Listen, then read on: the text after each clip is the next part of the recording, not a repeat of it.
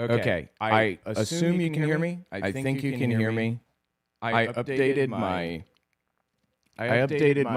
like soundboard drivers last night, and everything broke permanently. Like literally, my whole fucking system is broken permanently and is unfixable until I contact like Road Central firmware development team and ask them to release a new firmware update. There's an echo. Let's see. Test. Is the echo gone? Testing 1 2 3. Did I get rid of it? Testing 1 2 3. Is the echo gone? Please tell me that it's gone. It is. Okay, good. They just completely fucked everything. They fucked it to high heaven. Actually, I think I have a better idea. Hang on. No, I don't have a better idea. I'm just going to have to do it like this. Probably quiet now, I imagine. Quieter. I installed a firmware update last night, and it broke the channels that I use to separate audio tracks. So I don't even know if my workflow is certainly completely fucked to high heaven. My God, dude, I don't even know if... I don't know. I just don't fucking know, man. It's such a mess. All right, let's just try making it through this and hope that it's recording everything. Can you hear this? When you learned, I presume through the complaint... Is that audible? ...that there was a lawsuit that had your name on it. Objection. Yes. Okay. Cool. Yes, it is audible. Okay. That's a step in the right direction. I cannot believe how badly they fucked the firmware. It has basically completely bricked half of my system. That is really concerning. I feel like I'm not loud enough. Maybe I am, but I don't know. Here, let me just try turning it up more. Have you read the complaint? All right. Let's talk about this and hope for the best. Just wing it.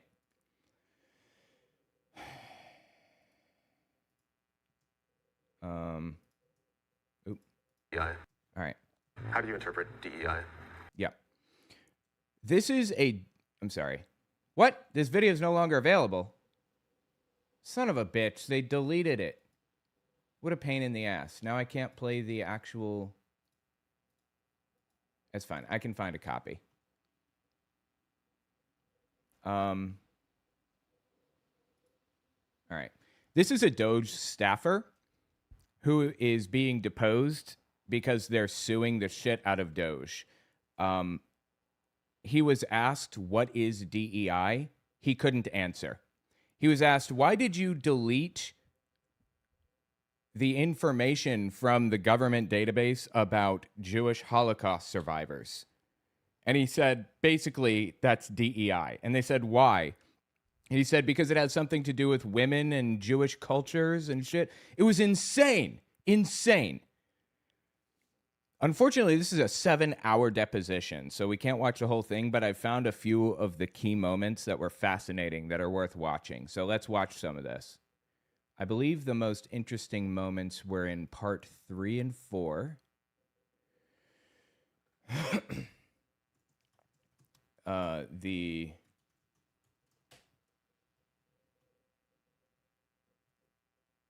Let me find where the Jewish part is. It's in media 4 and 5. So this is 1, 2, 3, 4, 5. It should be right here, I think.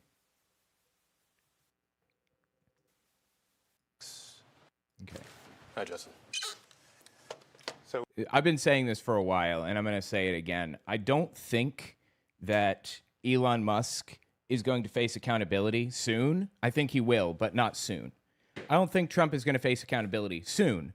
But the grunts, the lower level people, they are all fucked. They are going to spend the rest of their lives in prison, in my opinion. And that's not even going to be difficult. You know why? Because the higher up people like Elon Musk and Trump, they don't give a fuck about this dude. They never gave a fuck about this dude. He is on his own. And that's a mistake that he probably didn't think through fully.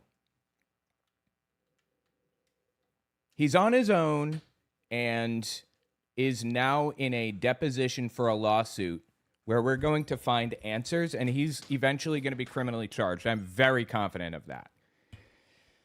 All right, so let's listen to this. before the break, we were talking about DEI. Do you remember that? Yes.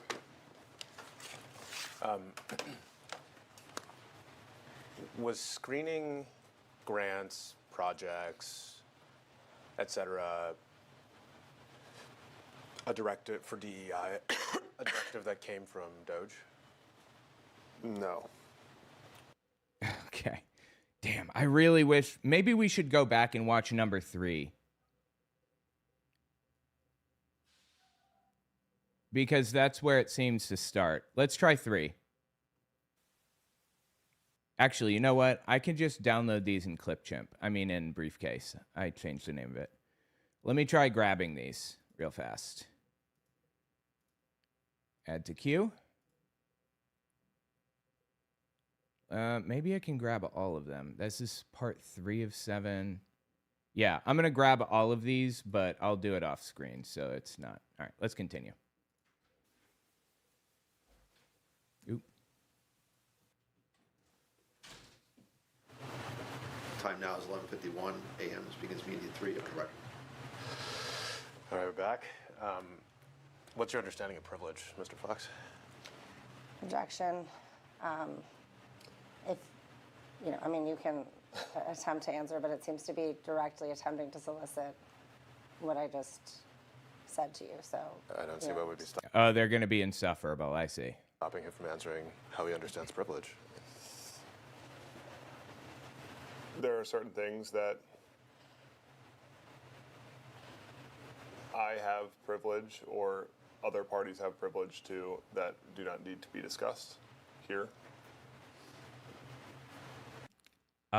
Okay, that's a weird definition of privilege.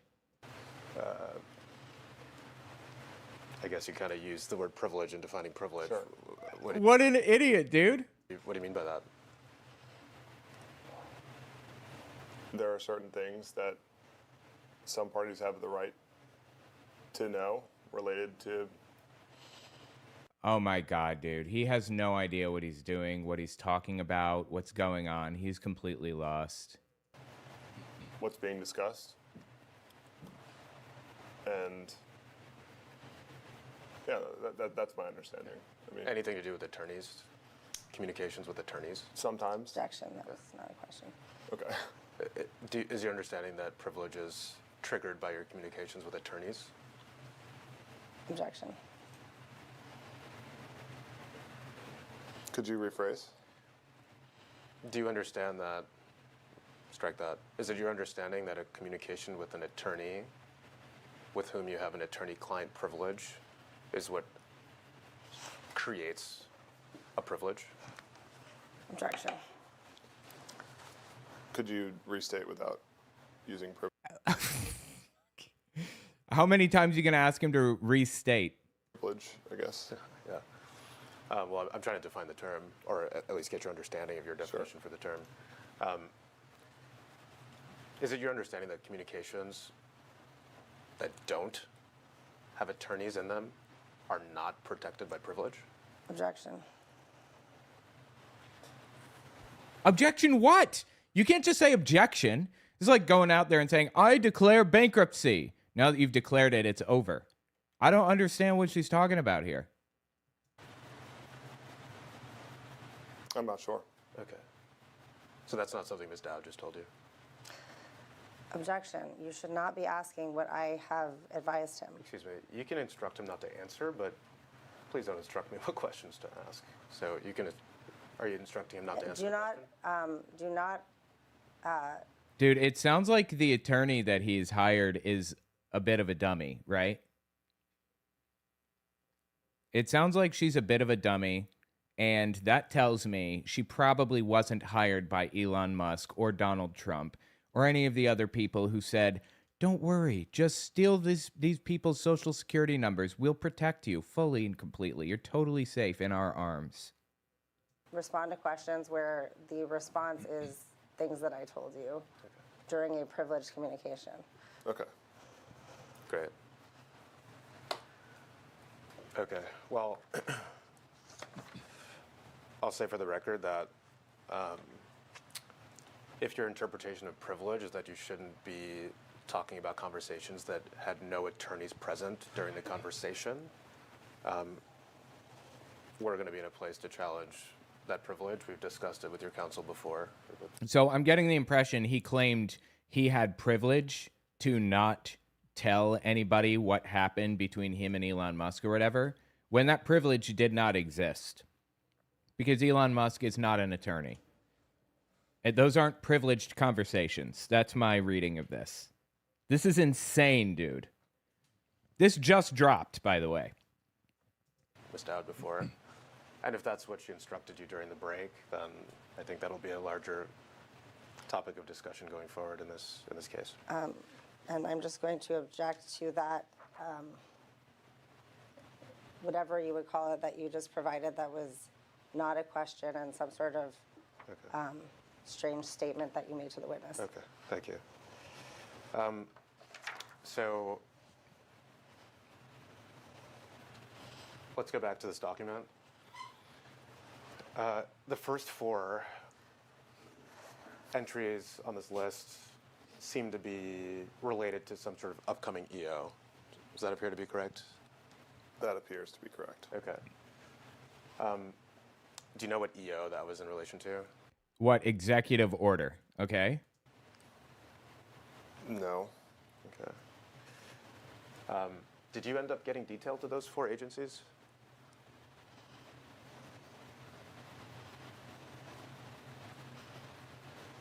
Yes, I believe so. I'm not certain about Minority Business Development Agency, but yes, for the top three. Okay.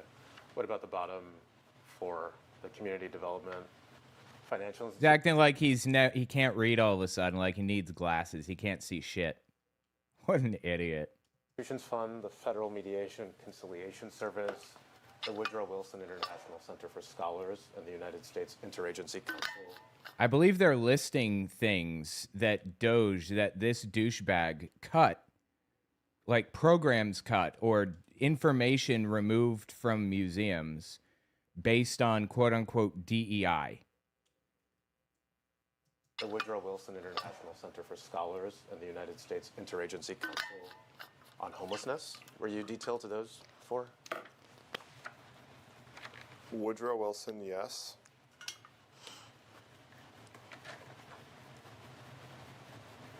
The other three, I'm not sure. I don't remember. Okay. You don't remember whether you were detailed to those agencies or not? Yes, at one point, our team was not all detailed into the same agency. Okay. And there are 150 or so. So I don't remember. Okay. Do you know roughly how many agencies you were detailed to? Precisely, no.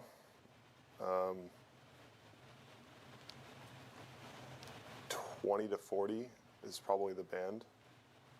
Okay. And what was your goal in being detailed to these agencies? Objection. Help the agency lead find efficiencies, savings via contracts, Okay. Terminating grants? terminating grants, ensuring that they were aligned with the executive orders. This is so disturbing, dude, because Donald Trump released an executive order a while back that said something. Basically, he defined atheists as terrorists, effectively. And they sent these little idiots, these losers, in to sift through every grant and every document, every museum, everything to remove anything that could have anything to do with atheism or black people. They removed the Enola Gay from the records of the Smithsonian or whatever. I don't even remember. You're going to have to look that up. The Enola Gay is the plane that flew the atomic bomb to drop it in Japan. But they removed it because it had the word gay in it. Seriously. Absolutely insane. Doge guy's audio is low. I think I can amp it up a little bit. Let me see what I can do. Okay. And that took place at somewhere between 20 and 40 agencies. Is that right? For me, yes. For you, yeah. Thanks. Let me see. This is at 6:04. So let me just pull it up in briefcase. Move it to 6:04. 3, 4, 5, 6. 2, 3, 4. All right. Here we go. Now I can amp it up. Yes, for you. A little too much. Sorry about that. Actually, I'm going to leave it up and then turn this down. Yeah, thanks. Okay, let's go to, Jacob, let's go to tab 3. Is that loud enough now? Actually, sorry, before we move on, can you scroll up all the way to the top? I just want to, great. And then I just want to read this into the record. On March 14th, 2025, Nate Kavanaugh sends to Ryan Leppertz. He's saying, you and Ethan, an email. He says, hi, Ryan. Can you send detail agreements for the three of us to for IMLS? Keith Sonderling is the new director and will countersign on their behalf. Did I read that correctly? Yes. Okay. Were you detailed to IMLS? Yes. Okay. What do you understand Ryan Leppert's role to be in the government at this time? White House liaison for GSA. Okay.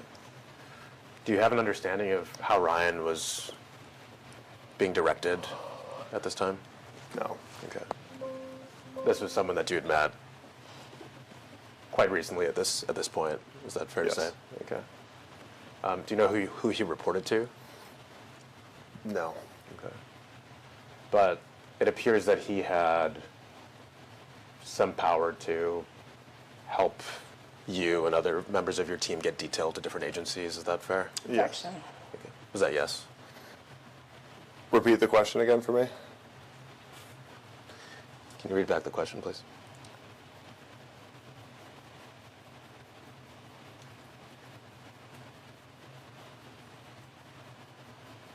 Okay.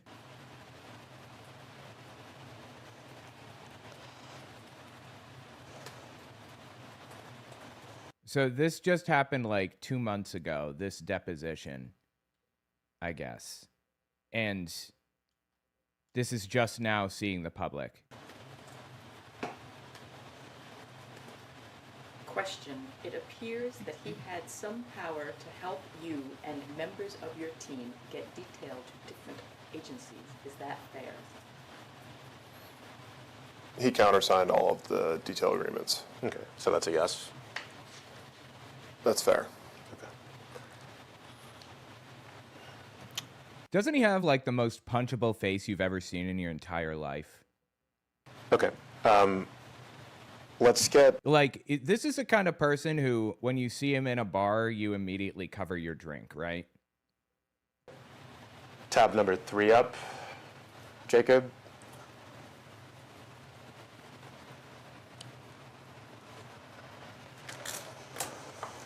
Great, thank you. Okay, so tab number 3 is the text for Executive Order 14238 of March 14th, 2025, called Continuing the Reduction of the Federal Bureaucracy. You know, I hope we never forget what happened between January 20th and, say, September 2025. Everything was absolutely insane. Trump was literally sending innocent people to concentration camps. Well, I mean, he's still doing that, but I mean, just people off the street, just random people going to El Salvador. I don't think he's sending new people to El Salvador currently, as far as I can tell. He was flagrantly breaking the law before with no regard whatsoever for anything or anybody. Now we've found that he is susceptible to public pressure. It's calmed down since Charlie Kirk died a bit. But it was an insane moment at the time. Insane. I didn't know that we were going to come out of that as a country. But after Charlie Kirk died, and I would say like a month after Charlie Kirk died, after I saw that they weren't going to do anything to use that opportunity the way that Hitler used the Reichstag fire, that's when I started to see that Donald Trump is susceptible to public pressure and that we can turn it around. But it was a scary moment, dude. That whole 6 months was very, very scary, and it's still scary. But Jesus Christ, I can't believe we came out the other side of that. Under Section 2, it names several agencies. Is this the EO, to your understanding, that Nate was referencing in that email?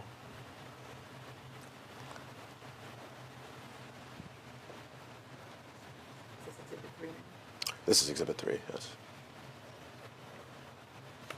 He's moving his lips like he's reading the whole executive order. Like, please. What an idiot. To my understanding, based on what you've showed me, yes. Okay. It's fair to say that based on that email and the substance of that email, that this could have been the EO that he was referring to. It could have been. Okay, great. And we see some agencies listed. Could you maybe zoom in a little bit, Jacob, just so the text is a little bigger? That's good. Thank you. So we see here many of the same agencies that were listed in that email. Is that fair to say? That is fair to say. Okay. Were you detailed to any of these agencies?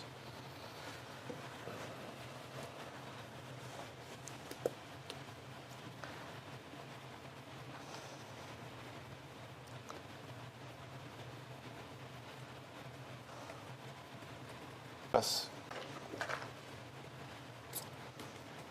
Woodrow Wilson, yes. IMLS, yes.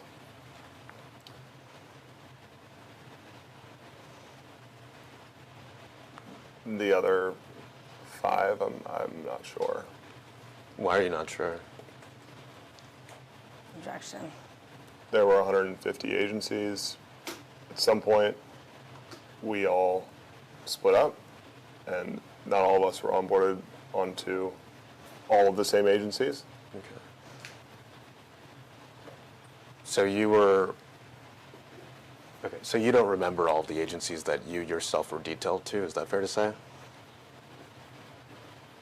The ones that I worked with,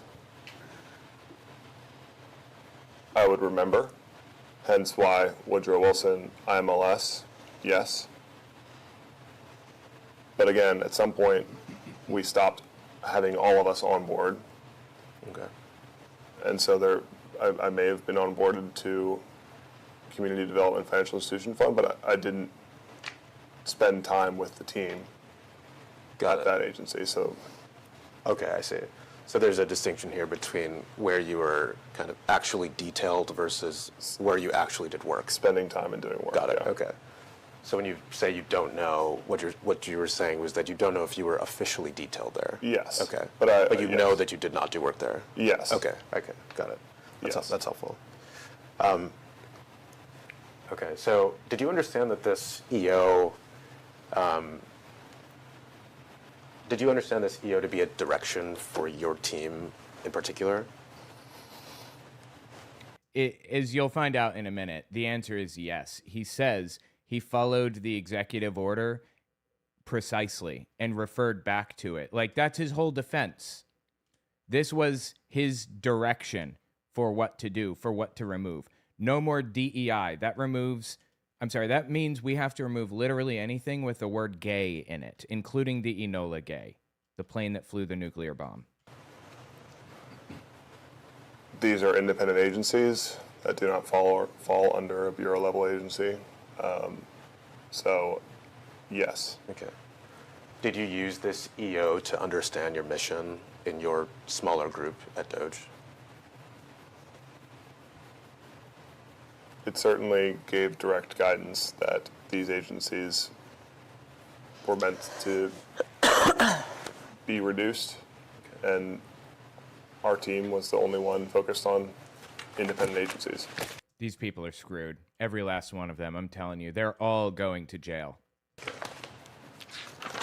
Did you talk to anyone about that within your DOGE team? About what? About this EO as a directive for the work you were doing with that team?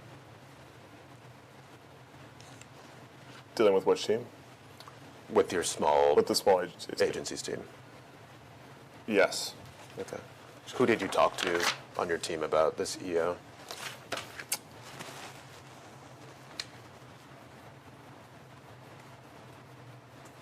Everyone on the team.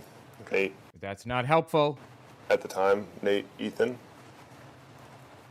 Justin Eminetti, Okay. And who's Justin Eminetti? Doge Legal. Okay. Was he advising the small agencies team? There is no way in hell Doge had a legal representative there. There is no way. You cannot convince me of that. They had a lawyer on staff? Why would they even bother? They were just flagrantly breaking laws. Like they didn't even care. Insane. He was joining us for meetings and, yeah, giving the legal backdrop for every agency. Okay. They broke laws nonstop. Like, what are you talking about? He was giving legal advice. There's no way in hell. Unless the legal advice was delete everything. Like, delete all correspondence. Don't discuss anything with anybody. I don't understand how they could have possibly had a legal representative who would have allowed something like that to happen.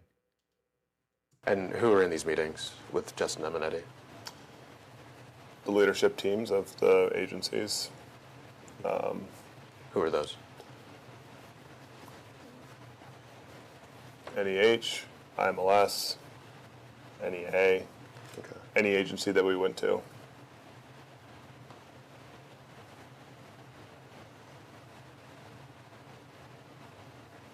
So under section 2, which is titled Reducing the Scope of the Federal Bureaucracy, it says, A, except as provided in this subsection B of this section, the non-statutory components and functions of the following governmental entities shall be eliminated to the maximum extent consistent with applicable law, and such entities shall reduce the performance of their statutory functions and associated personnel to the minimum presence and function required by law.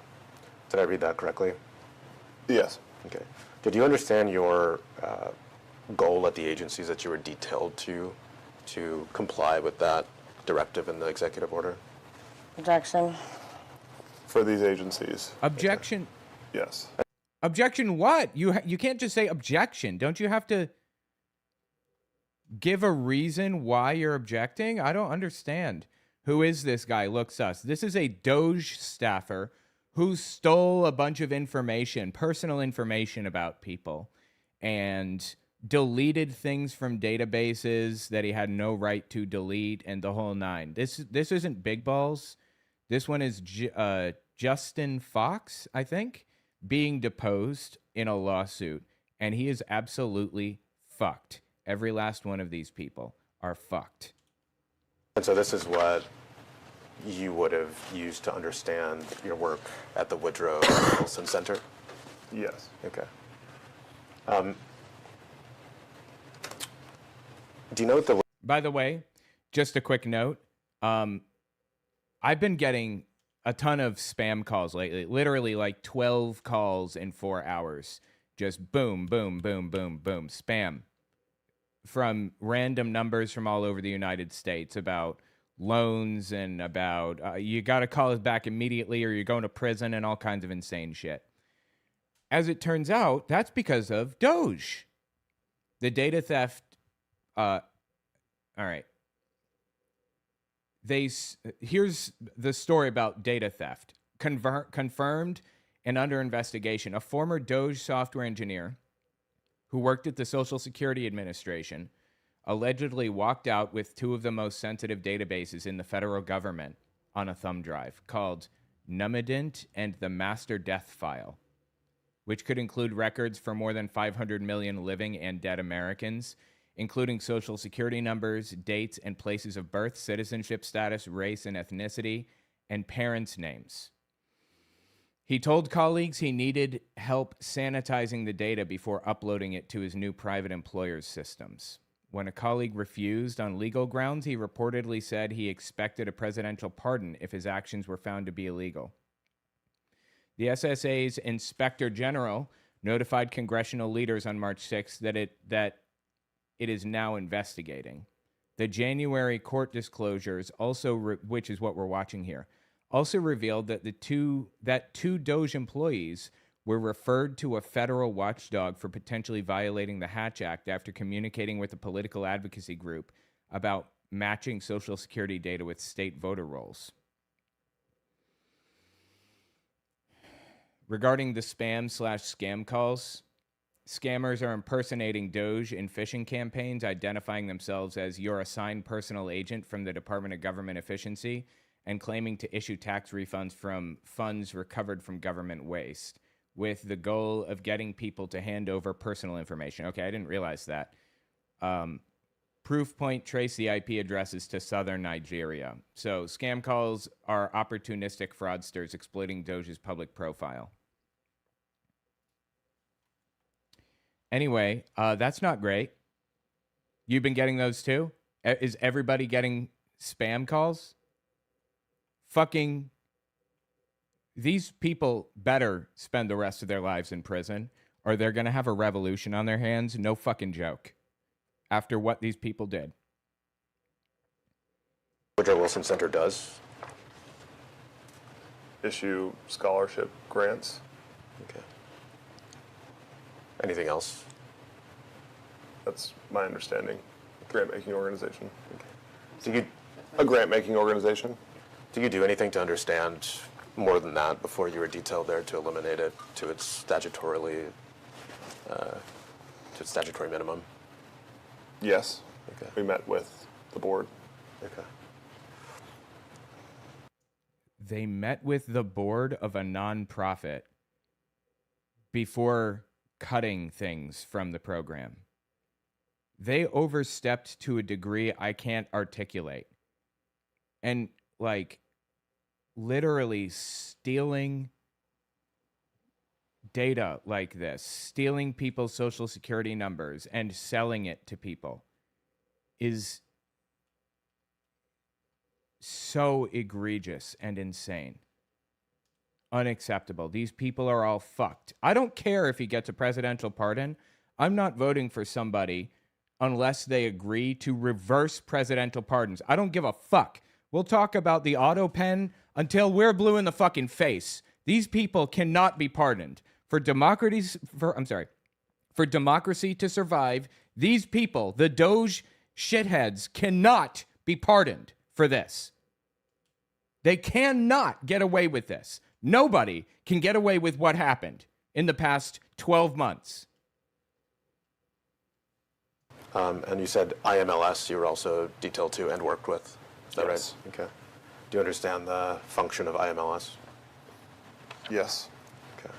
What's that? A grant-making organization, specifically for museum and library services. Okay. All those spam calls you're getting are connected to DOGE leaking your information. It's this shithead right here. It's this shithead right here and that dipshit Big Balls and all of the other idiots out there who are responsible for what's happening right now, and they are all fucked. Every last one of these people are fucked. And you worked there as well, right? I was detailed there. Okay. And did you succeed in implementing this EO there? I'm not sure. You don't remember? I'm not sure if it's precisely what's written in this EO. Okay. What did you do there? Found optimization through grant making, terminations, and workforce terminations, Okay. and overall worked with the agency leads to comply with this EO. You know what's even more disturbing about like the spam calls? They know my name. They keep calling and saying, Owen, blah, blah, blah. Owen, please call us back for an urgent matter. Must blah, blah, blah. How the fuck do they know my name? That means more than my phone number has been leaked to somebody in a database. They got my phone number and my name and information about me, some type of information. This is unforgivable, and every last one of these people are fucked. You also worked with the Inter-American Foundation during your time at the government. Is that right? Yes. Okay. Do you have an understanding of the mission of the Inter-American Foundation? Yes. Okay. You also are working with the U.S. Institute of Peace. Is that right? Yes. Okay. Do you have an understanding of their mission? Yes. How would you describe that?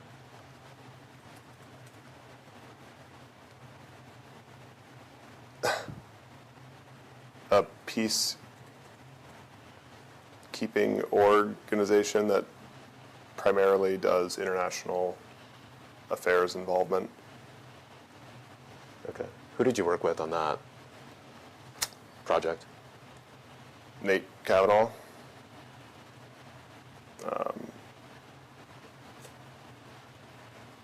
Ken Jackson. Justin Aminetti.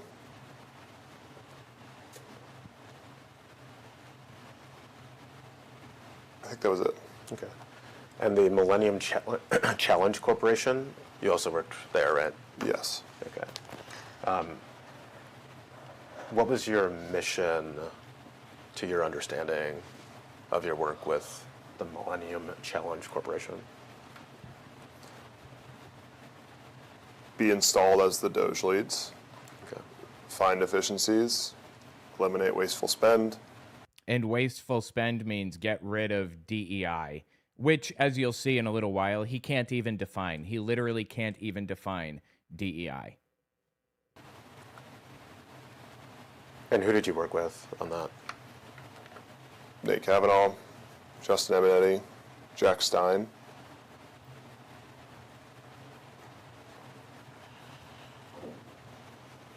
I think that's all. Okay. And those people that he just named, I believe they all have depositions that went public as well. Kavanaugh certainly does. Did you report to anyone during your work with the MCC, U.S. Institute of Peace, and Inter-American Foundation? Why is this rando being interviewed instead of Musk and Trump? Because this rando, they know that he knows that he is not protected and he is not safe. Trump and Musk could say literally anything or nothing at all and not go to prison right now, certainly. When fear exists in these people, they're more willing to try to cooperate to the best of their ability. This is a private closed door meeting that he probably didn't realize was being recorded. I'm sure they told him, but he probably didn't cross his mind. He probably thought this isn't going to be a big public spectacle. Elon Musk and Trump would know that it would be a big public spectacle, and they would just say, I plead the fifth for 7 hours straight. But this guy is honestly just trying to answer questions so he can go home and eat dinner. That's why they interview nobodies in these types of cases. They want to understand the story so that they can bury everybody involved. I guess let me leave it there. Did you report to anyone? Yes, the agency leads. Okay. And then you went to the National Labor Relations Board. Is that right? Yes. Okay. Do you have an understanding of what they do? Yes. What do they do?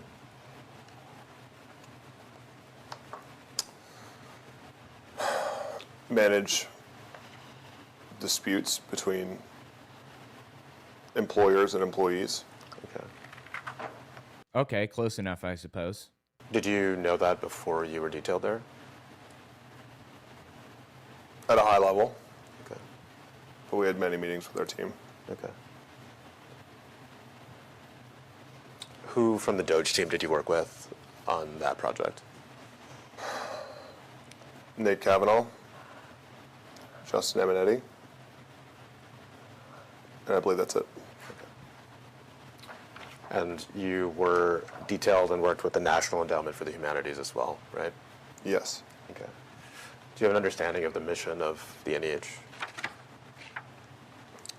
A grant-making organization Okay. for humanities. Okay. Anything more than that?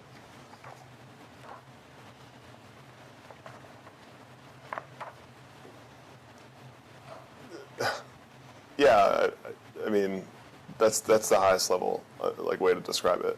Okay. I guess, what kind of grants? You said for the Humanities grants. Okay. When were you detailed to the NEH? Sometime around mid-March. Okay.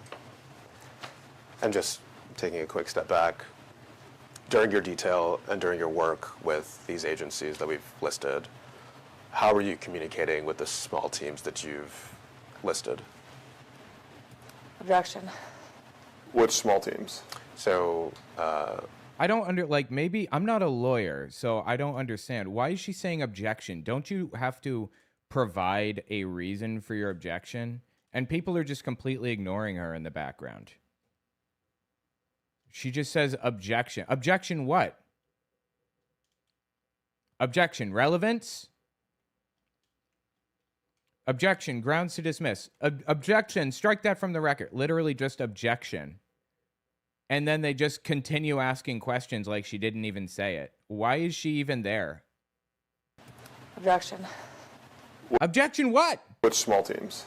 so for the Millennium Challenge Corporation, you named some people that you worked with on that project. You can rename them if you. Sure. Yeah. We were in person every day. Okay. And did you speak on Signal as well with this team? About specifically those agencies. Yeah. Signal was used to coordinate where we were. Okay. The real work about each of these agencies. Wait, none of the objections are addressed in depositions. Really? I didn't know that. And I guess a judge. Okay, that makes sense. I can see that. But she's not going to tell us what the objection was for? Because a judge isn't there, right? It's just lawyers sitting there talking, and then a judge reviews the deposition. That makes more sense. Like I said, I'm not a lawyer, so. This was done over email or GSA phones. Okay. Great. So, how do you understand your mission during your detail to the NEH? Work with Mike to find optimization efforts Who the fuck is Mike? through grants, contracts, and personnel. Great. And how did you come to understand that as being the mission? That was the mission for all of our agencies we onboarded to, was find savings through contracts, grants, personnel. Okay. And they literally found nothing of value. Like, hang on.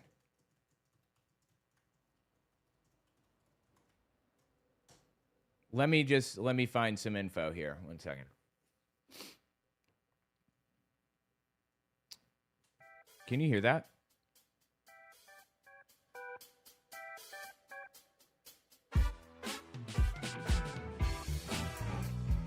I think you can, right?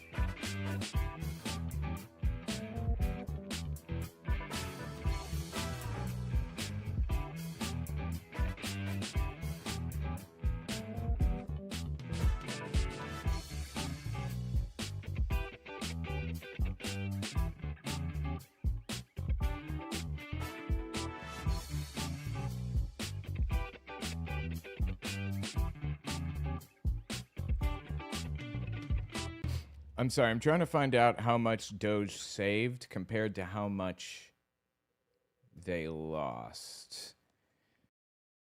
I'm about to talk. Tell me if you can hear me. Did you hear what I said just now? No? Okay. Good. All right. I'm sorry. Okay, so it looks like the savings are fictional. The number kept changing wildly. 55 billion, then 105 billion, then 160 billion, then over 200 billion. As of January 2026, their own website claimed roughly 110 billion between contract terminations, grant terminations, and lease terminations, but noted that represented only about 30% of their claimed total savings. The core problem is how Doge counted savings, according to CBS News. They used the ceiling value of contracts, the maximum that could ever be spent, not what was actually going to be spent. CBS News reviewed 3 of their largest claimed cuts and found the actual savings were less than 3% of what Doge claimed. NPR matched Doge's claims against actual federal contract data and found verified savings of only about 2.3 billion against a claim total at the time of 65 billion. The site also had an $8 billion typo on a single ICE contract that was quietly corrected and listed contracts as canceled that were still active. So what it actually cost, it cost taxpayers $135 billion, not counting legal liabilities. So all of this shit right here that they're going through now is not included in that cost. The fire and rehire pattern became a running scandal. Agencies, including GSA, IRS, Department of Labor, the National Park Service, all ended up bringing fired workers back, in many cases after months of paid leave, where those employees weren't working but were still on payroll. Then there's the longer-term damage. The Yale Budget Lab warned that IRS cuts alone, a 31% drop in auditors, could cost $323 billion in uncollected taxes over 10 years, which dwarfs any savings Doge claimed. So the bottom line is Doge cost an astronomical amount of money. Instead of saving money, bringing money in, they cost more than they actually saved by a wide margin. We're talking literally hundreds of billions of dollars is what it cost, more than what it saved, which is infinitesimal. And that directive was coming from Steve and Josh? The executive order wrote a pretty clear mandate that every agency needed a Doge lead, and we were focused on all of the small agencies, so that direction was clear. Okay. So who would you, if you ever came upon a question that you needed to elevate to a superior, who would that superior be? A question about what? About your work with relation to these agencies. Well, we always deferred to the head of the agencies. Which was Elon Musk, I assume. Or is he talking about the agencies that he was cutting? I don't know. I'm sorry, let me repeat my question, or ask my question differently. If you had a question that related to what the mandate of DOGE was during your detail to these agencies, who would you ask?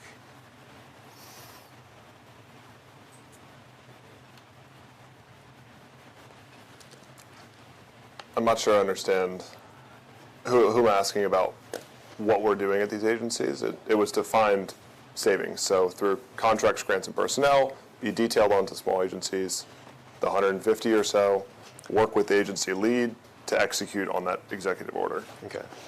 So I guess when I ask who you would He's get, asking who you reported to. Where did you get your information from about what grants to cut? And he's saying nobody. He's saying there was nobody. I mean, you're asking the question to get an answer. There's no answer. He reported to nobody. Elon Musk said, cut everything to high heaven, and released him into a private database full of government contracts. And he just cut whatever the fuck he wanted. That was it. go to with your questions. I'm trying to get a sense for who in the was there, if there was anyone at the DOGE team that was helping you to understand what your role was as a part of DOGE as you were being detailed to these agencies. Objection. Me personally, no. I There was nobody. That's what he just said. generally followed Nate. Okay. So The mandate was clear. I mean, it was install as DOGE leads on independent agencies to find savings. right. But if any question came up about the proper way to find savings, where to look for savings, what kind of project You got gummy bears in your ears? He said, I answered to no one. They released me into a government database and I deleted whatever the fuck I wanted. would be continued versus cut, were you just using your own discretion based on your understanding of the EOs to do that? We worked with agency leads. Okay. So how did you end up on the team that got detailed to any agent particular?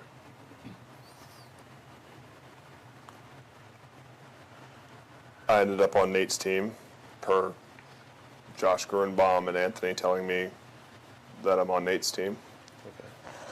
So the legal, I think he just named the legal guy, the lawyer for Doge. So he's saying that the lawyer assigned him to stuff? Right. Which is the small agencies team, which is focused on the independent agencies. Right. So all independent agencies need a DOGE lead. So I work with Nate and team to get onboarded onto those agencies and work with the leads to find savings. Right, but I guess why NEH and not some other small agency? Do you have an understanding of that? Is the guy trying to get him to implicate Elon Musk? Is that what it is? We had a list of 150.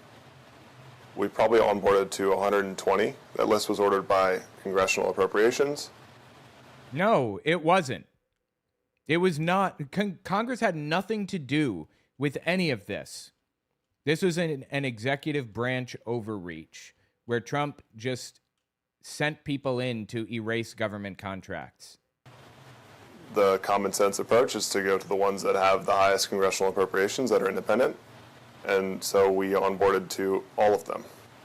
Right, but why were you, so you worked with the NEH, Uh-huh. but, you know, perhaps not Marshall Wood, for instance. Why were you detailed to the NEH, and why did you work with the NEH and not Marshall? By the way, people asking who Nate is. Nate Kavanaugh, Fox's, this guy's direct Doge superior at NEH, and essentially his boss for the whole operation. From what came out in the deposition and the surrounding case materials, he came from a similar finance/PE background to Fox, no government or humanities experience. He was senior to Fox within the Doge hierarchy and was the one Fox was reporting up to on the NEH work. Fox kept referencing him when asked about the decisions he didn't want to own personally. So he kept blaming Nate for things when he did them. Nate's role at NEH was one coordinating the broader Doge deployment to small independent agencies, of which NEH was one of roughly 150. This guy, Fox, was essentially Kavanaugh's boots on the ground at NEH specifically. The pressure from the top that Fox referenced in the Remain on Our Side text to McDonald, we haven't gotten there quite yet. I think we're going to get there. Oh my God, I meant to learn water gun. the pressure he attributed to people close with Elon was coming from Kavanaugh's chain. He was actually deposed 5 days before Fox. Nate was January 23rd, 2026 versus Fox's January 28th. The attorneys had already questioned him before they got to Fox, which is part of why they were so prepared to catch Fox in contradictions. Some of what Fox said in his deposition was clearly being tested against what Kavanaugh had already told them. And we have Kavanaugh's deposition as well. And we may get there. We'll see. The DOGE X posts, regarding the DOGE X post, Fox confirmed in his deposition that he and Nate together drafted the May 20th, 2025 DOGE tweet highlighting what they called crazy DEI grants, several of which came directly from Fox's pre-meeting craziest grants spreadsheet. So Kavanaugh had visibility into into and was co-authoring the public-facing propaganda component too, not just the operational side. He's a significant figure in the case, but stayed largely out of the press compared to Fox. If the AHA posted the deposition videos, which is where we got these, Kavanaugh's would be the January 23rd tape, which is right here. No, right here. January 23rd tape. Hold on. Right here. This is it. This is Exhibit 2. Transcript of video recorded deposition of Nathan Kavanaugh, January 23rd. So we do have a copy of it. What? Well, at the time, it was just myself, Nate, and Ethan. Okay. In the small agencies. Okay, so Marshall would have come later. He wasn't there. Jack Stein wasn't there. Okay. Jonathan Mendelsohn wasn't there. So it was just the three of us. Okay. This is so infuriating. I can feel my blood pressure rising and heat coming into my face. I'm so just enraged by what they did. I expect and hope that these people will spend the rest of their fucking lives in prison. So the entire, and this team, thank you for clarifying, the entire team, the entire small agencies team, at the time of that detail to NEH, went to NEH. Yes. Is that fair to say? I think. Okay. Because I don't know if Ethan didn't work with us. It was really Nate and myself. Okay. So, did you use any particular, strike that. So, you noted that one of your goals in getting detail to these agents. And Ethan, I'm just reading here. Hold on. I'm sorry.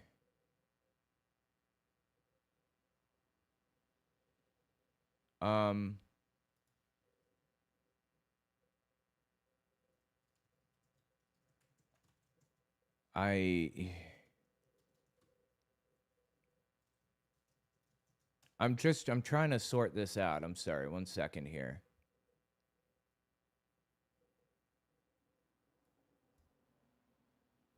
I'm not sure who Ethan is.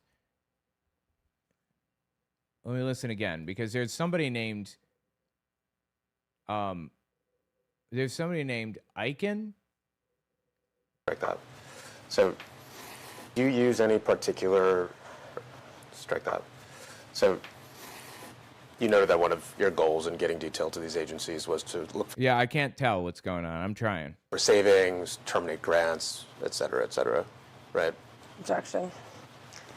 Could you rephrase? Okay. One of the goals in getting detail to these agencies was finding savings, right? Work with the agency leads Right. to find optimization Okay. through personnel grants contracts. And part of that was through the termination of grants, right? Part of that, yeah. Okay. Did you use any particular methodology in assessing NEH grants for termination? There was an executive order that said to... This is the important part. Okay, let me give an intro to this. This is a guy named Justin Fox. He was on DOGE, the DOGE team, if you will, hired by Elon Musk.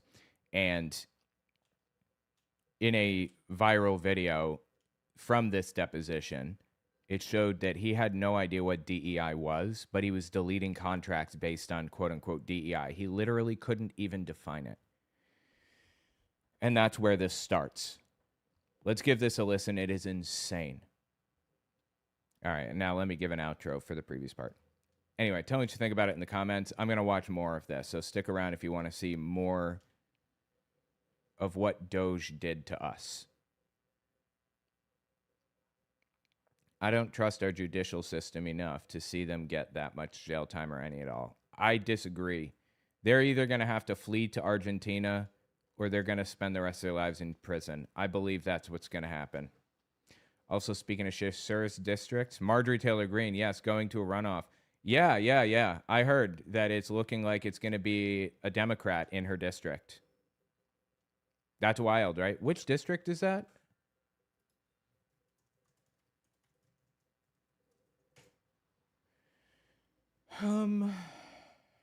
Georgia's 14th congressional district.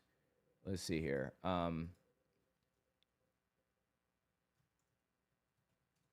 Let's check out my website, wavemap.us, and go to House 2026 forecast, Georgia, 14. So here. This is the one right here. This is the district. According to my model, that one's going to be tough. That one is going to be a tough sell for sure. District 14 right now is looking like plus 11 points for Republicans. But if we get a wave like I've been expecting, we could feasibly see it flip. I'm talking just 1.9 times as many voters in that district. We could see a flip. That would be awesome. Okay, let's continue. Eliminate spend on DEI and other wasteful government spending, and that was the lens. Okay. So DEI would have been one kind of guidepost for the And this is where he can't even define DEI. grants to terminate. Yeah. Okay. How do you interpret DEI?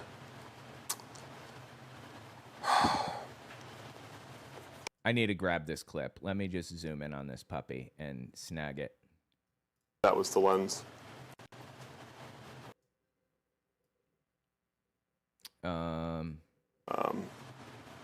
Government spending, and that was the lens. Okay. So DEI would have been one kind of guidepost for the grants to terminate. Yeah. Okay. How do you interpret DEI? That was the EO explicitly laid out the details. I don't remember off the top of my head. I'm looking for your understanding of this. Yeah, my understanding was exactly what was written in the EO. So can you, Sorry, give me a second. I'm just trying to grab it. I don't remember what was written in the EO. so we now do understanding of what DEI is? Yeah. Okay. So what's your understanding of what you're saying? Well, it was exactly what was written in the EO. And so anytime that we would look at a grant through the lens of complying with exactly what we would just refer back to the EO and assess if this grant had relation to it. Okay. But I guess I'm stepping back from your methodology strictly in terms of grants. Do you have an understanding of what DEI means? Yeah. Okay. So what's your understanding of what it means? Well, it is exactly what was written in the EO.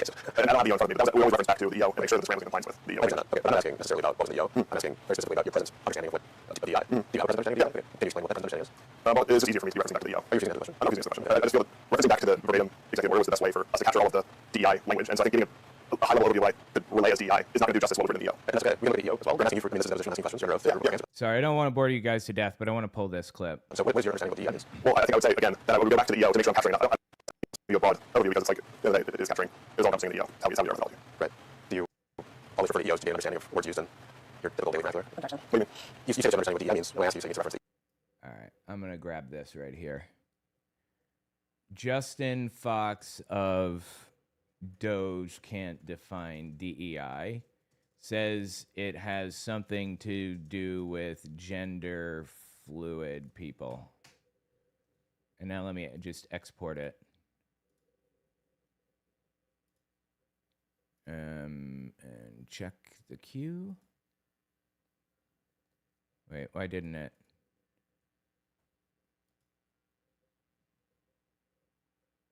Yes. Okay.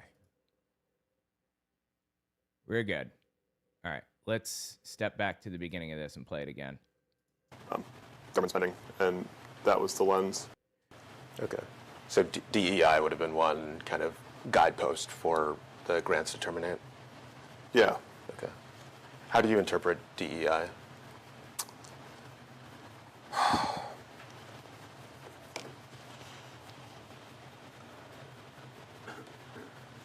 there was the EO explicitly laid out the details. I don't remember it off the top of my head. It's okay. I'm asking for your understanding of it. Yeah, my understanding was exactly what was written in the EO. Okay. So can you? I don't remember what was in the EO. So right now, do you have an understanding of what DEI is? Yeah. Okay. So what's your He obviously has no idea what DEI is, right? Like, no fucking clue whatsoever. understanding as you sit here today in this deposition? Well, it was exactly what was written in the EO. And so anytime that we would look at a grant through the lens of complying with an executive order, we would just refer back to the EO Right. and assess if this grant had relation to it. Okay. But I guess I'm stepping back from Yeah. your methodology strictly in terminating the grants. Do you have an understanding as you sit here today of what DEI means? Yeah. Okay. So what's your understanding of what it means? Well, it is exactly what was written in the EO. Are you fucking kidding me? You can't define DEI, but you were deleting random government grants and shit, like, based on DEI? You have got to be kidding. This dude literally can't define it. You know what this tells me? This tells me the dude was just removing whatever he wanted. Whatever Trump didn't like, that's it. There was no rhyme or reason to any of it. He just start cutting shit.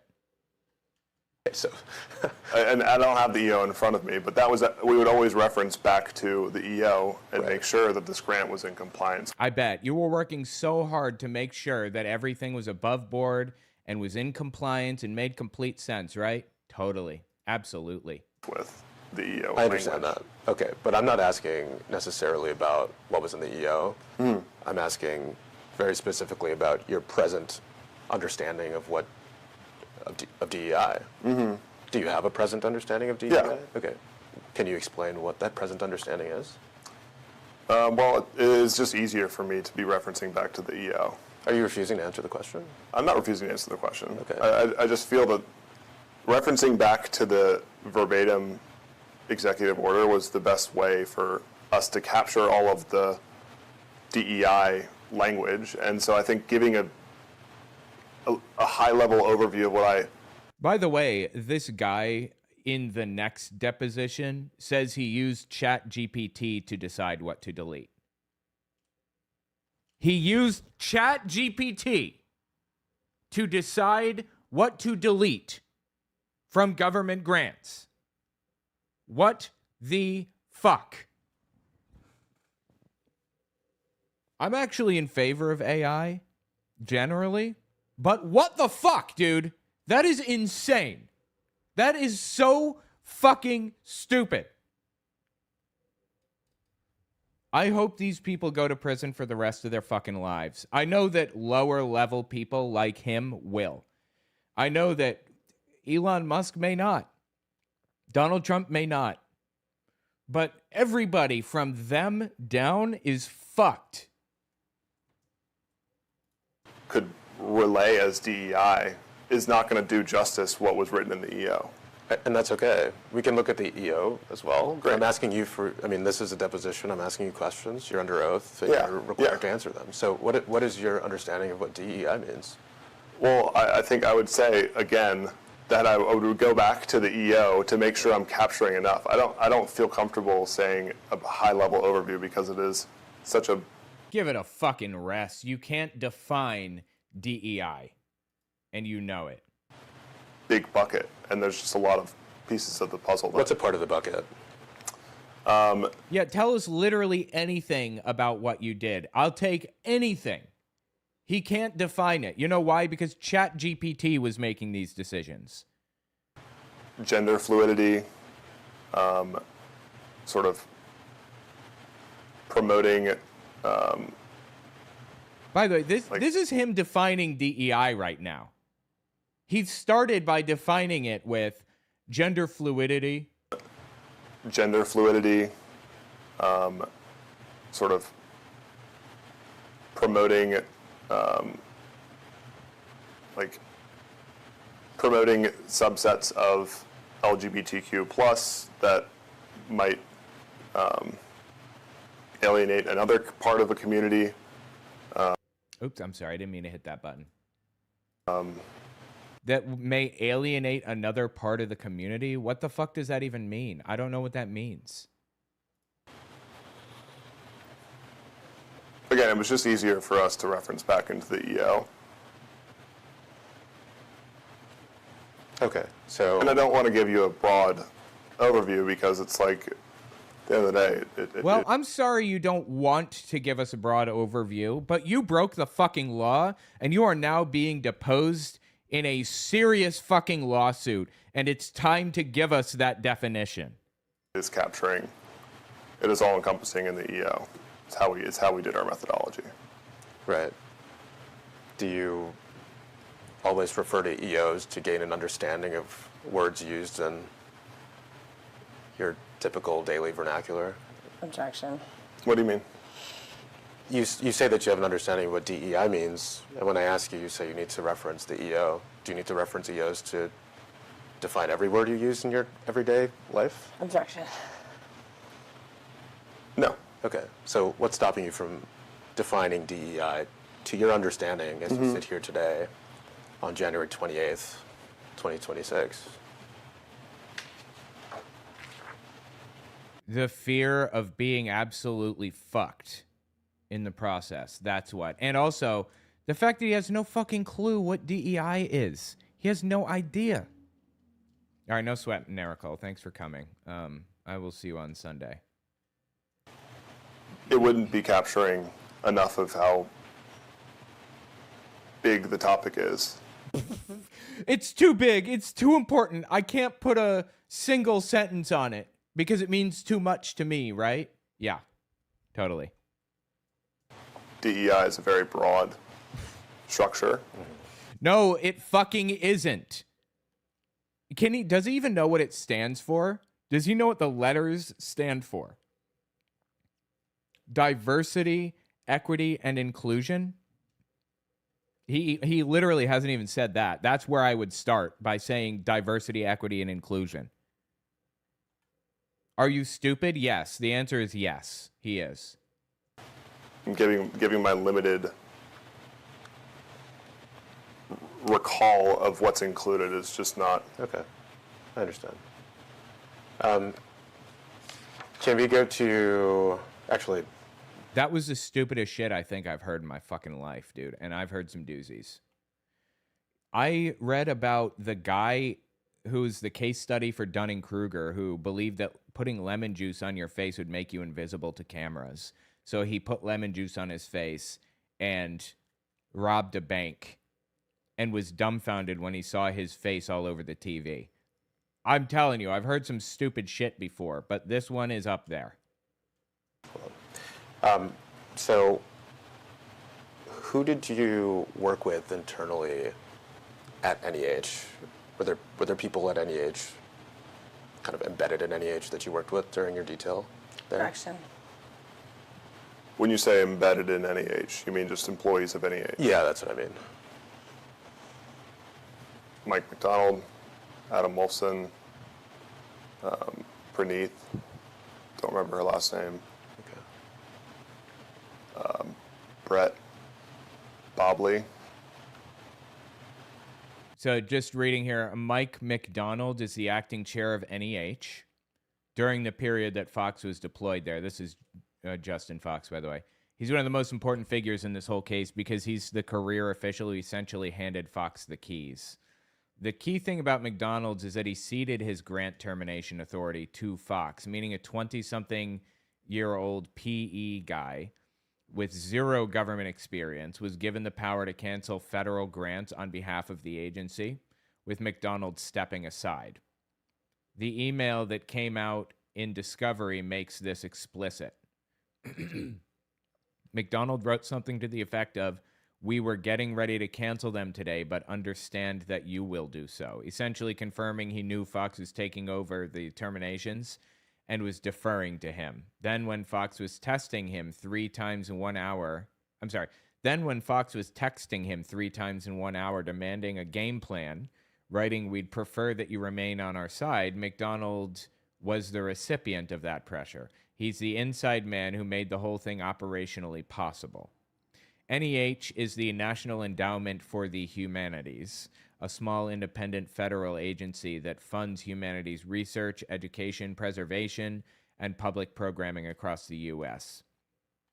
Think grants for documentary films, historical preservation projects, academic research, museum, exhibitions, that kind of thing.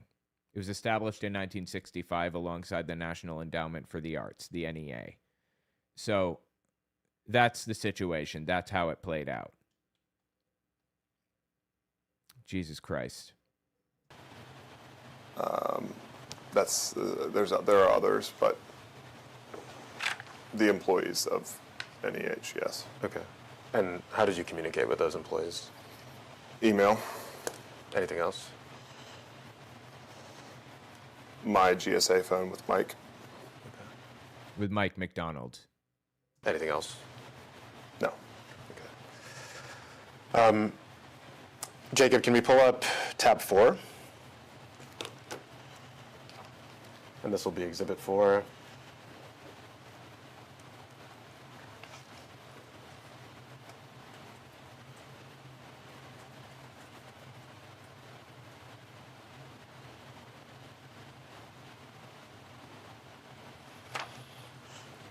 All right, so this is exhibit 4. It's Executive Order 14151 of January 2025. The title is Ending Radical and Wasteful Government DEI Programs and Preferencing. Did I read that title correctly, Justin? Yes. Okay. Is this the DEI executive order that you're referencing? That I'm referencing when? When you said you referred to the EO to define your understanding of DEI. Could you scroll down?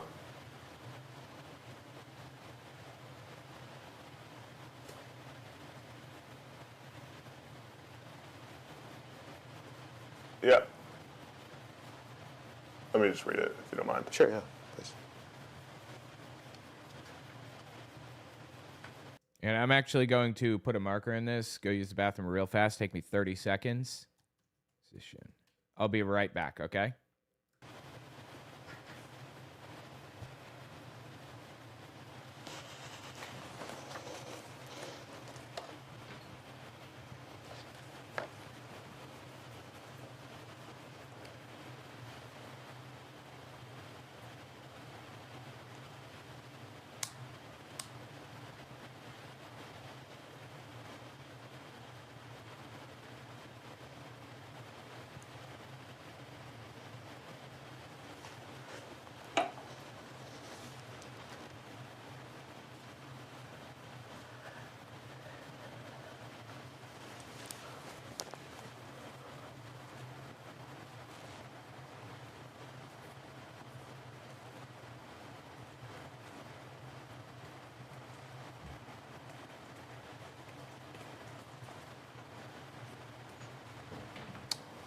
Yes. Okay. So fair to say you've seen this executive order before, Yes. and you referenced. Okay. Sorry about that. I'm back. 1 second. Gotta adjust my chair here. Okay. Cool. Okay, coming up is another insane part, apparently. Let's keep listening here.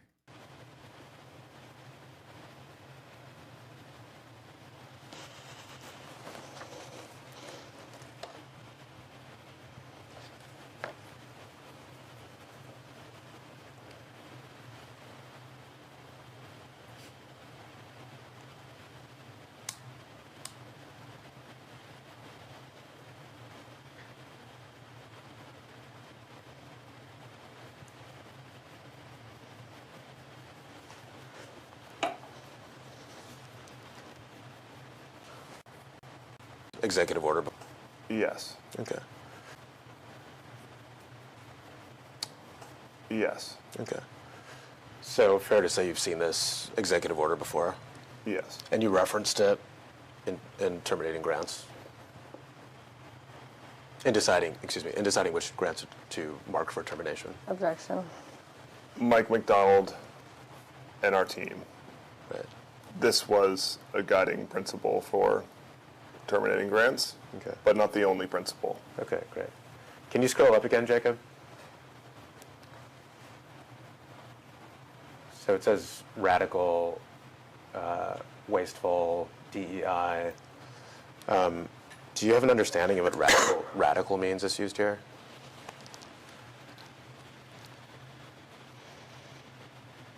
No. What about He can't define the word radical when he was deleting government grants based on that word. Are you fucking kidding me right now? DEI programs and preferencing? Do you have an understanding of what that means?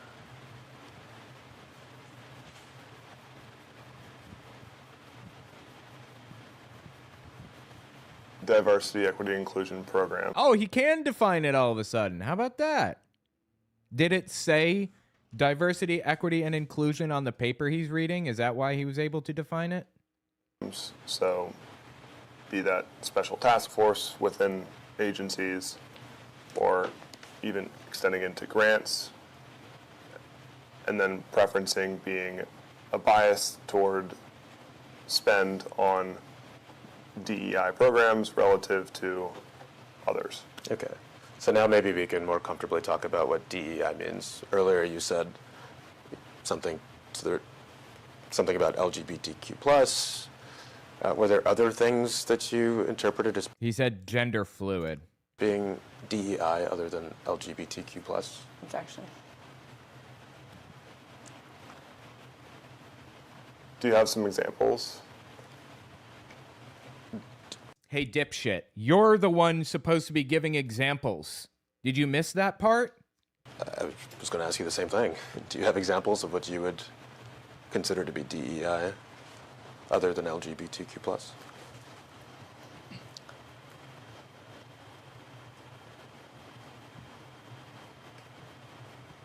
So, for instance, there was a $400,000 grant for gay and trans travel guides in SF. Mm-hmm. That's DEI. He doesn't understand why it's necessary to... if this is even real, I don't know that this is real. But he doesn't understand why it's necessary to try to build in...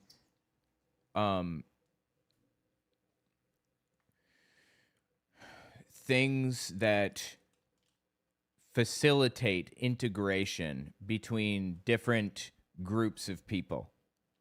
We're supposed to be bringing people together and building the society to be stronger so that there's less friction between different groups in that society. Between different groups or between different minorities in that society. It sounds like he set out to intentionally make the friction worse between different minority groups. That's what it seems like to me. Do you need others? I don't think now. It's okay. Can we pull up tab number 5, Jacob? See if I can find something about the gay and trans travel guides. It's probably the Smithsonian or State Department travel/tourism related grants. There were a handful of NEH adjacent grants that funded LGBT cultural heritage and travel guide projects. The idea being to document and preserve queer historical sites, safe travel resources for LGBTQ travelers, that kind of thing.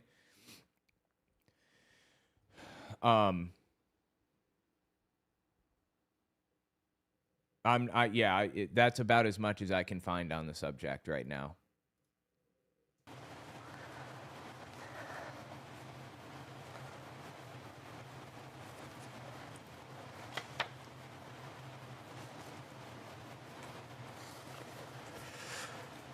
currently displayed as Executive Order 14168.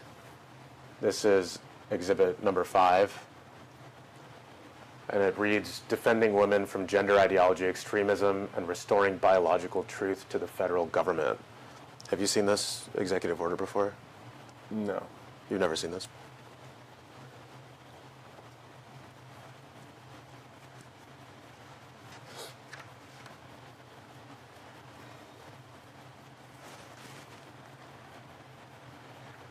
He's like sitting here reading the executive order as though he doesn't already know exactly what he's going to say. Could you scroll down?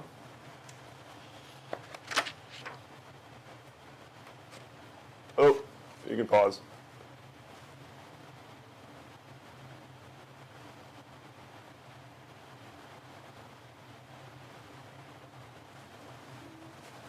So he's one of those dipshits that moves his lips when he wants to pretend like he's reading something. Okay.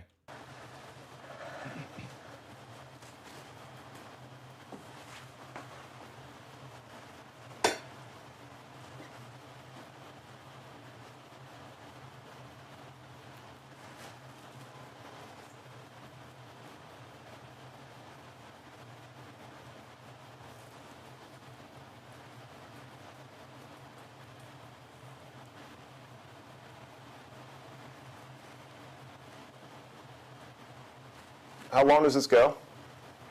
It's 9 pages long. When was this dated? Wait, I'm talking to you. I don't know why I'm yelling.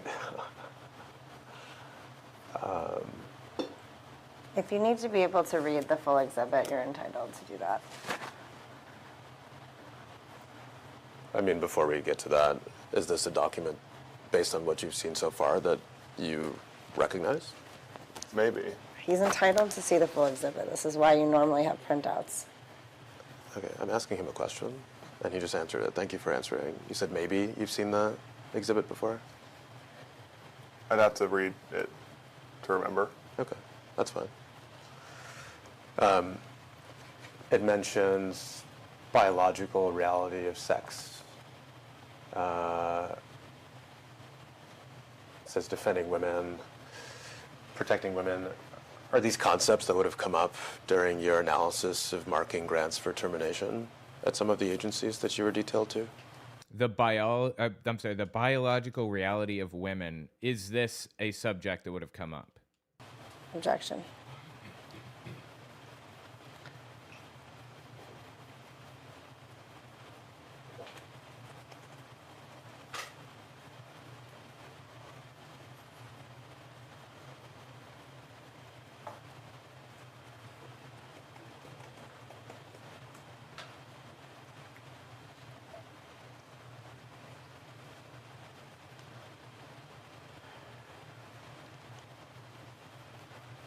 Could you scroll down? I have a standing question. We're not asking about the fucking executive order, and the question had nothing to do with the executive order. That he is entitled to be able to read an exhibit. You cannot prevent him from being able to see the full exhibit. Okay. That is completely inappropriate. Counsel, I can hear you. I'm asking him a question that actually isn't about the entirety of the exhibit. In a deposition, you are entitled to read an exhibit, and for some reason, you are not allowing him to see the full exhibit. Ma'am, he's reading it right now. He can't see the full thing because you have elected to not provide any copies of any of the exhibits. These people are fucking idiots. So if he is asking to scroll down to read the exhibit, you need to allow him to do that. He, of course, can scroll down as It he's would asked. be He can't helpful because to he get doesn't full control the context, yeah. computer. Right, okay. He just asked to scroll down. The question isn't about the exhibit. They listed a couple of things that are in the exhibit that he knows are there because he just fucking read them. The biological reality of women or whatever the fuck. And he said, are these things that you focused on when removing grants has nothing to do with the exhibit? You tried to prevent him from being able to do that. How did I do that? Because you said he has to answer the question before doing that. So allow him to read the exhibit if that's what he wants. This is pretty basic. You can say it's basic. I asked him a question. Well, it's Right. basic to be able, for a witness to be able to look at What- a what- full exhibit during a deposition. I have never encountered a situation Oh my God, dude. This is so fucking stupid. where an attorney taking deposition will not allow a witness to read an entire exhibit. For the record, just because this is still on the record, he's absolutely, I have not prevented him in any way from reading the document. Okay, please allow him to do so then. And I'd ask that you keep your speaking objections briefer than that. This is not an objection to a question. This is an objection to the way you are conducting this deposition. He has repeatedly asked to scroll down. Counsel, I hear you. Thank you. I appreciate it. Thank you. I am entitled to say what I want. Don't cut me off. Thank you. It's fucking insufferable shit, dude.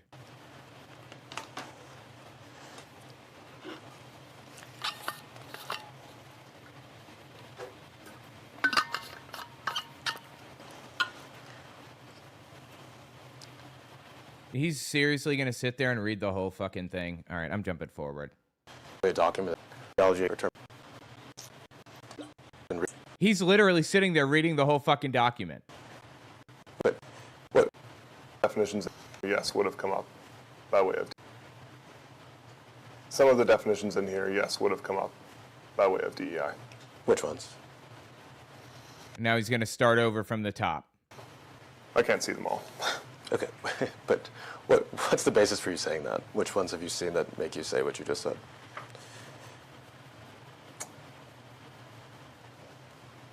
And now he's gonna sit here for another 10 fucking minutes, dude. An immutable gender ideology piece, and sex as an immutable biological classification as either male or female. Could you scroll down? There's a lot of definitions in here. I'm not asking you to read every single definition, though. I'm asking. But you asked if I would use this in interpreting grants, and I can't see the this full document. Yes. Would you use some of the concepts that have been written into this document as a basis for analyzing grants to mark for termination? I'm not asking for exhaustively. I'm asking if some of these concepts you used. And he's now, at this point, he knows what was meant by the question, and he's straight up just refusing to answer. He's stalling and wasting everybody's fucking time. Is this why this is a 7-hour deposition instead of a deposition that's closer to how long Hillary Clinton did recently for Epstein, which is like 4 hours? Because he sits here for 3 fucking hours doing this?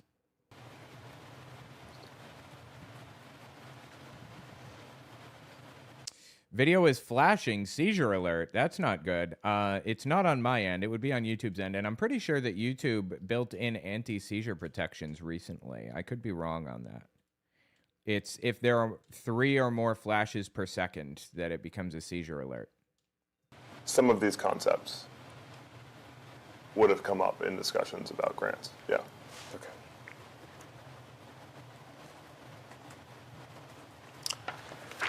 We can move on to tab 6A, Jacob.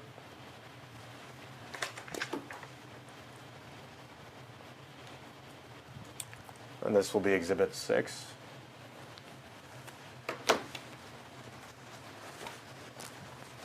This is so pointlessly stupid. Like, he's obviously avoiding just answering the fucking question, right?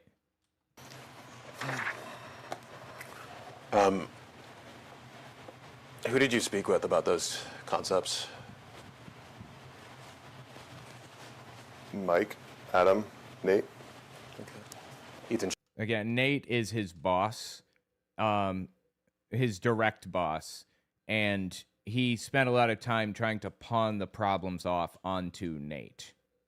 And Mike is Mike McDonald, the leader of the NEH, which is the granting organization, basically. And Mike McDonald handed the keys over to this guy fully, pretty much. Choutron? No. Okay. How did you discuss those concepts with Nate, Mike, and Adam? On a grant by grant basis. Okay. And was this in person, via text, signal?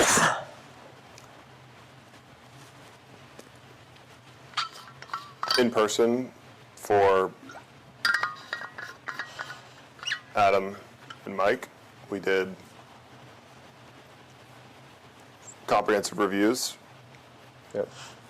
They also did their own individual independent work Okay. between the two of them. Got it.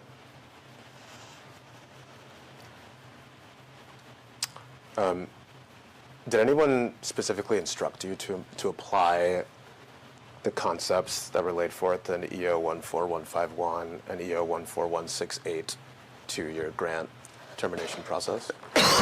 Which EOs are you referring The to? two that we just looked at. What were the titles? The titles were Ending Radical and Wasteful Government DEI Programs and Preferencing was EO 14151, and EO 14168 was Defending Women from Gender Ideology Extremism and Restoring Biological Truth to Federal Government. And I'll repeat the question. When was the second one released? I think I didn't get an answer there. He's obviously just dragging his feet instead of just answering the fucking straightforward questions, right? I mean, they're going to ask the same questions no matter what. You're not getting out of this. The 9-page one. Right, I could.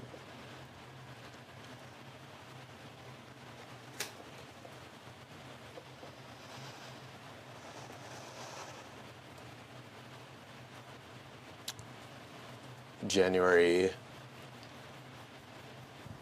20th, it looks like. 25. 2025. No, 2024, dumbass. Are you fucking kidding me? What the fuck do you mean 2025? Obviously it was 2025. That's when the fuck you were in there. These people are so fucking... Either they're the stupidest motherfuckers on planet Earth, or they're pretending to be dumb as dog shit. Either way, it disturbs the fucking shit out of me.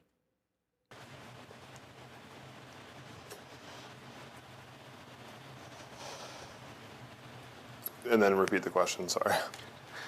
This is so fucking stupid. Could you please read back the question for the witness?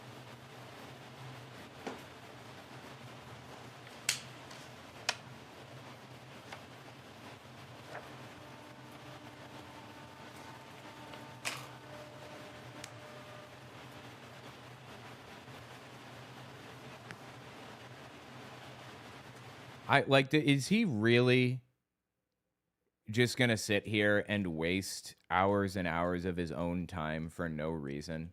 Is that really the plan here?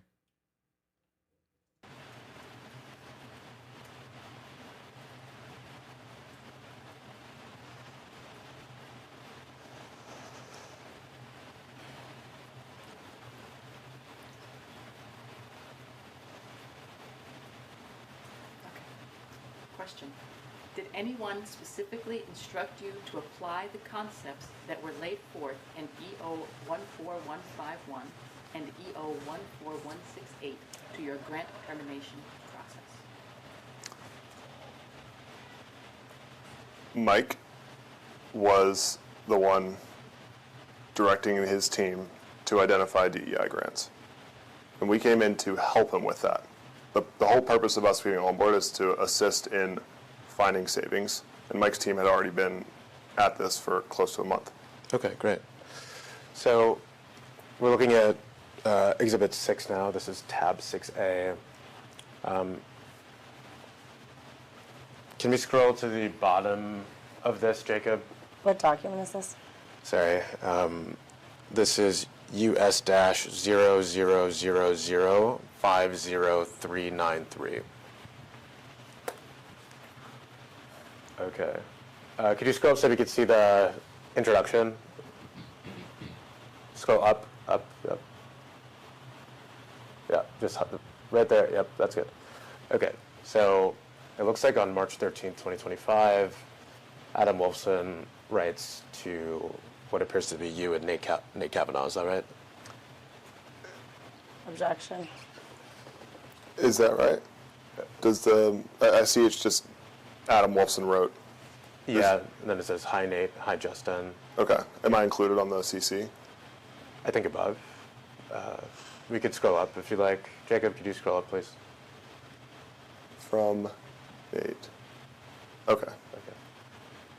So you understand that to be you and Nate Kavanaugh, is that right? Yes. That he's addressing? Again, Nate Kavanaugh is his boss at DOGE. And Nate Kavanaugh was deposed about 5 days before Justin Fox's deposition, this guy's deposition. And they're comparing this guy's responses and reactions to what they learned from Nate.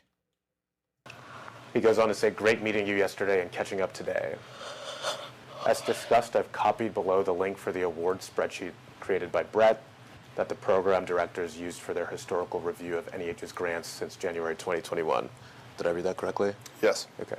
And this is generally tracking, when he says program directors used for historical review, that's tracking the process you were just kind of describing, right? That NEH had its own Yes. review. Yes? Yes. Okay. He says, great meeting you yesterday, and this was on March 13th. Would this been a day after you first met him for the first time? I would think so. Okay. Do you remember that meeting that you had with him on March 12th? The specific contents, no, but we did have a meeting Okay. at the office. Okay. And this was at the NEH office? Yes. Okay. And who was present at that meeting? Mike and Adam. Mike is the head of the NEH, which is responsible for government grants. And he basically gave the keys to this guy. Let me just verify something.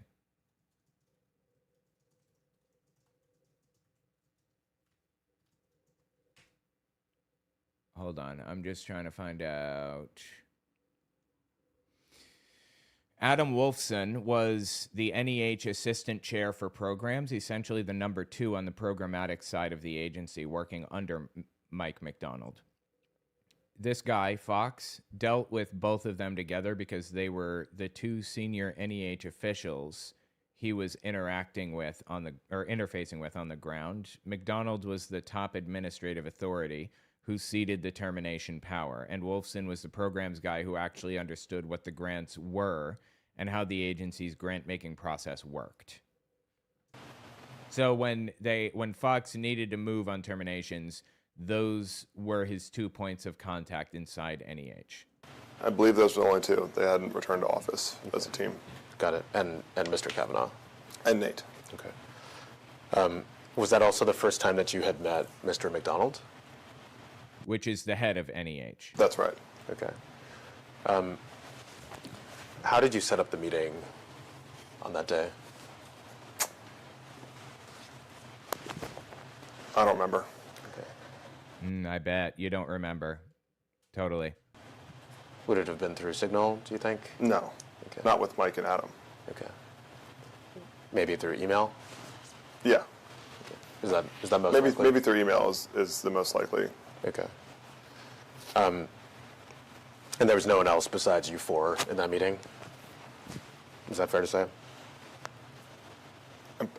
I think so, although, like I said, the specific contents. Really?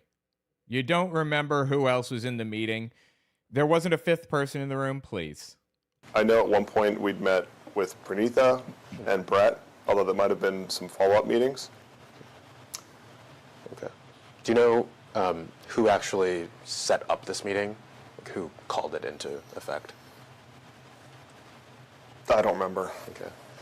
Do you remember who led the meeting?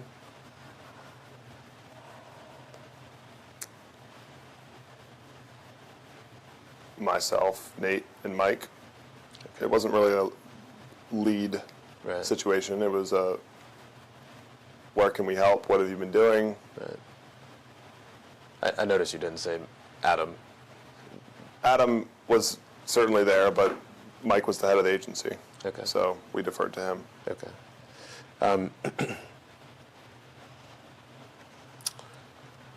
And do you remember the content of the discussion?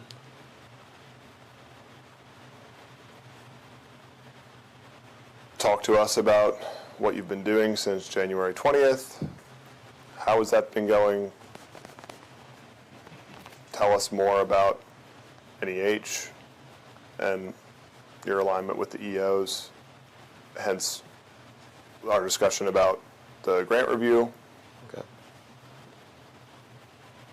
And do you understand the Brett as reference in this email to be Brett Bobley? Dude, I wonder what this guy's been doing with his life ever since DOGE. I wonder who would hire him. Who would work with somebody like this? I mean, he's probably not even safe in public after what he did. Certainly after the deposition dropped, right? Like, people are very, very fucking unhappy with what he did. Yes. Okay.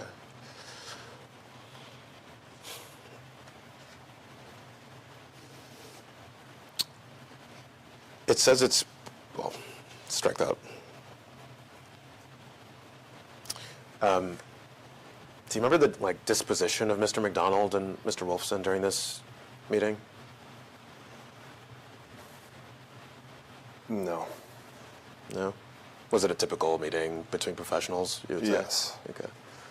Did anyone voice any frustration or surprise at members of the DOGE team interacting with them to work on their agency projects?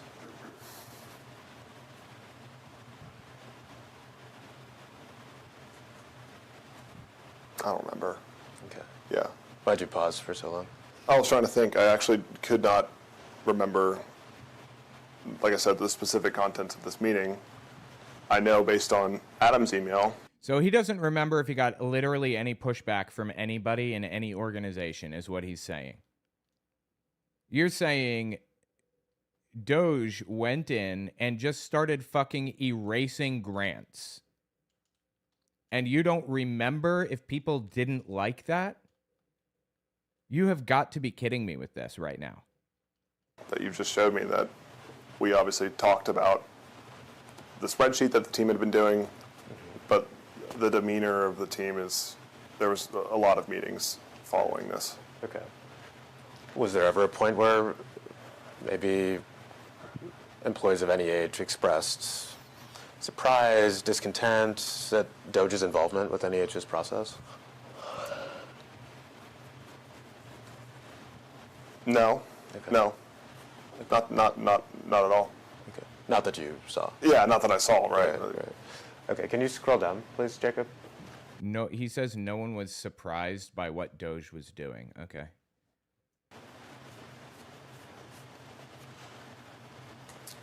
It goes on to say there's also a tab for agency-wide grants, which applies mainly to ARP awards and chairs awards. A few of the directors still need to review awards made through their office for this tab and enter their comments. Mike and I will appreciate having your thoughts and suggestions. We've set aside a block of time Monday morning to finalize the list for OMB. And I think, can you scroll down quickly, Jacob, and then just all the way to the bottom? Great. And then all the way up. Could you go to the body of that email that Adam sent? I was curious, was McDonald a Trump appointee?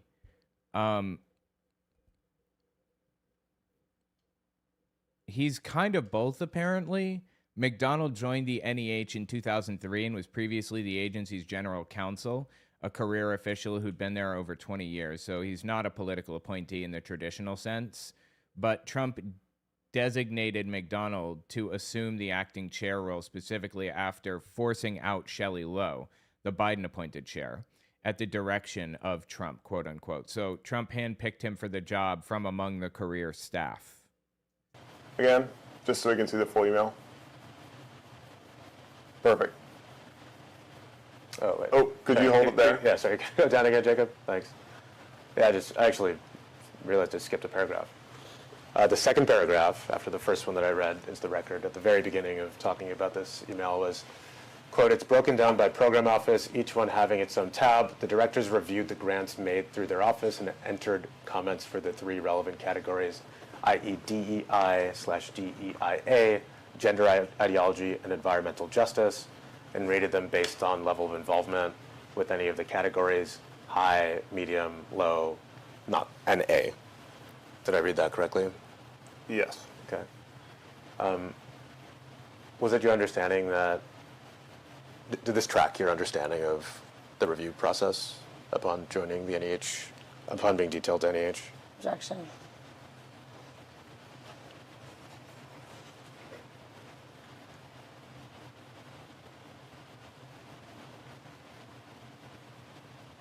Yeah, this aligns with. Sure. So DEI, gender ideology, and environmental justice. That's what the team was looking at. Okay. Was that also initially. okay? Was that also something that you looked at during your review process of grants? Yes. Okay.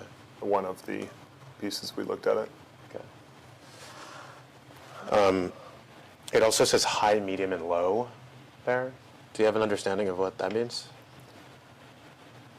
The interpretation of the directors and the level of, at their discretion, involvement of DEI, DEIA, gender ideology, and environmental justice. Environmental justice. This DEI, DEIA, gender ideology, and environmental justice. Great. Okay. And then we'll scroll up a bit. Jacob, thanks. Okay, then Nate Kavanaugh responds and he says, thanks, Adam. Justin is going to run point on preparing the grant report for your meeting on Monday. We'll be in touch if any questions arise before then. Did I read that correctly? Yes. Okay.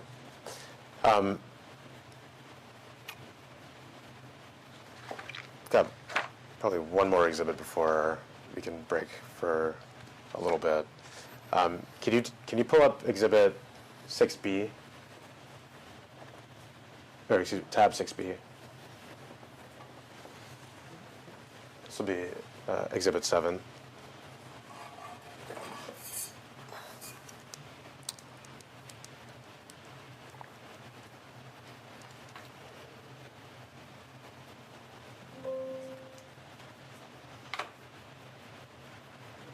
Okay, this is an email from, excuse me, this is document US-0000450042, exhibit number 7.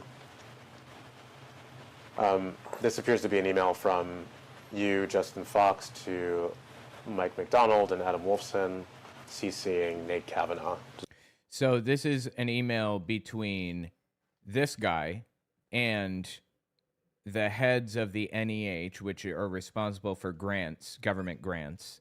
It's an email between them and this guy's boss, Nate Kavanaugh. Does that appear to be right? Yes. Okay.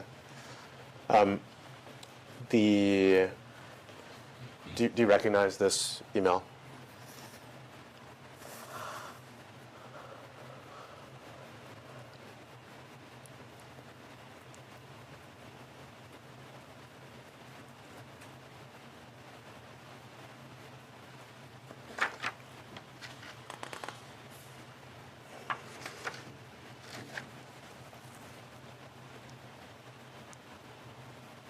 Are you fucking kidding me? It's literally an email. He's trying to waste everybody's time with this.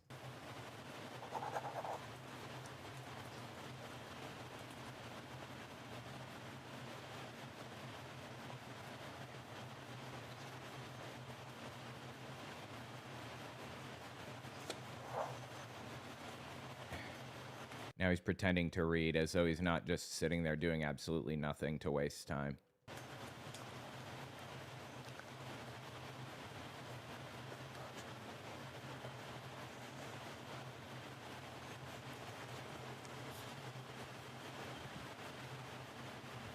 Yes. Okay. The first, and pardon, would this have been an email that you sent in the ordinary course of your work as a detailee to NEH? This was work that Mike and Adam asked me to do. You didn't answer my question. What was this? Yeah, so document yeah, that you that's what they wanted me to do, so yeah. Okay. So your answer is yes. Yes. That this was. Yeah, this is pretty ordinary course. Okay. It appears authentic. Yes. Okay. Let me read the first. Well, actually, yeah. Let's read the first paragraph. Mike, Adam, hope you both had a good weekend. See attached for our review of NEH grants, census, and contracts. it will be easier to connect over the phone when convenient and discuss what we've pulled together.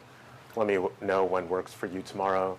Below summarizes the attachments along with key areas for your input. So I guess let me start with who's being referred to here. When you say our review of NEH grants, are you referring to you and Mr. Kavanaugh? Yes. Okay. And you say it's easier to connect over phone. In the second sentence, would that have been through your GSA phone? Yes. Okay. And to his government phone? Yes. Okay. I believe the GSA phone is it's the government issued phone, if I'm not mistaken. Yes, government issued phone provided through the General Services Administration. Is it possible that that would have been a communication on your personal devices? No. Okay. And then it says, discuss what we've pulled together. Again, are you referring to you and Mr. Kavanaugh? Yes. Okay. But at this point, you were aware that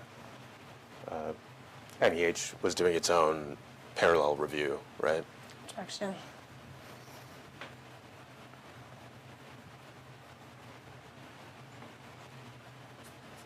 Are you going to answer the fucking question, dude? Really? Come on. Could you rephrase?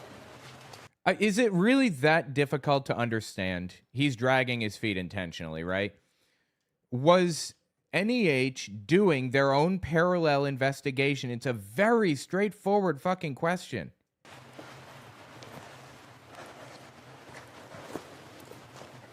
Was it your understanding that the NEH employees were reviewing reviewing grants for termination based on the EOs that we looked at before?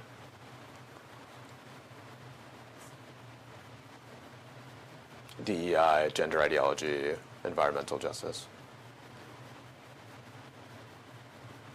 And so you're saying after or alongside me reviewing these grants, or before? I guess let me start just kind of like Yeah. without any chronology. Sure. Were you aware that the NEH was reviewing grants to mark for termination by the employees of the NEH? Objection to form. Yes. Okay.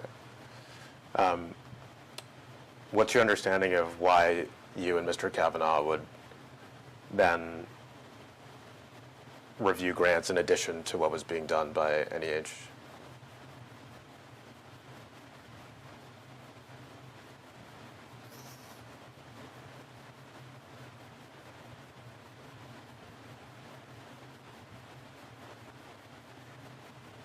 Well, for one, there was the speed in which this was getting done, and the EO mandated a 60-day timeline.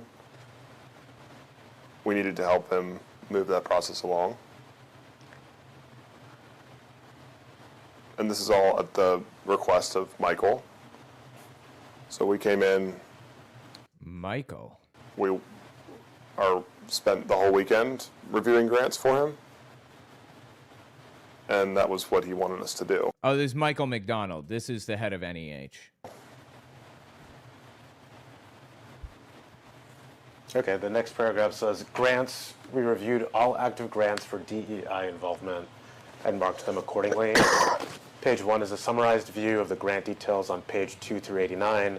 Grants are shown on page 2 through 89 in descending order of dollar amount by division. Page 2 through 89 shows details for grants, for active grants, which were flagged as having DEI involvement only. It does not show details for active grants without DEI involvement or grants which are expired/ended. Please review the active grants flagged for DEI involvement and mark your decision in the MM/AW in the Excel. Did I read that correctly? Yes. Okay. When you use the word DEI in this email, are you referring to what we saw in EO 14151? I'm referring to the same parameters that the team was reviewing the grants for. Okay. And sorry. just that was encompassing of DEI, DEIA, environmental justice, and however else they were reviewing the grants. Okay. What did you understand their protocol to be? I didn't. It was what Mike had told them to do. Okay. And how did you interpret those same, so DEI, for instance, how did you gain an understanding for what DEI meant in the context of assessing NEH grants? Well, I think these grants shown here are only the ones that the team flagged. So to answer your question, I didn't need to interpret anything. This was just a consolidated view of all the grants that the team had done reviews of. You say see yeah. attached our review of NEH grants. Yeah, I think Is it your testimony that you actually didn't do a review of NEH grants? we did. Okay. But this grant doc was a consolidated view of the work that his team had done. You'll see it says, shows details for active grants which were flagged as having involvement for DEI. It does not show details for active grants without DEI involvement or grants which have expired or ended. So this is take the work that the team has done and put it into something that Mike and Adam can review ahead of a meeting that they had, which was for pending grants or existing awards. They had it with their, I think, board of directors. Okay. Thank you. We can take that down, Jacob. I appreciate that. Okay, so you and Nate were reviewing grants. Is that fair to say? Yes. Okay. And part of that review invoked an application of your understanding of DEI, gender ideology, and environmental justice. Is that fair to say? Direction. For the ones that were flagged as not having involvement, part of the lens that we looked at it was from what you just described. Okay. What methodology did you use to flag a grant along those? So earlier he asked him, what is DEI? Can you define DEI? And he basically just said gender fluid biological women, pretty much. He couldn't answer it. Like, he literally refused to answer the question effectively. And he said, I just referred back to the executive order over and over and over again. And they're effectively asking him again, what is DEI, right? Here? Lines. Again, the team had already done high, medium, low involvement with DEI. And then, so we're just focused on the raw output of what is the description of that grant and apply it from the view of, is this related to DEI or the all-encompassing definition that DEI captures, DEIA? Wait, is there an all-encompassing definition? Because you couldn't give us the most basic definition earlier. Now you're saying that you know of a definition that is all-encompassing? Lay it on me. Environmental justice, however Mike had described. Plus, is this a wasteful grant? Okay. Got it. And this was the description. By the way, all of this shit was appropriated by Congress.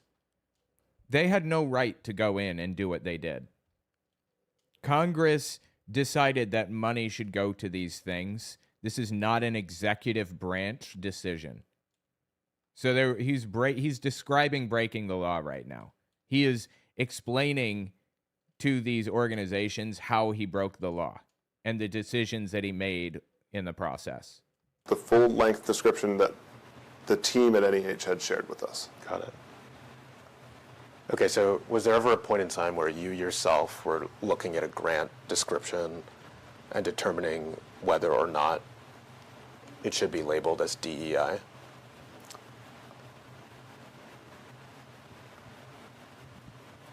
We gave our thoughts, No fucking shit. Everybody already knew that. certainly. The ultimate decision came down to Mike and Adam, but yes, we were looking at it from that. No, it didn't. This is a lie. The ultimate decision did not come down to Mike and Adam, which is the leadership of the NEH, the grant organization. The ultimate decision was made by these DOGE scumbags, and that was him breaking the law. Context. Okay. So just to clarify, so you yourself were looking at grants and assessing whether or not there was DEI involvement with those grants. Is that fair to say? As one piece of the puzzle, yes. Right. Okay. And there was other, aspects. No fucking shit. Really? There were other people involved? Wow, knock me over with a feather. He's trying to cover his ass by essentially claiming he's following orders. Yes, exactly. I was just following orders. That's exactly what he's doing right now.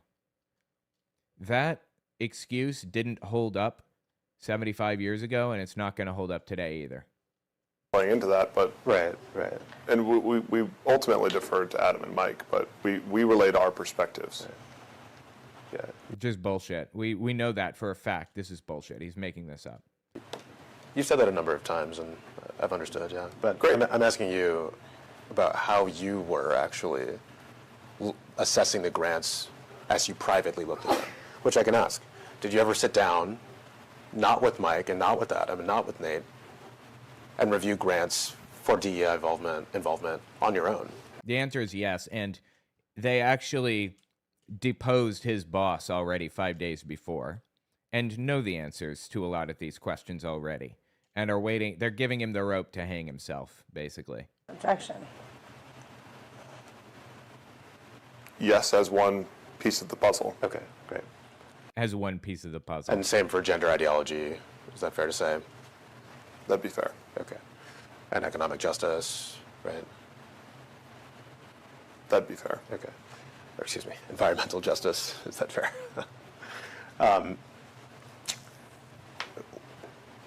What methodology did you apply when you were sitting and reviewing grants alone to determine whether something should be flagged yes or no for DEI? Reading the description under the context of the all-encompassing definition that we've gone over about DEI, does this relate, this description, the full-length description relate to DEI, yes or no? And again, this is only on the grants that were not flagged as having DEI involvement, because the NEH team had already done weeks of work on the existing grants that are outstanding and flagged them as having DEI involvement or not. So then our work was solely focused on those that the team did not, at first pass, believe related to DEI. Those were the grants that we really spent time deliberating on and receiving input from Mike and Adam. Okay. I think you said earlier something about the fact that there were so many grants, and so part of your job was to come in with Nate and kind of help with the general, load of work that needed to be done. Do you remember saying something to that effect? Objection. Helping Mike and Adam was the sole reason they were there. When we got there, all of the grant reviews were in separate tabs and disorganized, and so what we did was help them organize the work that their team did. I was just there helping them organize. Mike and Adam and Nate were really the people doing all of the deleting. We know that's a lie now. He's lying here. We know that he was basically cutting grants all willy-nilly with absolutely no care in the world for what they were for. Just look at the title and hit the delete button. Okay. And then you also have said that you applied your own, you reviewed grants yourself as well, right? Okay. Yes. Okay. So it wasn't just organizing work that was already done. You were adding to the process of grant review. Is that fair to say? Objection. What is she even objecting to right now? You're not going to give a objection, speculation, objection, relevance. You're not giving us an objection, a meaningful objection. in the first place? What is she objecting to it at all? I don't understand. I'm just fucking lost. I was just a file clerk. Yeah, that's basically his excuse to this entire thing. We were helping Mike and Adam think through each of the grants that their team had not deemed related to DEI. Okay. That was the sole purpose. Okay. Got it. But you weren't just organizing work that was already done. You were adding your own impressions to grants to mark for DEI or not DEI. He already established this, but he doesn't seem to be willing to admit it, even though it's already on record. Our impressions, yes. Okay, great. Let's go to the next. Yankee, it's after 1, and we've been going for quite a while. Can we break for lunch soon? Yeah, we could. Yeah, sure. Yeah. We can break your hair. All right, that looks like the end of this deposition, but there are 7 parts to this. This is just one. I think this is number 3 of 7. I read through and I understand basically 3, 4, 5, and 6 are the most interesting. So I kind of wanted to hit those. Tell me what you think about it in the comments. Absolutely wild, dude. That these people seemingly got away with it. I don't think they even got away with it, though, truthfully, honestly. No, this is part 4, I believe. I think these people are all fucked. No, this was part 3, right? Which one did we just cover? Let me open 3 again and scroll to the end here. 6 p.m. includes media 3, off the record. Grants that their team had not deemed related to DEI. Okay. That was the sole purpose. Okay. Got it. But yeah, no, we did 3, not 4. My mistake. Let me open this. This is number 4.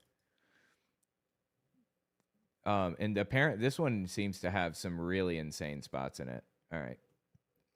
This is a deposition with the DOGE people, like the lower level scumbags who went in and just started cutting grants for whatever they wanted. This is Justin Fox, who is being deposed right now in a massive lawsuit, and they're basically ripping the entire thing open and discovering all of the crimes and everything that they committed. And this dude is, in my opinion, going to be charged criminally, and it's not going to take long. I think by the time Trump is out of office, every one of these people is going to have to flee to Argentina, or they're going to spend the rest of their lives in prison, in my opinion. But let's give this a listen. This is number 4 of 7. I'm just kind of skipping around. Let's see what he has to say here. Hold on. Time now is 2 p.m. This begins media 4 on the record. Hi, Justin. So before the break, we were talking about DEI. Do you remember that? Yes.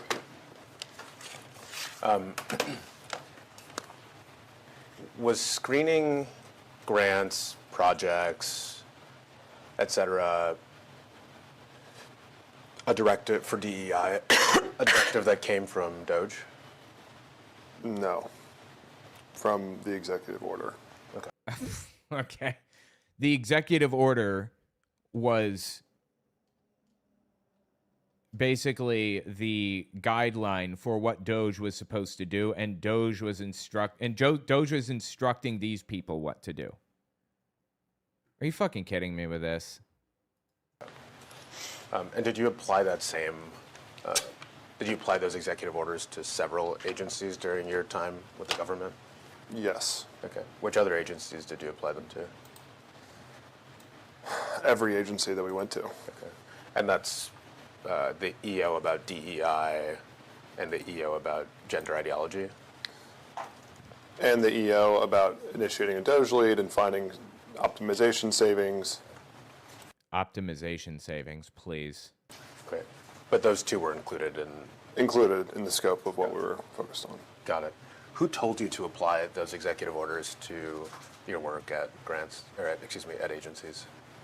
The executive orders themselves require that every agency adhere to them, and we were there to help the agency leads implement EOs. Okay.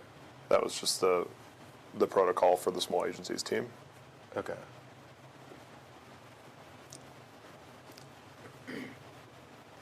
Who told you that part of your role would be helping to implement those EOs at the various agencies? Nate? Nate is his boss in this whole thing, the DOGE boss. It's Nate Kavanaugh, and he was deposed 5 days earlier. And they were basically comparing Justin Fox, this guy's statements, against Nate Kavanaugh's statements. And they found that this guy was lying out his ass through the entire thing, basically. He's pinning it on everybody above him. He's pinning it on Nate. He's pinning it on Trump. When in reality, he went in and he, like a bull in a china shop, just erased fucking everything that he saw that he didn't like. Anyone else? The leadership team, Josh, Stephen Hickian, Anthony Armstrong. Okay. Did those people know that you were detailed to NEH? Yes. Okay. Did you tell them that?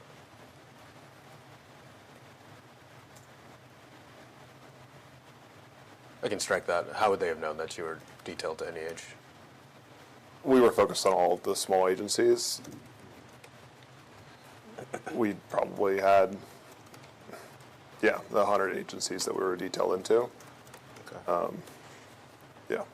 By the way, Doge lost so much money, it's ridiculous for the government.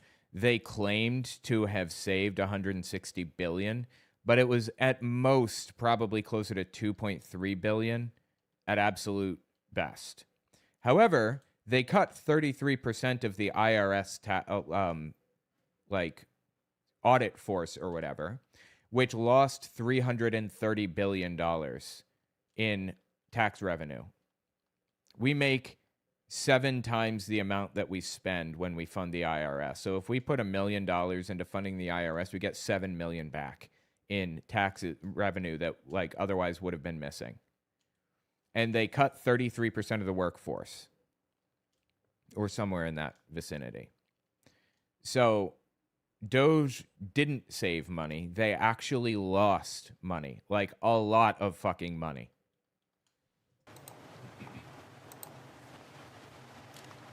So as you went through, strike that. You testified earlier about the fact that you reviewed grants yourself to mark for termination. Objection. Is that right? That's not right. To explain. He did actually say that he reviewed grants for termination. He said that just in the previous part. In the scheme of things, this started after lunch.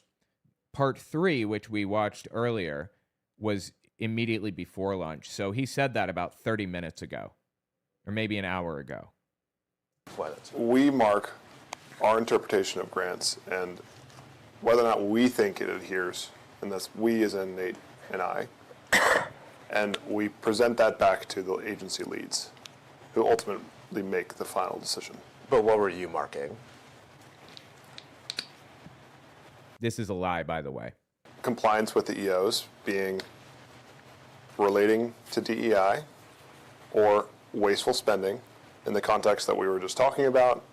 The team had focused on all of the DEI, and we were consolidating the list of the DEI grants that were flagged and reporting that back to Adam and Mike. Okay. We weren't terminating grants on the spot. He was, actually. Right, yeah, I didn't mean to suggest that if that's what... He was going through the list of grants and just hitting the fucking delete key. You understood. What I was asking was, let me break it into its several parts. You were reviewing grants, is that fair to say? Yes. Okay. And you were reviewing grants for DEI, gender ideology, wasteful spending, etc., right? Yes. Okay.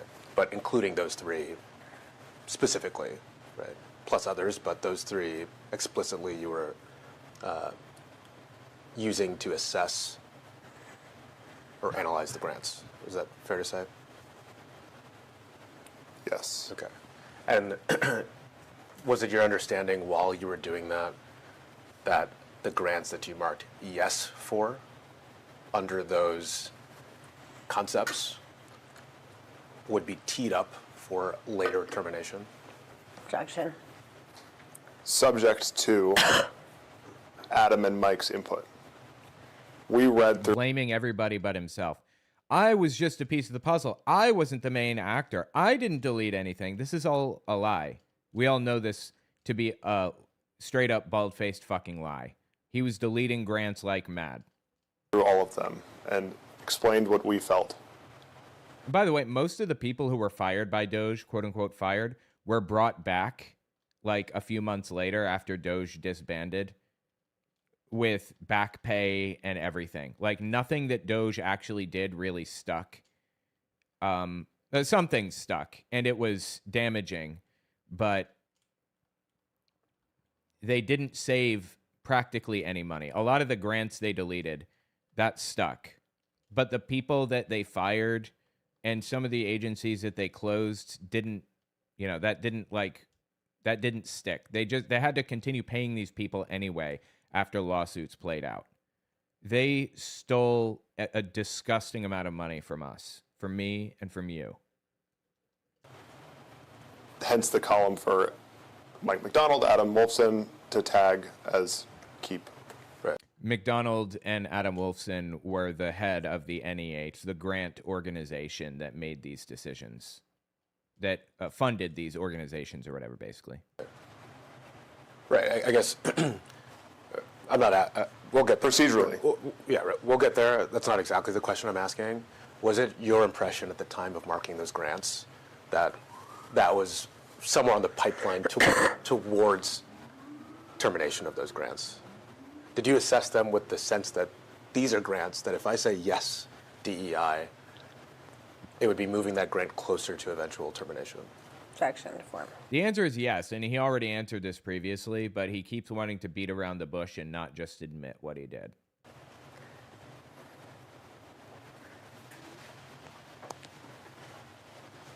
Yes. Okay.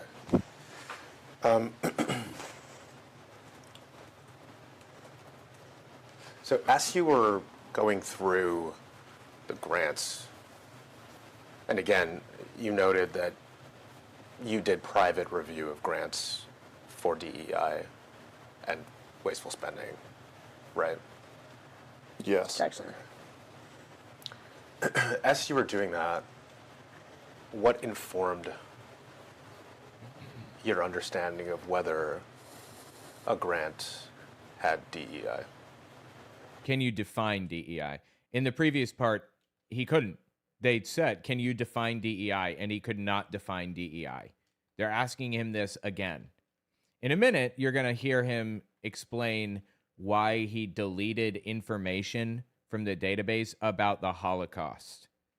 And his answer is basically because it had something to do with women cultural studies. We applied the same definitions that were listed in the EOs that we read through and overlaid that into the context of what was the mission of this grant, what are the outcomes, why was this awarded. We applied that to every grant. When you say we, who are you talking about? Nate, me, and what I would assume the rest of the NEH team who was making a comprehensive review to align with the executive orders. Mm-hmm. So if you were looking at a specific grant, your starting point for analyzing that grant is, does this comply or not comply with this set of EOs? Is that fair to say?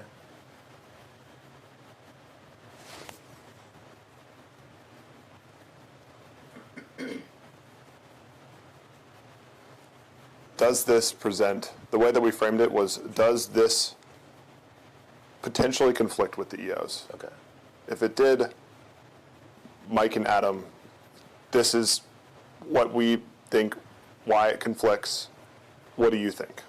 And earlier he said that actually he was just going through these grants that the government, sends to companies and deleting shit, and Mike and Adam, the head of NEH, the grant organization, were doing a parallel review alongside his to make sure that, like, you know, they agreed with it, basically. So, yeah, it is. Okay. And as you were assessing whether or not it conflicts, can you explain kind of your your mental impression? Like, strike that. Maybe I can ask, like, where were you doing this work, first of all, physically? GSA, Okay. the GSA building. At your desk at the GSA building? Yes. Okay. And so maybe, and I know this sounds boring, but maybe walk me through what an afternoon of reviewing grants would look like for you at GSA. Objection.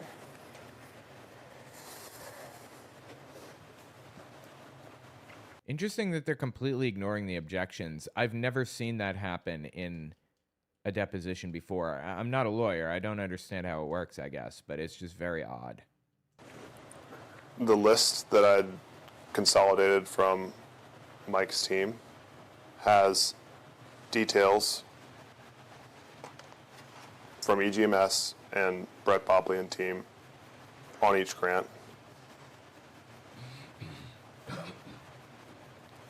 Read all the details about this grant and overlay the EO's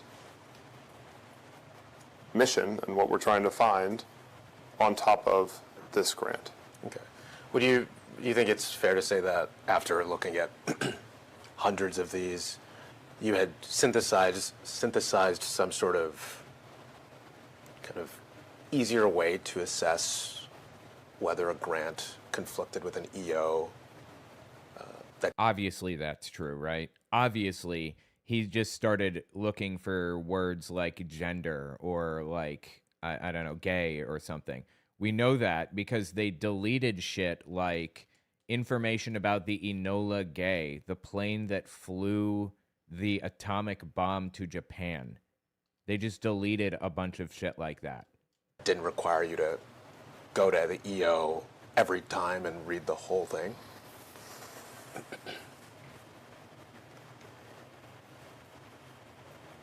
There's definitely patterns that you can recognize. Grants that Like, a board of people should be reviewing this. If this were really going to happen, it should have been a board of people going through these grants and talking to each of the grant holders and stuff and figuring out what value it had and if it actually applied. He was just reading through the grants and deleting shit all willy-nilly. are two different people, are two different grantees that are accomplishing the same mission. You read every one, and yes, after the 6th or 7th, 100th one, you do start to develop pattern recognition of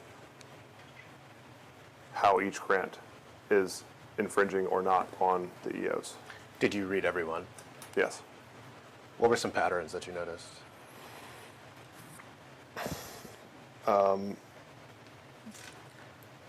Promoting an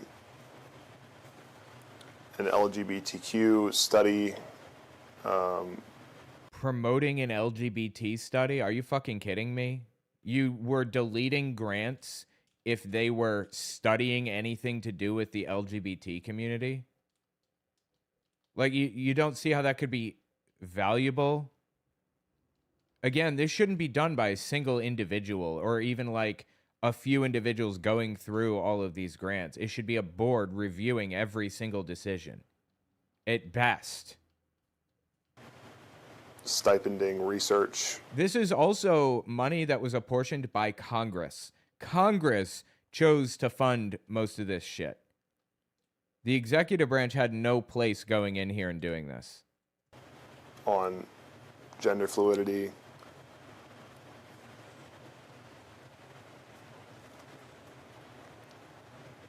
Why is in your view, is LGBTQ DEI?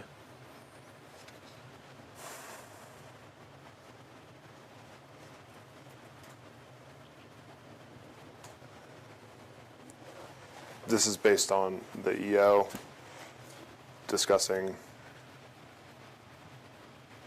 underrepresented minority groups. So just delete anything to do with minority groups then, right? Is what he's saying here? Of which LGBTQ is often associated with.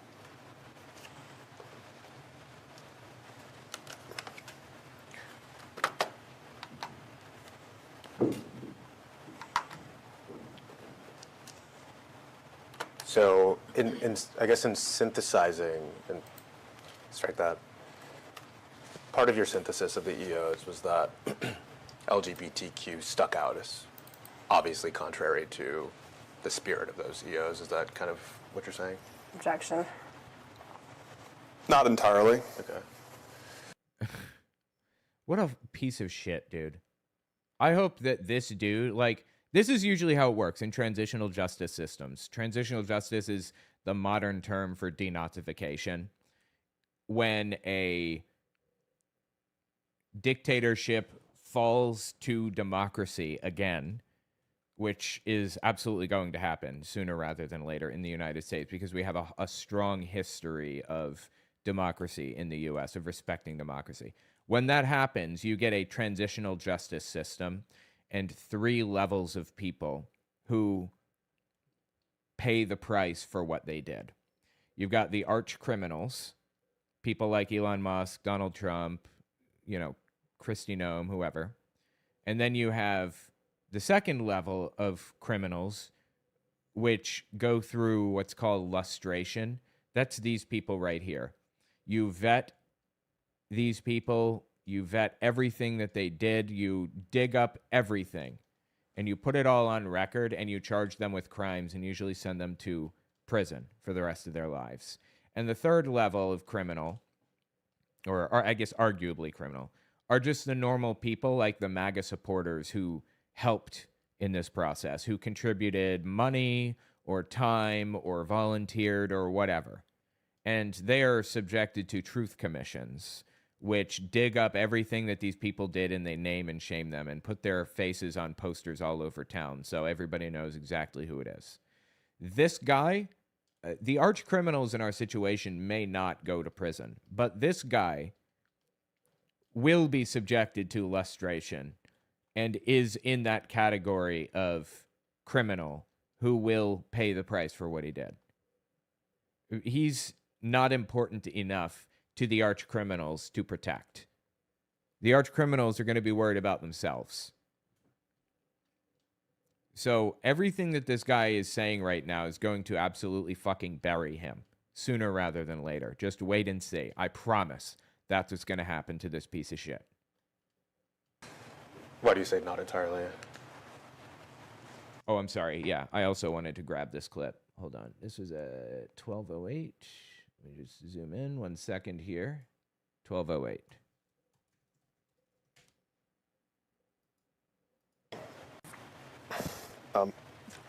Is infringing or not on the EOs.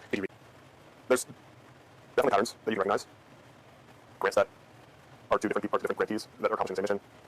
You read every one, and yes, after the 600th or 700th one, you do start to develop pattern recognition of how each grant has details from EGMS and Brett Boblin team on each grant. Read all the details about this grant, and overlay the EO's mission and what we're trying to find on top of this grant.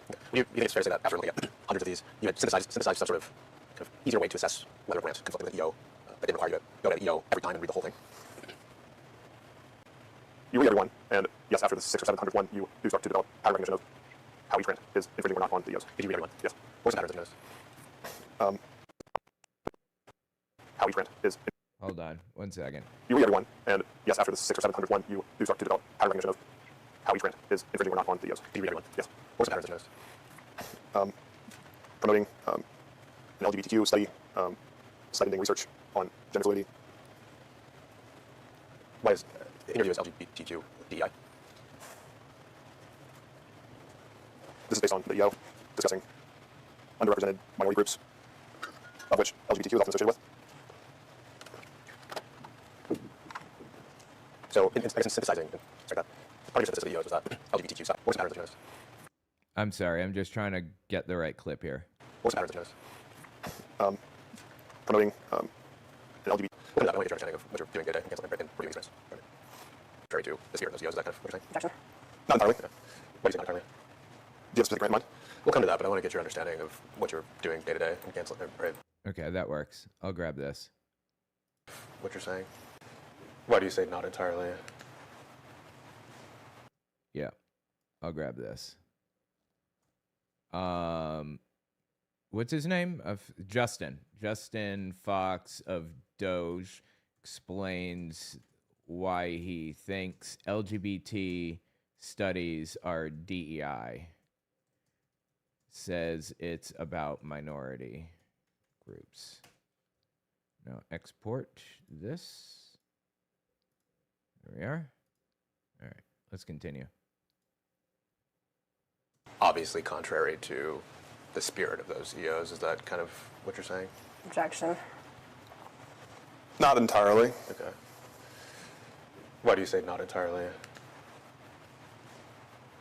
Do you have a specific grant in mind?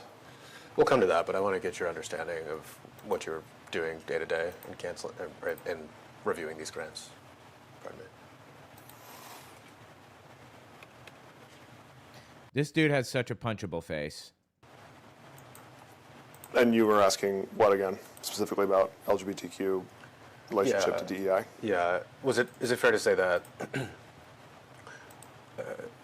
in applying this synthesized understanding of the EOs, LGBTQ grants jumped out as being contrary to the nature of the EOs? Objection.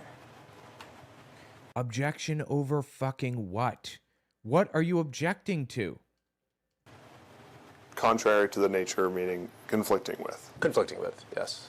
Did you not know what that fucking word meant until just now? Potentially. Okay. Ultimately, not my call. Okay. What else? Not my call, he says. Not my fucking call. Brother, you were the one hitting the fucking delete button on these grants. He says he was just following orders. That's his defense. I was just following orders. What a fucking joke, dude. You think that can protect you? It can't. What else did you think was DEI? Anything besides LGBTQ?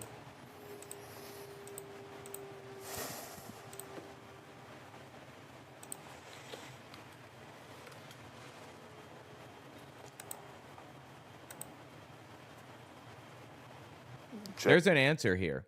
Gender ideology. Gender ideology. They're about to bring it up and point out that he deleted some stuff about the Holocaust. And they try to get him to explain this. It's glorious. We're getting to that point.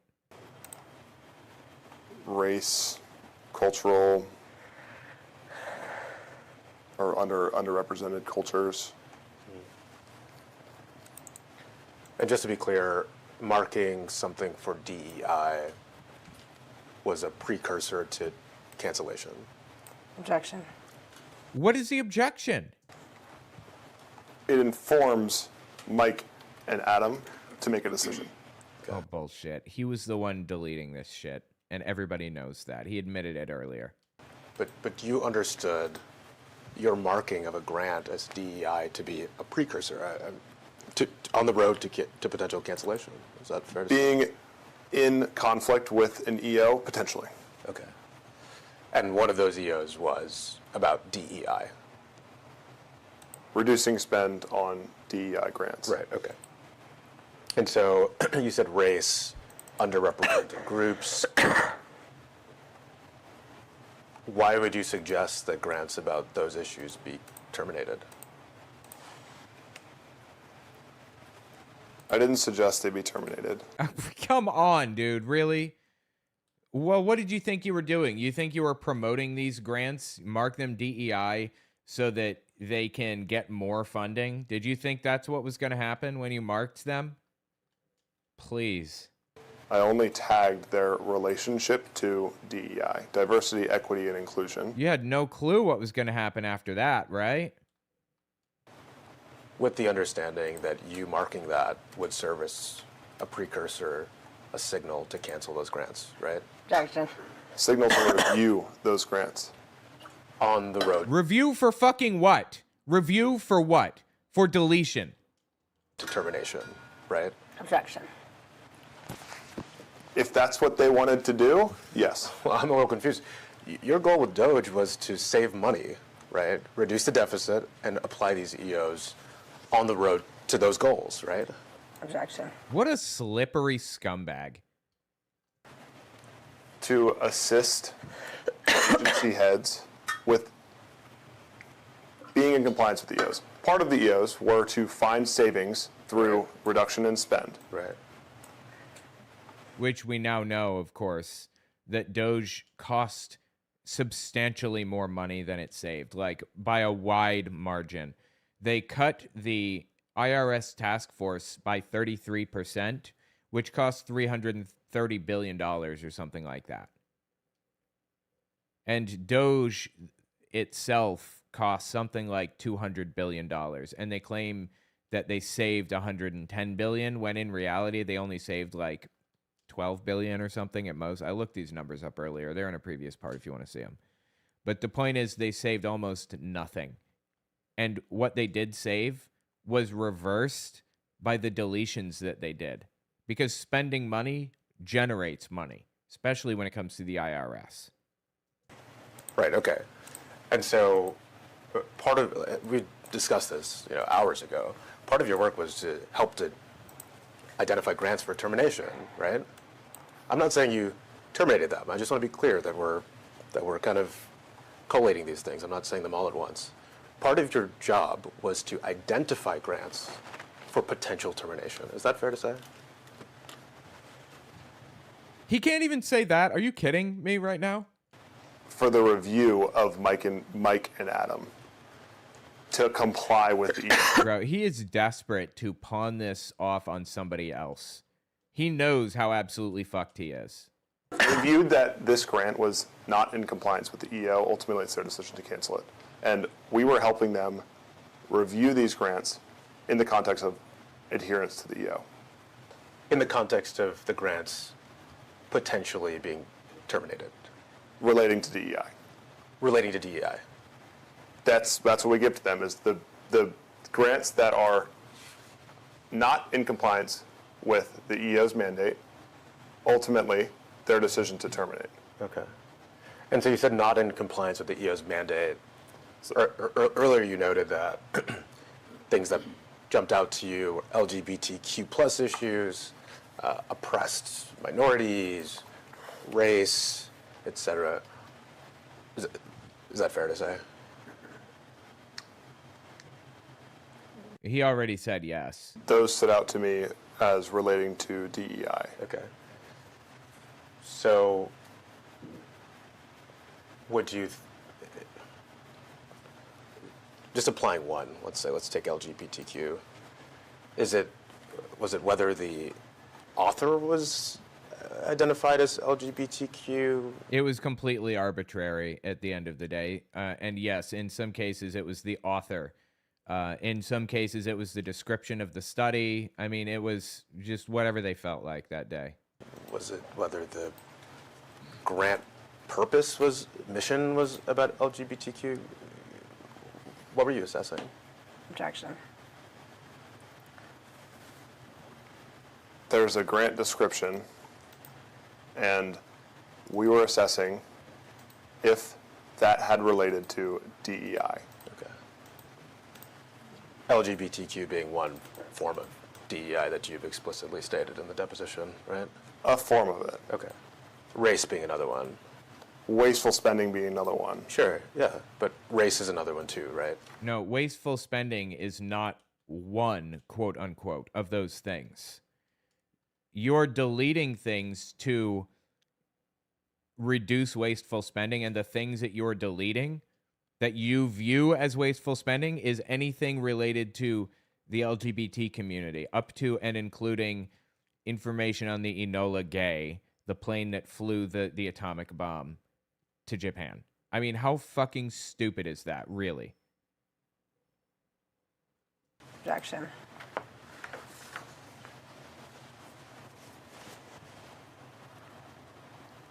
However the EO had stated it was how we interpreted it. Okay. But you've already noted that you were synthesizing and not referring to the EO every time you looked at a new grant. Is that fair to say? Well, that's not about whether it's fair to say. That's literally what he said. Yeah, literally Control F, gay. That's pretty much what it was. Seriously, that's 100% fucking real.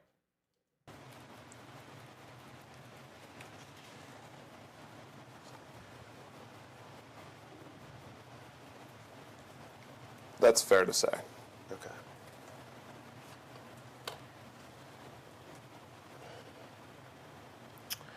Let's go to tab 7.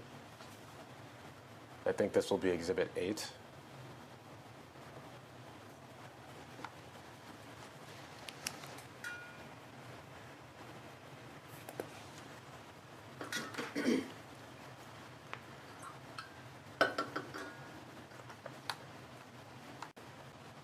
Small, can you? It's kind of small. Can you see the text from where you're sitting? Could you scroll up?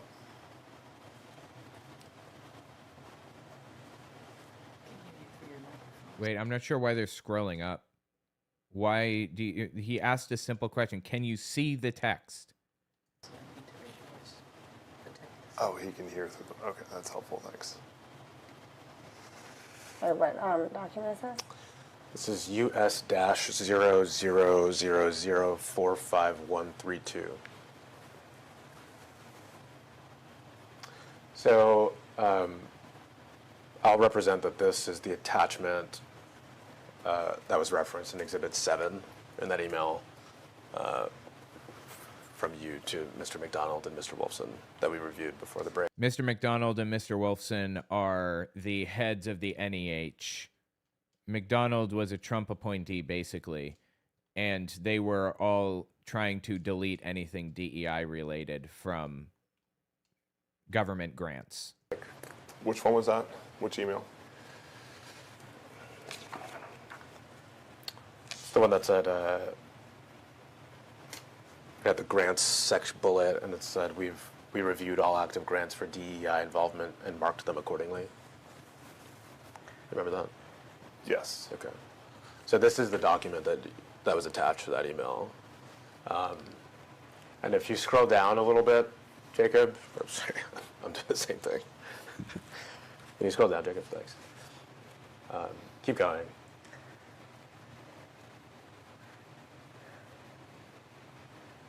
Yeah, so starting on page 3 of this document and going down through page 66, there are just, hundreds and hundreds of grants. I think I heard something like 700 grants. Does this appear to be the document that you would have been referencing in that email to Mr. McDonald? And this Objection. this came across in the attachment, right? Right. Yep. Yes. Okay. But it looks like the type of thing that you were talking about in that email. There's a... Sorry, can you scroll up again, Jacob? Yeah, right there's good. Yep.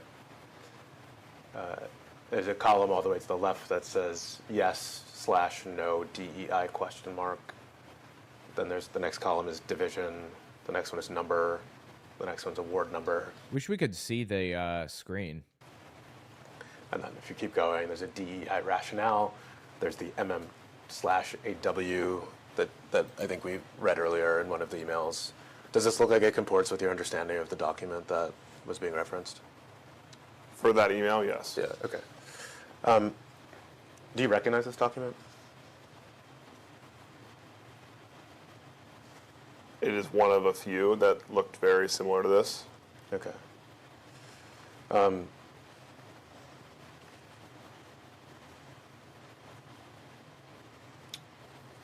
Did you contribute to this document? Yes. What did you do to contribute to this document? So I guess it's a document that lists the grants that were deleted. At this point, I don't remember because there was a lot of back and forth between the team doing their review, Adam and Mike doing their review, and Nate and myself doing review. I don't remember which stage this was in, Okay. frankly, because documents like this were passed throughout our interactions. Okay. But let's just take kind of the life of the document. How did you contribute to it over that lifespan? Mike and Adam gave Mike and Adam, the heads of the NEH, the grant organization. what their team had done, reviewing every outstanding grant, tagging for DEI or not. The first thing we did was re-review the ones that had already been reviewed by the team and assessed our understanding of compliance or not with the EOs, and sent that back to Adam and Mike, because that's what they asked us to do. Just following orders. I was just a cog in the machine. Over the life cycle of this, and again, I don't know which stage we're looking at here, we passed it back and forth and identified the ones that were most aligned with the direction that NEH was choosing to go. And This is a lie. He's claiming that he was just there to recommend things and then move on to another organization, and that's not true. He was there actually deleting grants. in most compliance with the EOs. Okay. You said in the direction that NEH was willing to go? Was headed. Was headed. Yes. Okay. What was your understanding of that direction? Pro-America. What the fuck does that mean, pro-America, in relation to government grants for studies? Pro-America, meritocracy, mission-critical grants. We're fucking studying things for science. How does this connect to that? Garden for American Heroes, elimination of wasteful spending, DEI, and adherence to the EOs. How did you come to that understanding? Our meetings, With who? Mike and Adam.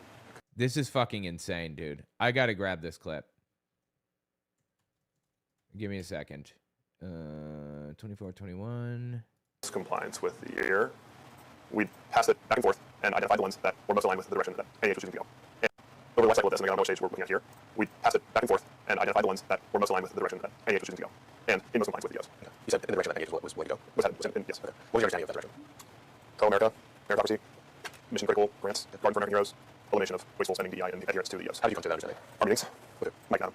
And what exactly did they say about those focuses of the of NEH? That they knew they needed to be in compliance with EOs and reduce the amount of DEI grants that they had, and separate funds to go towards Garden for American Heroes and America 250 initiatives. Garden for American Heroes. Yes. Statues and Guardian. Okay. There's a common called DEI rationale. Okay, I'm gonna grab this. Justification for deleting grants. Grants must be pro-America and and meritocracy.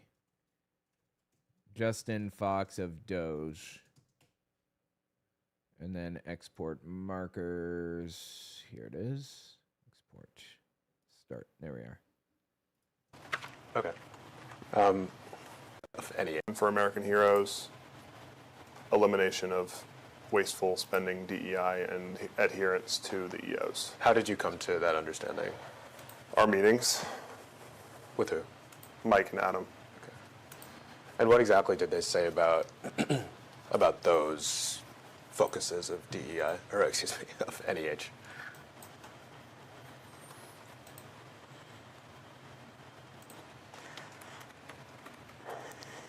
That they knew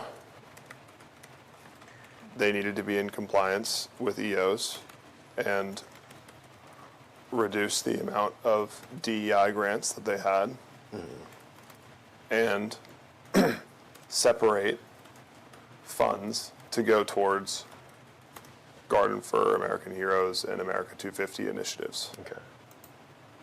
Garden for American Heroes and America 250 initiatives.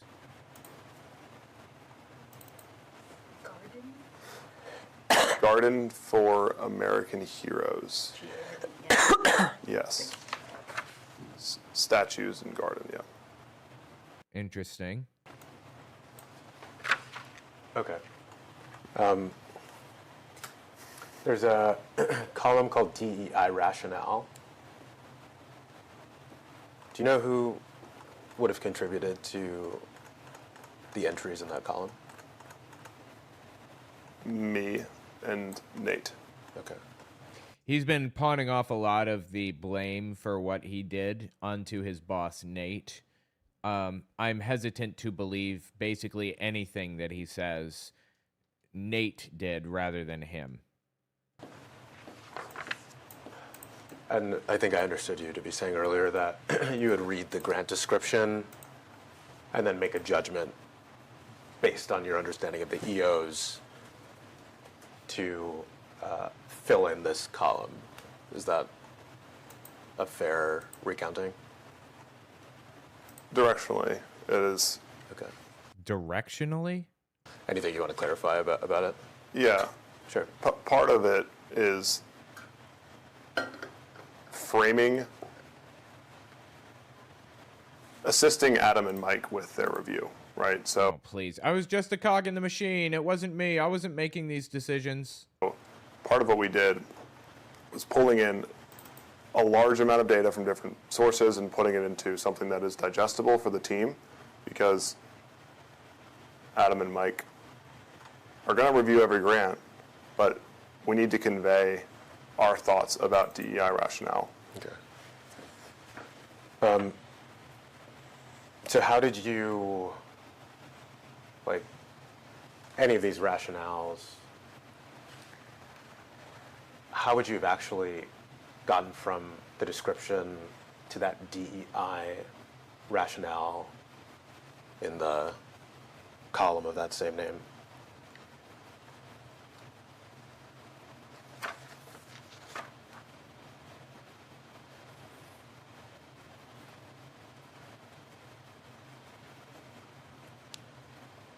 Using the grant description. So you literally just read the description of a grant and decided if it said the word gay, then it was supposed to be deleted. And applying a synthesized understanding of the EO, what the EOs called for? Interpreting the grant description Okay. into the executive order context. Okay. So, again, you mentioned that certain concepts you saw as being contrary or conflicting with the EOs, and you named LGBTQ, race, oppressed minorities. Do you remember that testimony? Yes. Objection. Okay.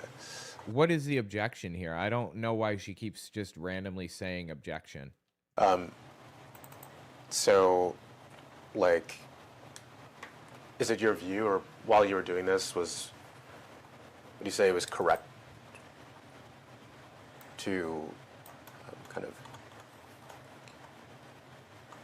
state that a project that discussed an underrepresented culture, for instance, was something that the executive orders required to be terminated?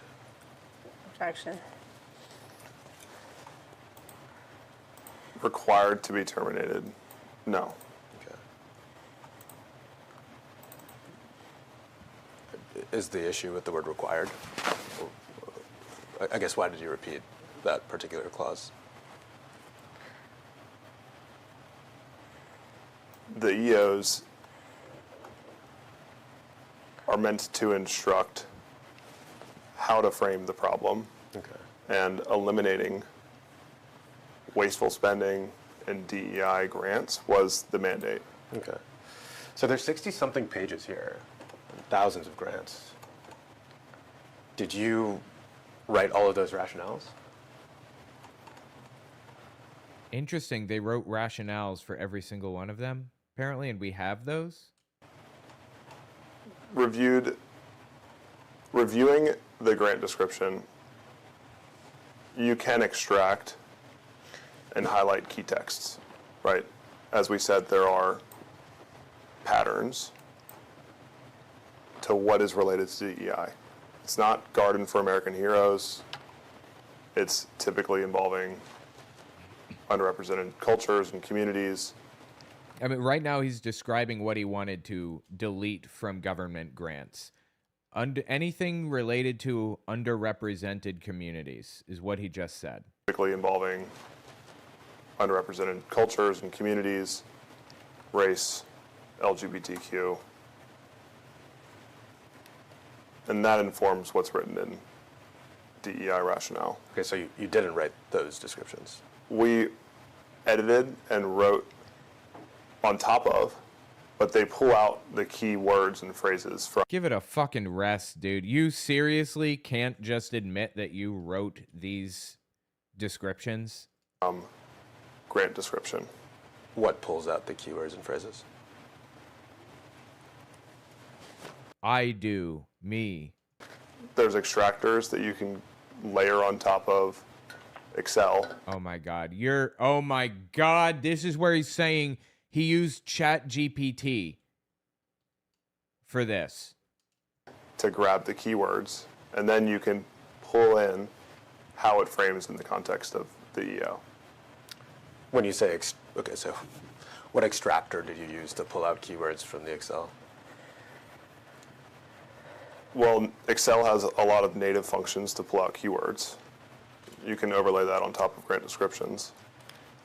But respectfully, I'm not asking about Excel's capabilities. I'm asking what you actually did on this spreadsheet to pull out key terms. Objection. He's deliberating whether he's going to admit to using ChatGPT. And I believe he does admit to that in this. We used closed source aggregators that drew the context from the grant description into DEI verbiage that related to this grant. And then over top of what was extracted, we write in additional thoughts and clarification. What's a closed source aggregator? Strike that. What closed source aggregator did you use to assess these grant descriptions? ChatGPT, right? Within Excel, you're able to put in a closed loop LLM. LLM. He used ChatGPT. He used ChatGPT to go through this shit and find anything in these grant descriptions that had anything to do with being gay. He used ChatGPT. Holy fucking shit, dude. Notice he said closed source aggregators. He's not saying that the information was contained and didn't leave the computer. It did. He's saying we don't have the source code for ChatGPT. That's what he means when he says closed source. Not that it was secure or protected. You're able to put in a closed loop LLM that extracts the keywords and phrases. What LLM did you use? OpenAI. ChatGPT. He used fucking ChatGPT. Oh my God, dude.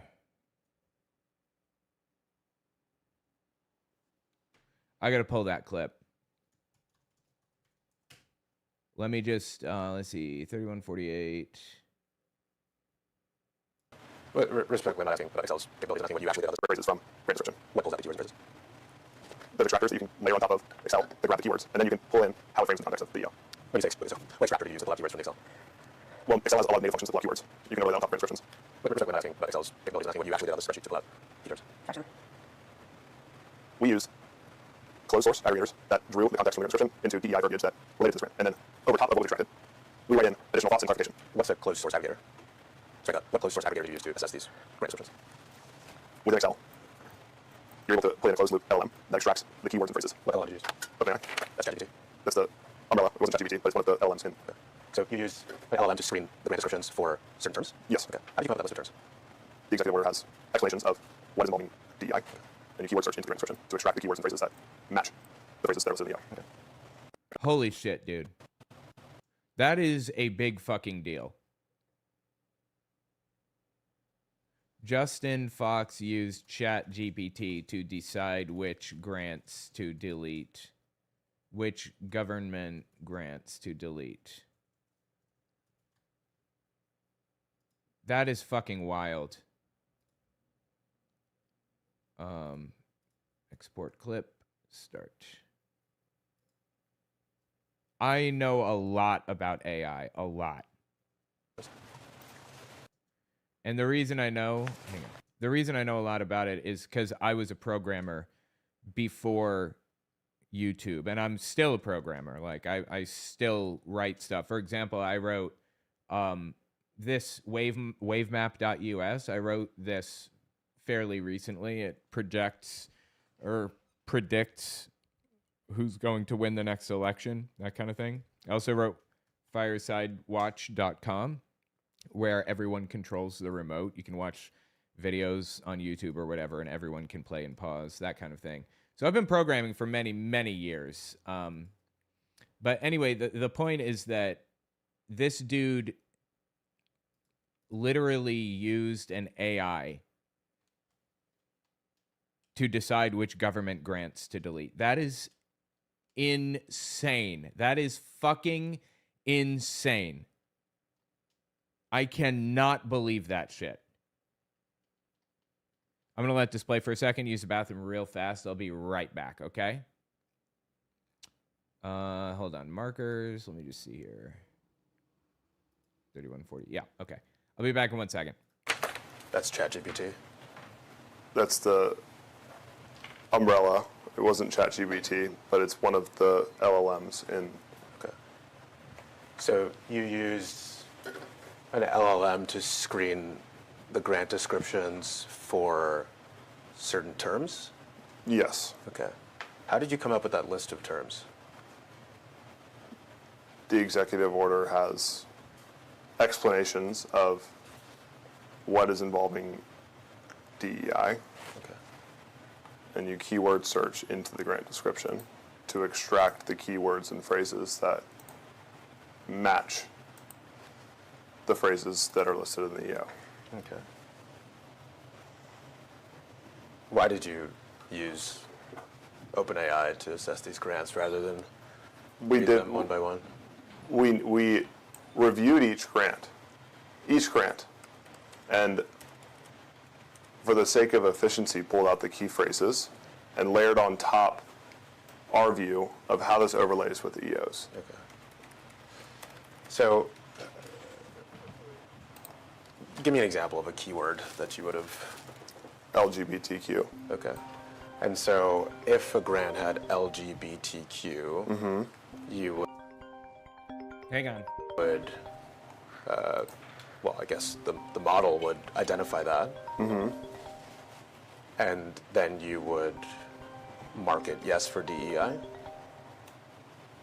No, we extract the phrase and the 4 to 5 words that come before or after that keyword and adjust what's written to address why this may be related, in our view, to something. All right. I'm going to do a full video about this in a minute. Let's step back and listen again, and I'm going to pull more clips from it. That's ChatGPT. That's the umbrella. It wasn't ChatGPT, but it's one of the LLMs in. Okay. So you used an LLM to screen the grant descriptions for certain terms? Yes. Okay. How did you come up with that list of terms? You don't use an LLM to screen terms. You use an LLM to analyze things. It's not like he was using ChatGPT as a search feature. He was using it to decide which grants to delete. That is insane. That is fucking insane and unacceptable. This is absolutely nuts. I'm sorry, God. This is absolutely nuts. I cannot believe we are here.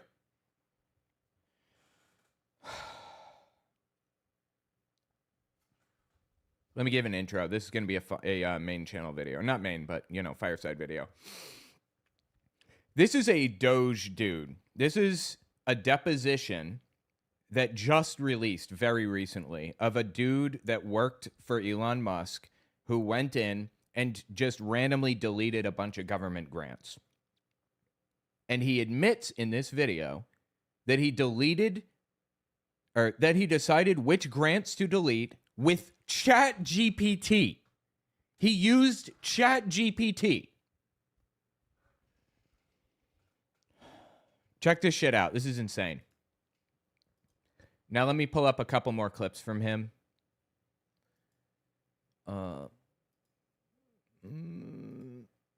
Here's another video from the same dude who couldn't even describe what DEI was. Government spending, and that was the lens. Okay. So DEI would have been one kind of guidepost for the grants to terminate? Yeah. Okay. How do you interpret DEI?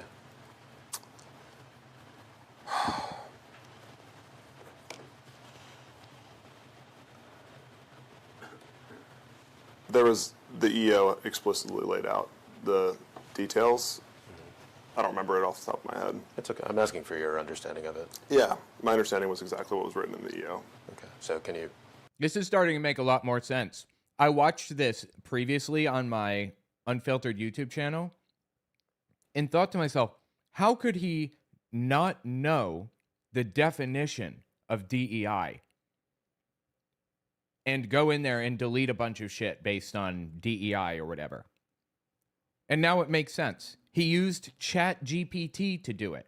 He didn't know what DEI was because he didn't need to, because an AI was deciding which things to delete. That is fucking wild. I don't remember what was in the EO. So right now, do you have an understanding of what DEI is? Yeah. Okay. So what's your understanding as you sit here today in this deposition? Well, it was exactly what was written in the EO. And so anytime that we would look at a grant through the lens of complying with an executive order, we would just refer back to the EO and assess if this grant had relation to it. Okay. But I guess stepping back from your methodology strictly in terminating the grants, do you have an understanding as you sit here today of what DEI means? Yeah. Okay. No, obviously, he doesn't. He has no fucking clue. So what's your understanding of what it means? Well, it is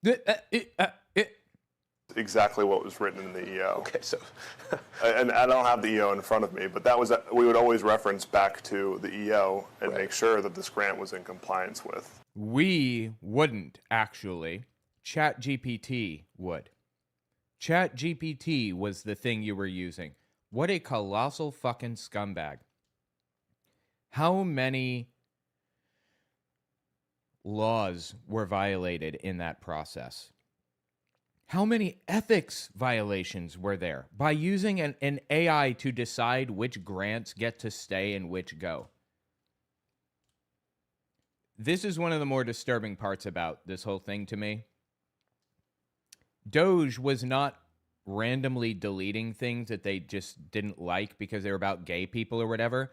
They were having an AI make these decisions, an unguided AI make these decisions. That shit disturbs me. The EO I understand that. Okay, but I'm not asking necessarily about what was in the EO. I'm asking very specifically about your present understanding of what of DEI. Do you have a present understanding of DEI? Yeah. Okay. Can you explain what that present understanding is? Well, it is just easier for me to be referencing back to the EO. Are you refusing to answer the question?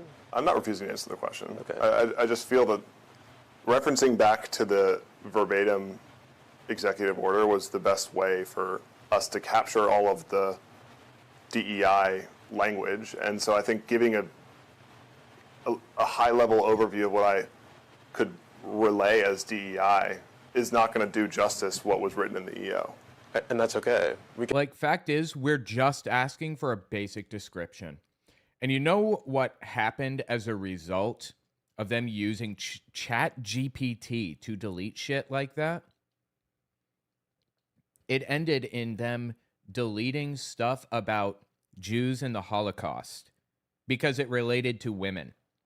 They ended up deleting information about the Enola Gay, the plane that flew the atomic bomb to Japan, because it had the word gay in it. I am dead fucking serious right now. This is insane. You can look at the EO as well. Great. I'm asking you this is a deposition. I'm asking you questions. You're under oath. And Yeah, you're required yeah. to answer them. So what is your understanding of what DEI means? Well, I think I would say, again, that I would go back to the EO to make sure I'm capturing enough. I don't feel comfortable saying a high-level overview because it is such a big bucket, and there's just a lot of pieces of the puzzle. What's a part of the bucket? Gender fluidity, sort of promoting, promoting subsets of LGBTQ plus that might. He doesn't have Chat GPT in front of him, so he doesn't have any fucking clue. This is absolutely insane.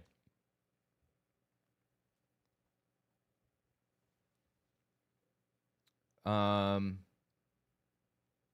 trying to decide. Should I? Let's see. 3 of 3.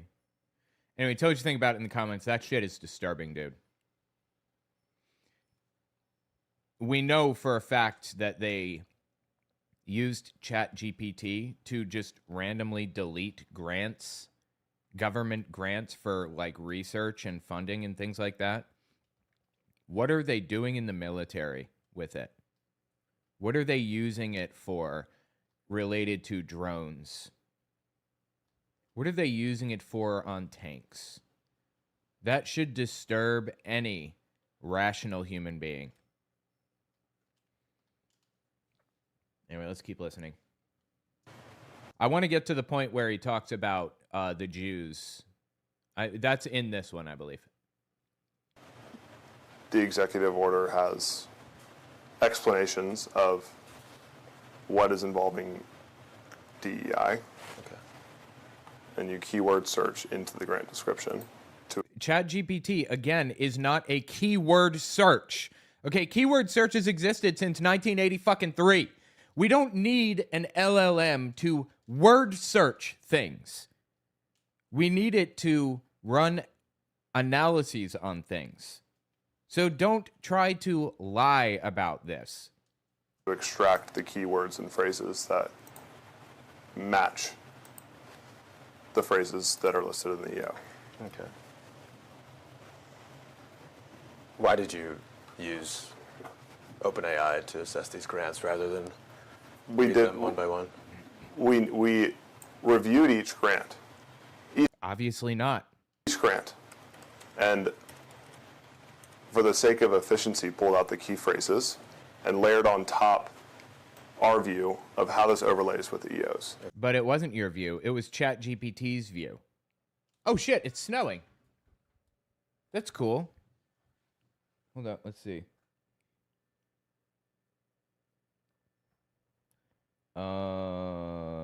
Is it supposed to snow a lot? Apparently so. All right, cool. So, give me an example of a keyword that you would have. LGBTQ. Okay. And so, if a grant had LGBTQ, you would, I guess the model would identify that.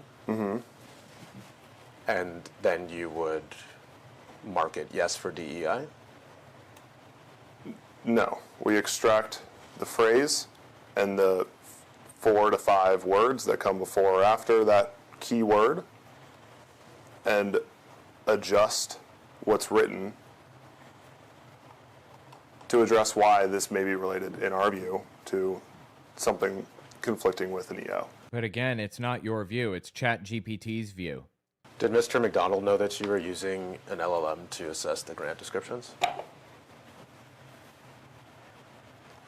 I'm not sure. What about Holy shit, dude, that's fucking crazy. Nate Kavanaugh? What about Nate Kavanaugh, your boss? I don't know. Did anyone instruct you to do that? He's thinking to himself, am I going to pawn this off onto somebody else? Can I blame somebody else for this? No. Okay, so you used an LLM on your own initiative to I don't believe that for a fucking second. screen thousands of grants for what the LLM perceived was DEI? Objection. No. Okay. Why no? We had to read the grant description and make our own assessment of whether this was related to DEI or not. The DEI rationale column is only meant to contextualize it by extracting the key phrases that came up in our keyword search, so that Mike and Adam, instead of having to go in each one and call us and say, grant one, why did you believe this was DEI? And we were able to put in our rationale for each of these grants after having looked at grant description. So he's saying, I only used ChatGPT a little bit, okay? It's not a big deal. Look, I'm actually pro AI, very pro AI, because it doesn't actually use that much water, certainly not compared to other things. It doesn't use that much electricity compared to other things. And it's a tool like the internet. How much power and water and energy and everything else does the internet use? A lot. It uses so fucking much.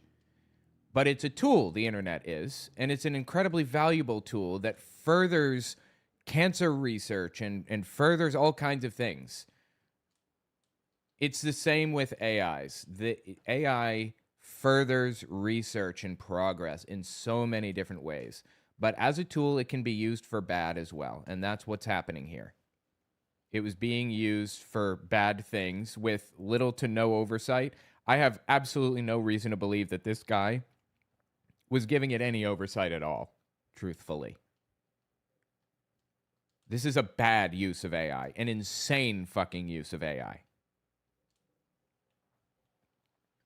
I've never used ChatGPT, was taught in middle school to type properly, and I'm typing now without looking at the keyboard, and we were also taught proper grammar. I think that LLMs have their place in society and can be extremely helpful and valuable and useful and everything. And I don't think there should be a stigma against using them for things. But this is insane. This is like a step. This is 15 steps too far, truthfully. That shit is wild. So you reviewed every grant yourself? Yes. Okay. And you also use an LLM? To pull out the keywords and phrases, Right. so that Mike and Adam can see what we see without needing to have them call us and explain each grant. We put it into a digestible document and explain in the DEI column why we feel, based on the grant description, this could be related to DEI. You keep saying we, but you just testified that Nate didn't know you were using an LLM, that Mike McDonald didn't know, Adam Wolfson didn't know. Who's we when you... Objection. He just caught him in a little trap. I love it. Is the question whether or not they knew that I was writing a DEI rationale for each one? Well, when you say we and then fill in whatever you did with the LLM, is there a we? Who are you working with on this particular LLM project? Yeah. Okay. Whether Nate knew I was using an LLM or not, I'm not sure. Okay. That's what I said. Complete bullshit, please. Okay. We were collectively pulling in DEI rationale to explain why the grant description we felt was relating to DEI. Okay, if you had already been reviewing every grant one by one, such that you gained an understanding of it, why then run all of those grants again through a large language model like OpenAI? Objection. I'm not sure. It's complete bullshit. He's obviously lying. He obviously used ChatGPT to go through all of the government grants and decide which ones they should remove solely based off of ChatGPT's decision, right? Clear as day. He is obviously lying. You don't know? But no one told you to. No. Okay. Was this in an effort to increase efficiencies in the project? To make sure that Mike and Adam knew what context we were reviewing this grant, Right, individual grants. But you knew the context because you would review the grants. Yeah. Okay, so why do you need an LLM to tell Mike or Adam that? He obviously used the LLM ChatGPT to just do the work for him. He obviously just felt lazy and didn't want to do the work himself. So he just used ChatGPT to do it and is now stuck in a little corner here. We needed Mike and Adam to understand where we were coming from, because it is their decision. And instead of calling them for each grant and explaining each grant, we pulled out a DEI rationale to explain our point of view. So that But it wasn't your point of view. It was ChatGPT's point of view, is the point here. Mike and Adam could see our point of view. They have the grant description themselves. It's ultimately their judgment call. But we were helping them review. So the DEI rationale puts it into context for them. Absolutely. I understand why you might want to communicate a DEI rationale to Mike and Adam. I don't understand why or how the involvement of OpenAI would be required to do that. Objection. What is the objection? She keeps saying objection over and over again with absolutely no rationale for this.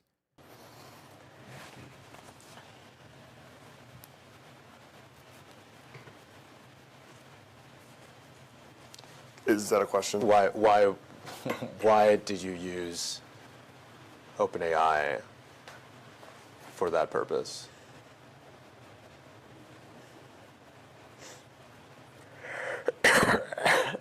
He's just dead silent. He has no explanation, no excuses, no nothing. This is fucking wild, dude.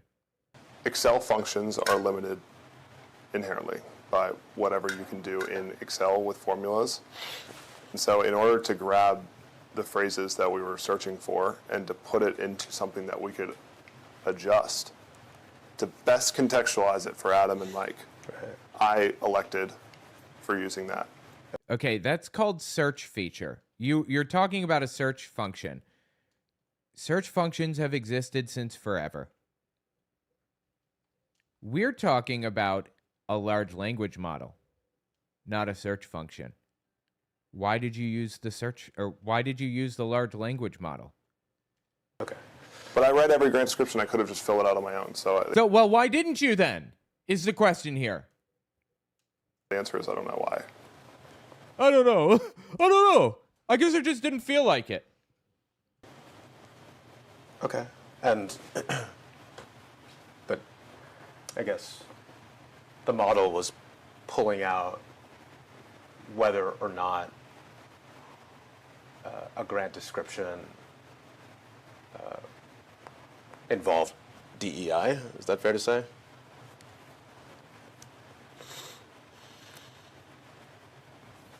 Strike that. How do you know that your understanding of DEI was consistent with the model's understanding of DEI? Objection. What's the objection? Why does she keep fucking saying objection with no explanation whatsoever? Because we read every grant description and adjust the DEI rationale based on our perspectives. So the final rationales that you would have sent to Mike and Adam would be different than the rationales that were spit out by OpenAI's model. So he's literally just backed himself into a corner where he says, we used ChatGPT to do this, but we literally didn't use ChatGPT at all in the process. Like, it gave us its opinion, and then we completely ignored that opinion. That's what he's saying right now. This is insane. Some of them. Okay. But not all of them. Hard to say we made edits in every single one. Okay. Jacob, can we go down to, it's row 880 in that number column? It's going to be far down. You might just want to drag the cursor, yeah.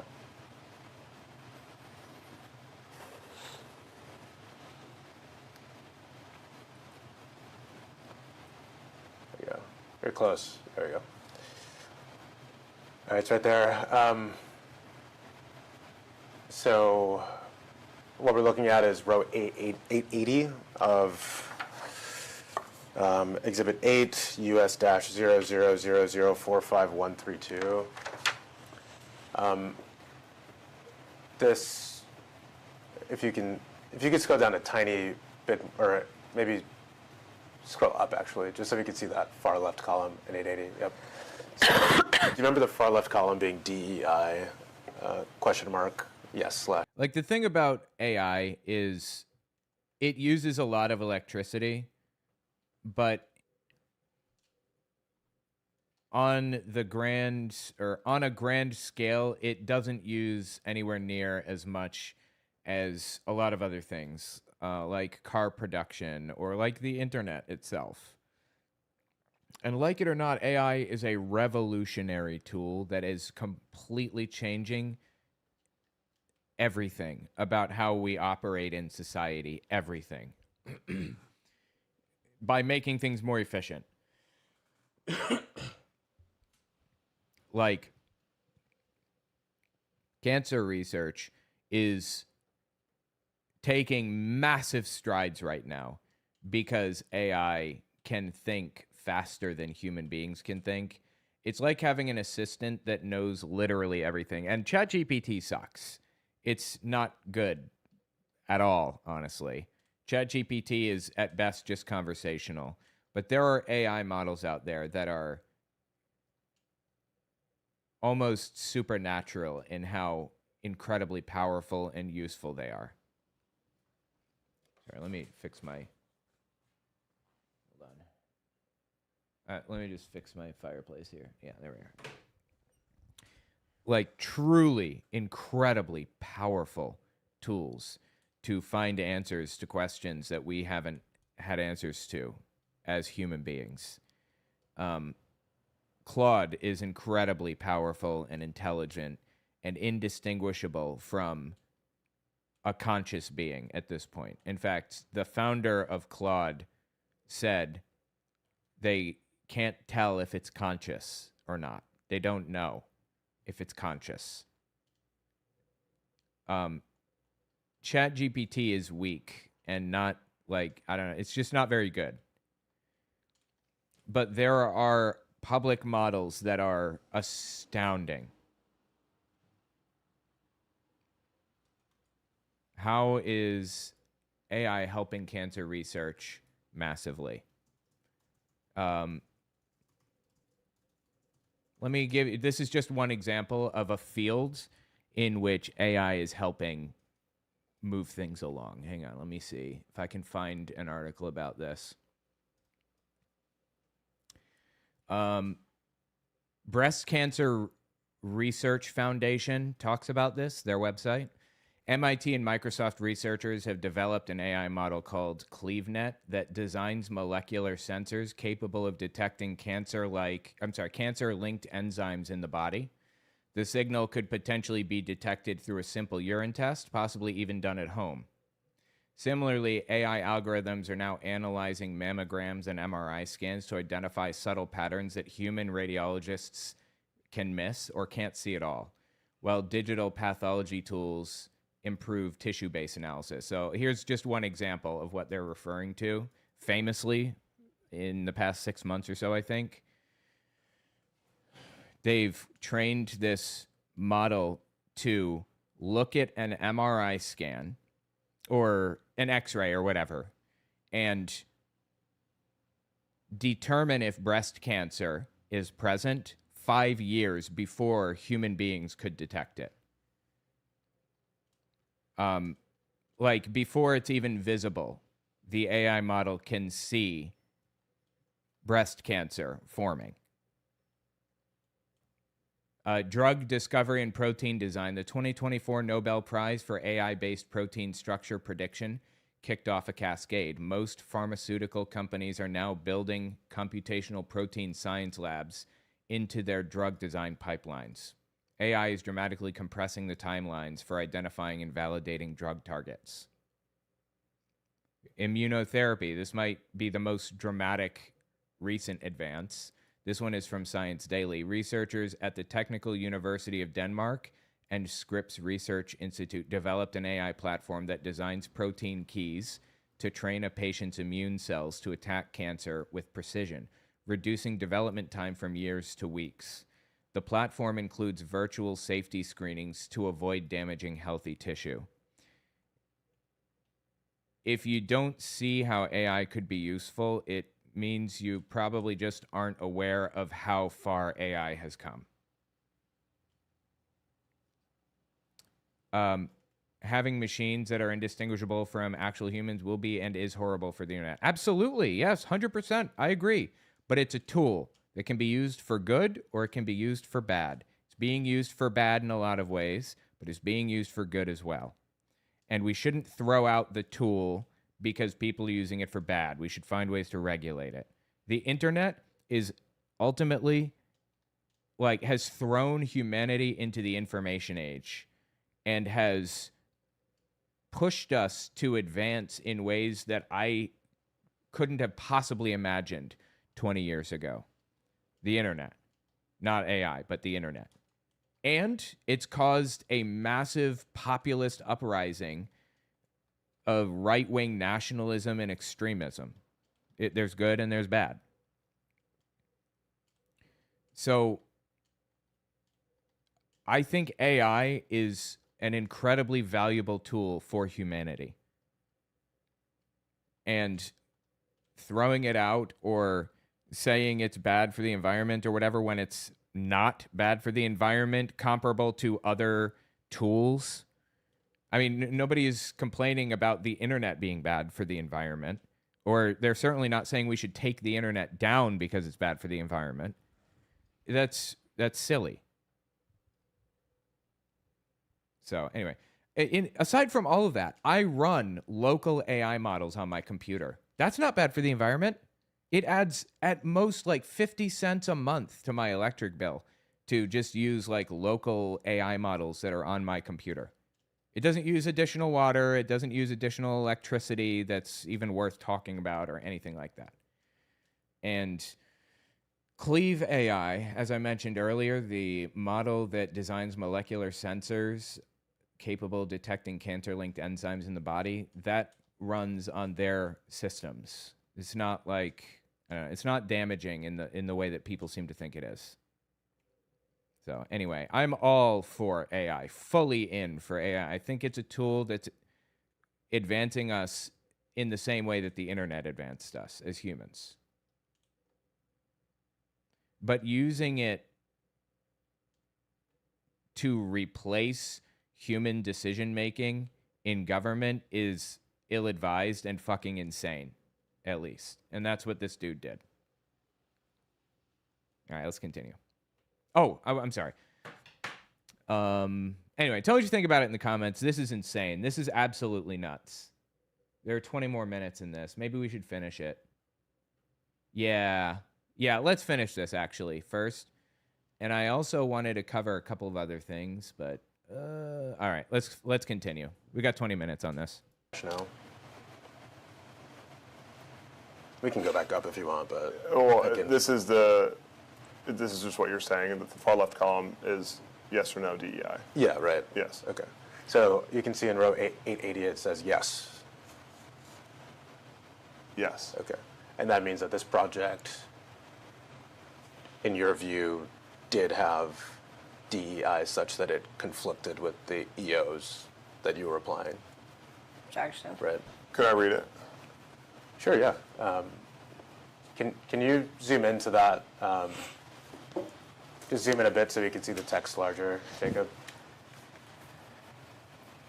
Oh, okay. So let's find it. You know, one of the other things that disturbs the shit out of me, we're basically giving all of our information to these companies who can sift through our conversations at will and learn whatever they want from it. And that's not good. Like, ChatGPT knows what you had for breakfast the day before yesterday, because I don't even use ChatGPT, but a lot of people use it for mundane things, and they're just gathering all this information. We need to regulate the shit out of these companies for that reason, if no other. Additionally, yeah, I guess I'll leave it at that. But as a tool, it's incredibly valuable. 880, yep. I can read it into the record. For row 880, it says under the DEI rationale column, the Troth-Yetta project aims to increase access to diverse humanities collections, which aligns with DEI goals of promoting inclusion and diverse perspectives. Did I read that correctly?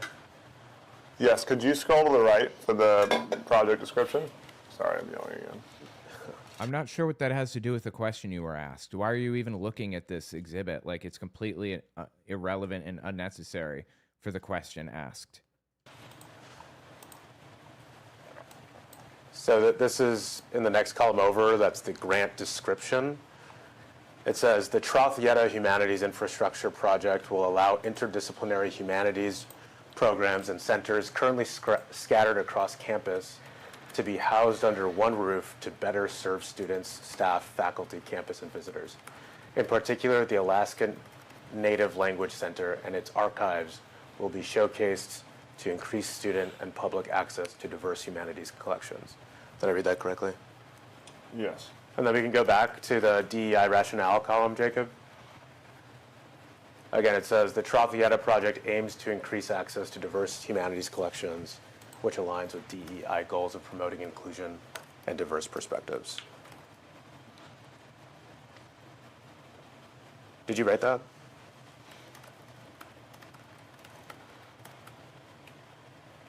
I'm guessing he didn't write it. ChatGPT wrote it, and they know that. Yes. Did OpenAI write that? Oh, shit. Portions of it. Oh, my God, dude. They fucking nailed him. He absolutely used ChatGPT to write this shit. Holy shit. Oh, dude, I've got to grab this clip, too. That is brutal.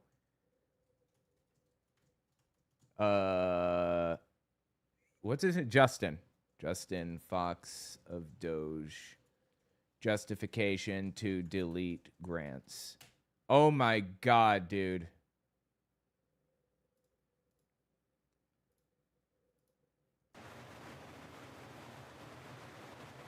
We used closed source aggregators that Identify that. Mhm. And then you would mark your Right. DEI. Mike and Adam would be different than the rationales that were set out by OpenAI's model. some of them. Very close. There you go. Right there. So what we're looking at is row 880 of Exhibit 8 US-0000453132. All right, I'm gonna grab it from right here. To right there.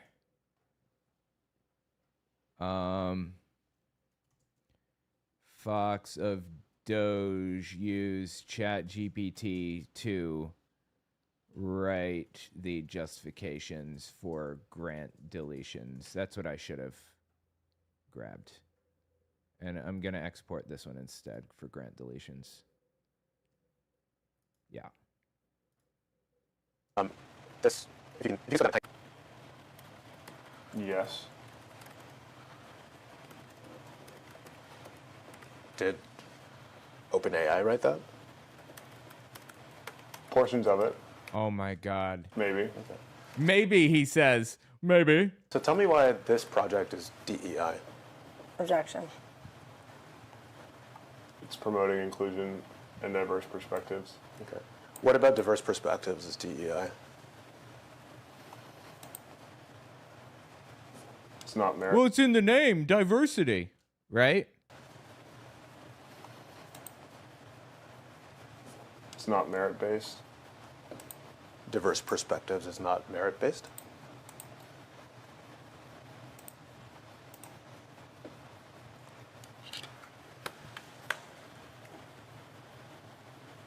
There's just no reason for it to be.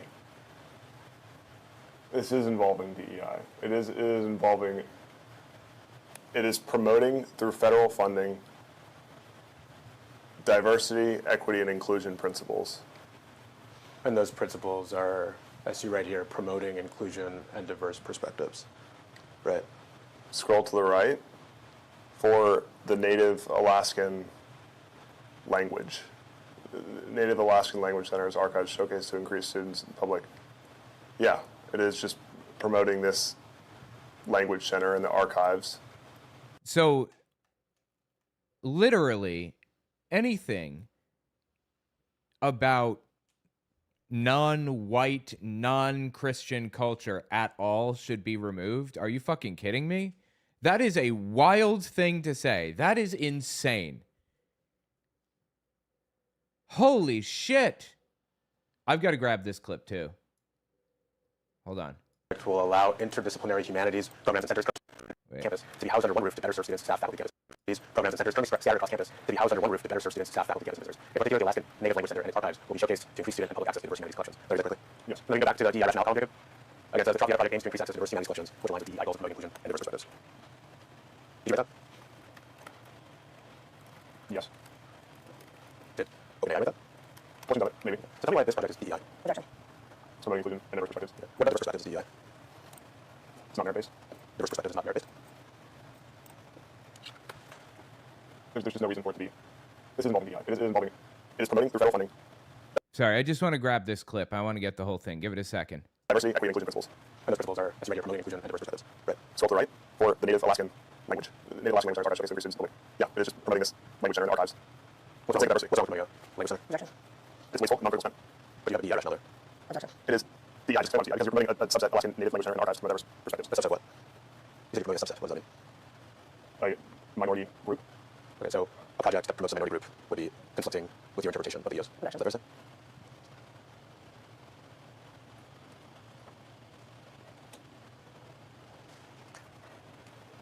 It's subjective. It's a good based on what? It's all based on the interpretation of each grant and the details of it. Your, You can't overgeneralize that. your interpretation of the grants. With the grant. Based on your interpretation of the grants. Is that fair to say? Objection. Through the lens of applying the EOS language. Right. But you ultimately decided how you apply the EOS language to these grant descriptions, right?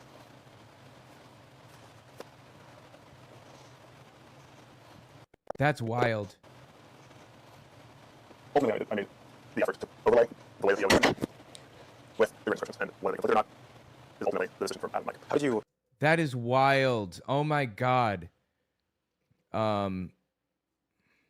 Justin Fox of DOGE admits he used ChatGPT for these justifications and has no idea why it chose what it did. I'm going to export this one too. Marker.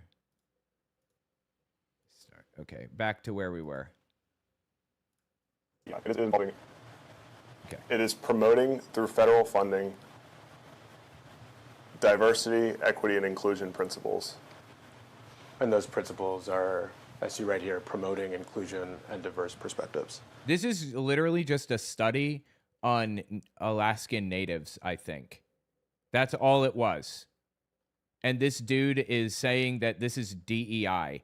Not because he thinks so, but because ChatGPT thinks so. That's clear as day now, right? Right. Scroll to the right for the Native Alaskan language. The Native Alaskan Language Center's archives showcase to increase students and public. Yeah, it is just promoting this language center and the archives. So? What's For wrong the sake with of diversity. what's wrong with promoting a? It's not for the sake of diversity. This is just something that exists as a part of the history of the United States. Alaskan natives live in the United States. I don't know if you knew that. Why the fuck would we not want that in our archives, in our history, or whatever? Language Center. Objection. It's wasteful, non-critical spend.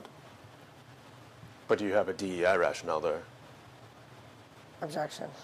It is DEI. Just explain why it was DEI. Because you're promoting a subset, Alaskan Native Language Center and the archives to promote diverse perspectives. A subset of what?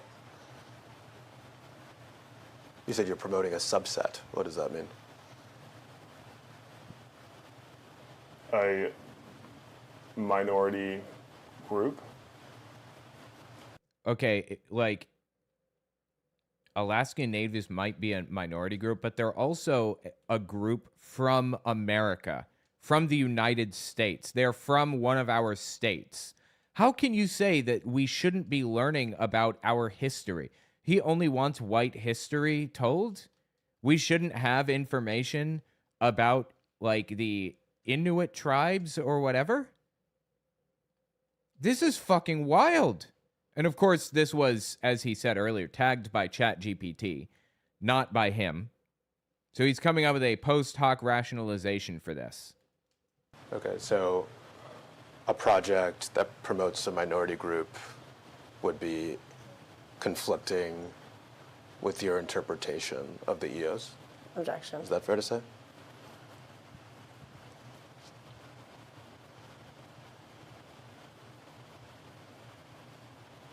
It's okay.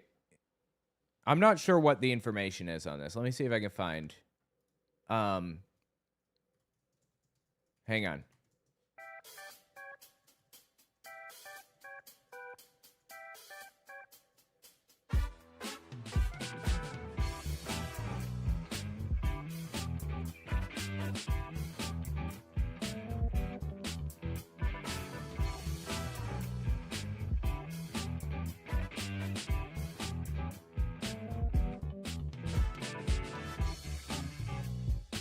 Okay.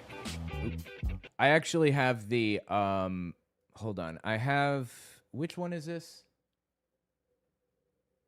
1 second. I'm sorry. This is oh my god, dude. This is 4 of 7. I have the transcript of it here. Let me find it. More info, transcription. Show timestamps, continuous. All right.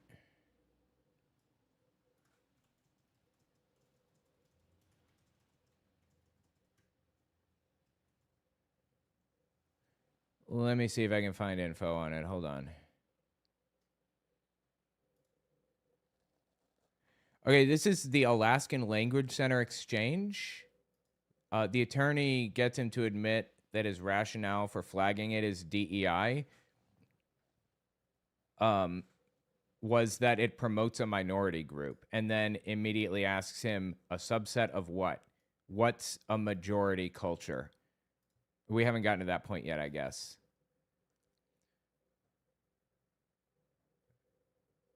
Okay, yeah, we need to finish this one. This is apparently a devastating bit that we haven't finished yet. This is an Alaskan Language Center exchange.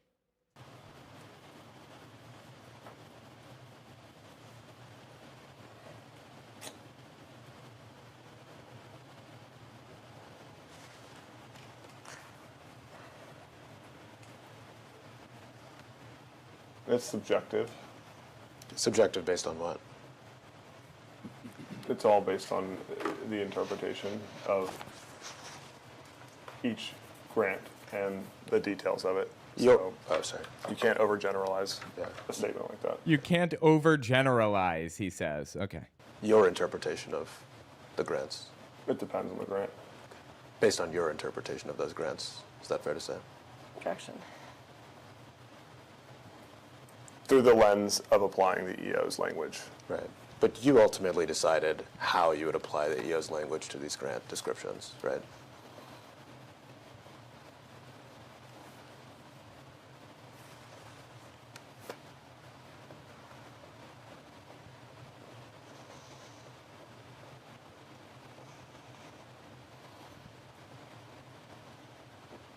Ultimately, I made So he's stuck deciding whether he wants to take responsibility for something really stupid and fucked up, or if he wants to admit that ChatGPT was making all of the decisions in this.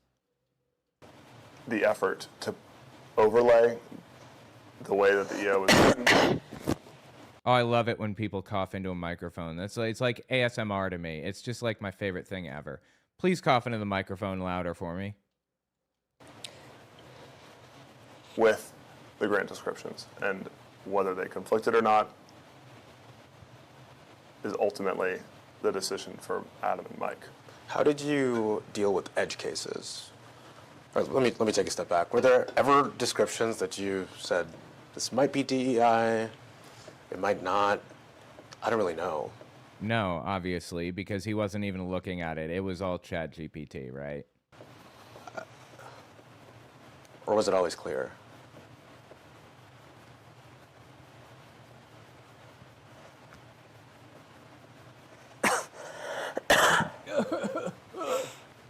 It's not always clear with DEI, but the context of wasteful spending is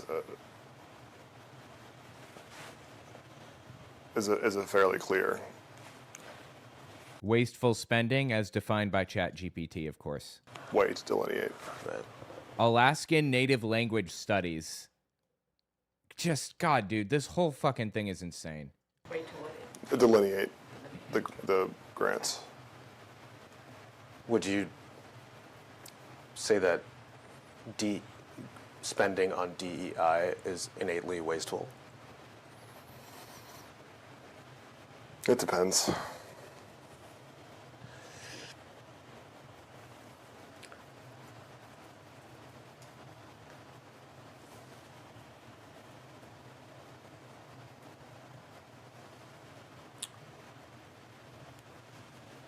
When you were assessing this Alaskan language project for DEI,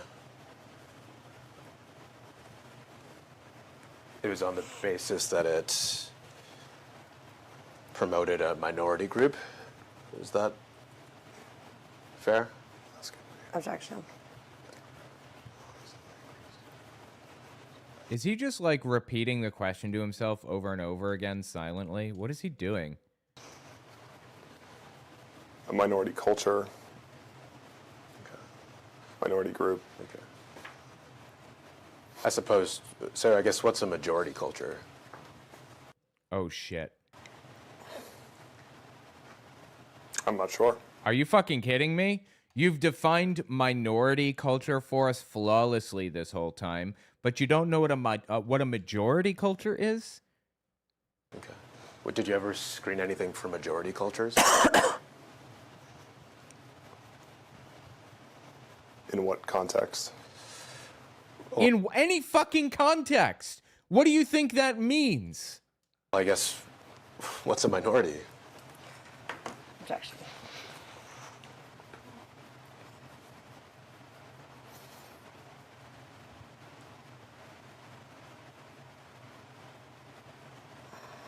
In this context?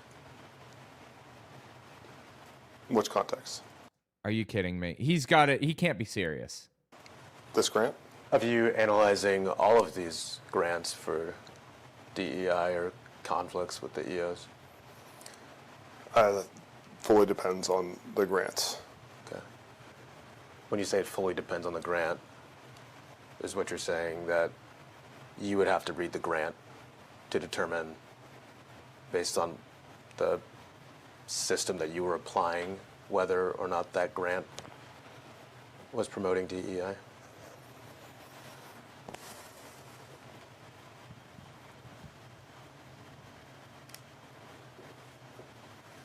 Yes.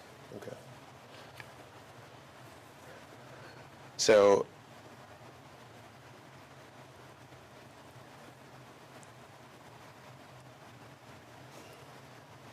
Let's go now, Jacob, to row 252. Okay, hang on. Let me just grab this clip real fast so I don't forget it. 50, 51. It's grant, and whether they conflict or not is ultimately the decision for. Or was it always clear? Let me take a step back. Were there ever descriptions that you said, this might be DEI, it might not? I don't really know. Or was it always clear?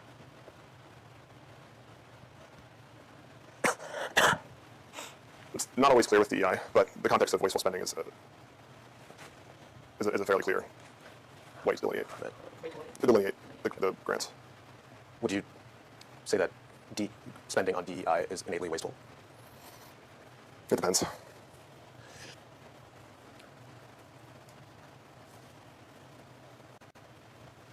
When you were assessing this Alaskan language project for DEI, it was on the basis that it promoted a minority group. Is that fair? Objection. A minority culture, minority group. I suppose, so I guess what's a majority culture? This is what I was looking for right here. When you were assessing this Alaskan language, Minority group. I suppose, so I guess what's a majority culture? I'm not sure. Okay. Did you ever screen anything for majority cultures? In what context? Well, I guess, what's a minority? Objection.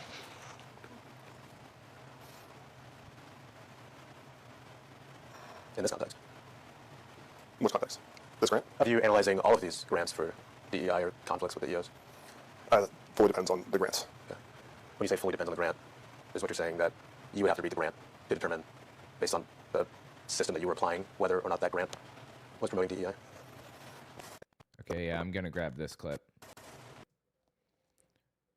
He can't define minority or what a majority culture is.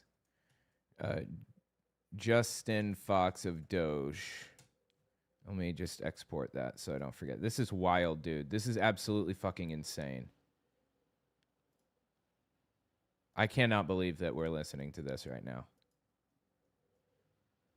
The system that you were applying, whether or not that grant was promoting DEI?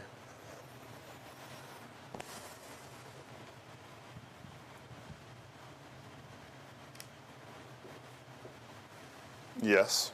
Okay. So,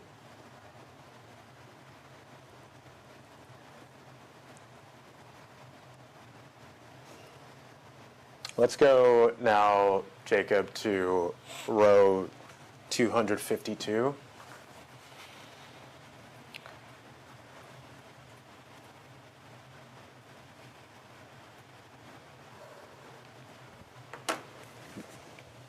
Okay, so I believe that this is one of the most damning moments where he talks about the Holocaust, and it's bad. Let's just see what happens here. we're in row 252 of the same document. Can you read what's in the first column that was yes or no DEI into the record? Yes. It says yes in that column, right? Yes. Okay. And then the DEI rationale in the column of the same name says the documentary addresses gender-based violence and overlooked histories contributing to DEI by amplifying marginalized voices. Gender-based violence.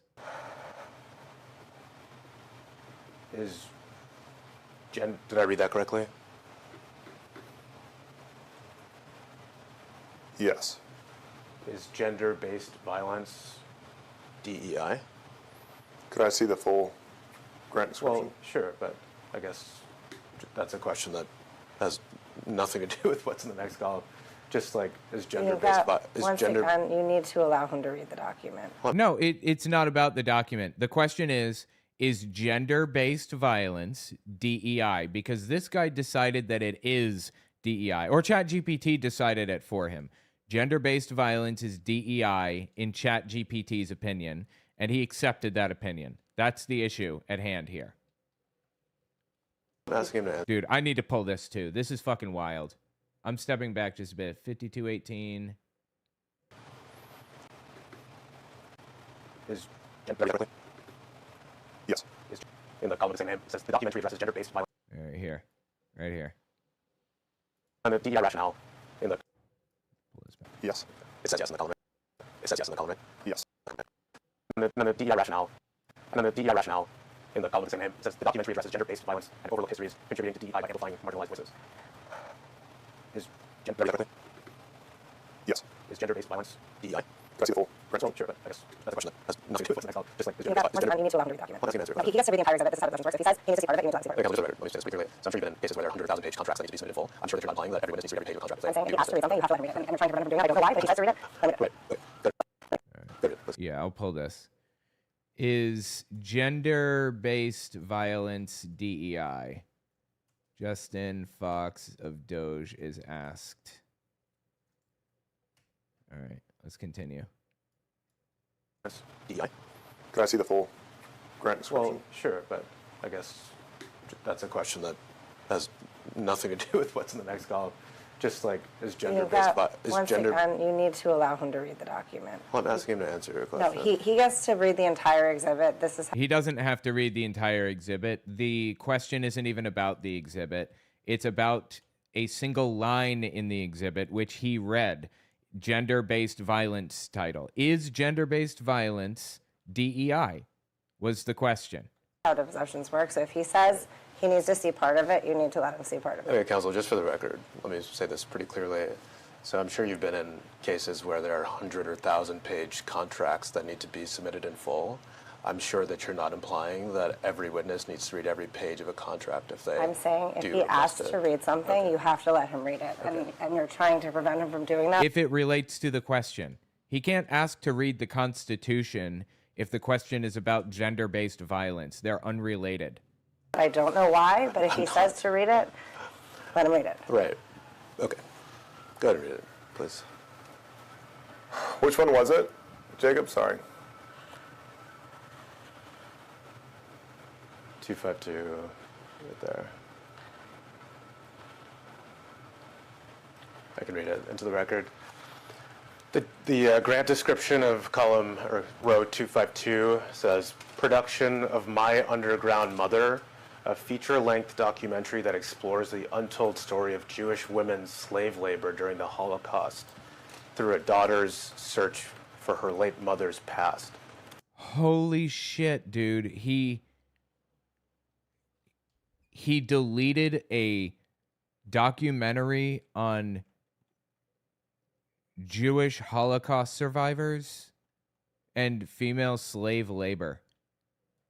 A collective camp diary in which she wrote and interviews with dozens of women survivors who reveal the gender-based violence they suffered and hid from their own families. Did I read that correctly? Yes. Okay.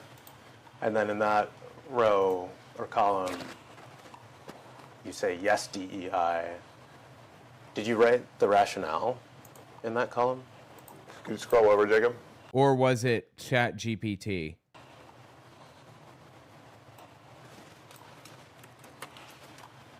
Again, the rationale says, the documentary addresses gender-based violence and overlooked histories contributing to DEI by amplifying marginalized voices. Yes. Why is a documentary about Holocaust survivors DEI? Objection. Why is there an objection here? Is that not an honest question? It's the gender-based story that's inherently discriminatory to focus on this specific. What? It's inherently discriminatory to focus on Jewish fucking Holocaust survivors? You gotta be kidding me with this. This is insane. Group. It's inherently discriminatory to focus on what specific group? The gender-based, so females during the Holocaust. And you believe that that's inherently discriminatory? I'm just saying that's what it's focused on. Are you fucking kidding me right now? That shit is fucking wild, dude. I cannot believe this shit. Sure. But And this is related to DEI.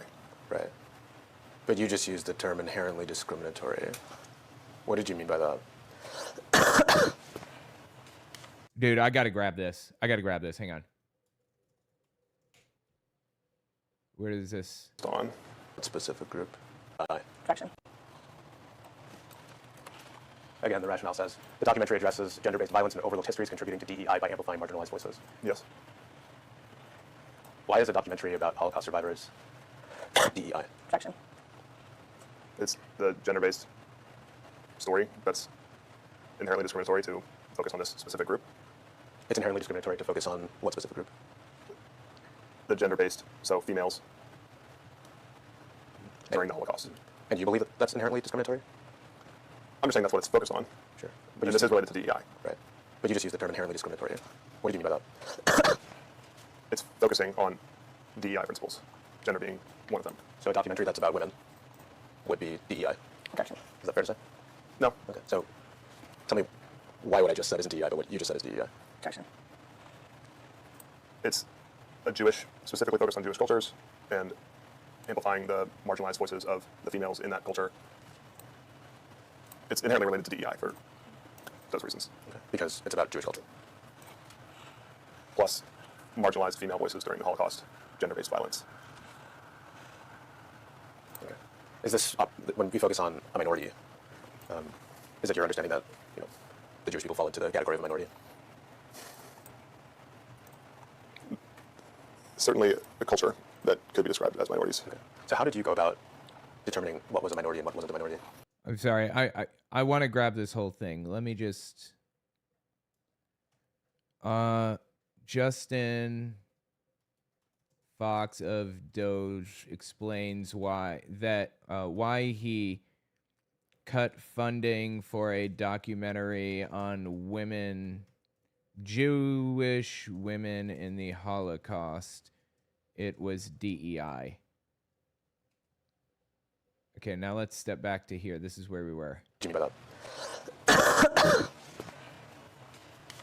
It's focusing on DEI principles, gender being one of them. So a documentary that's about women would be DEI. Objection. Is that fair to say? So, yeah, what's the minority that you're flagging for DEI here? Is it the Jewish minority who suffered in the Holocaust? Is it the fact that they were women? I mean, what's the DEI aspect of this? This is wild, dude. Oh my God. No. Okay. So it wasn't the woman thing. It was the Jew thing then, right? tell me why what I just said isn't DEI, but what you just said is DEI. Objection. Why does she keep saying objection? What's the objection? It's a Jewish, specifically focused on Jewish cultures and amplifying the marginalized voices of the females in that culture. It's inherently related to DEI for What the fuck? those reasons. Okay. Because it's about Jewish culture. Plus, marginalized female voices during the Holocaust, gender-based violence.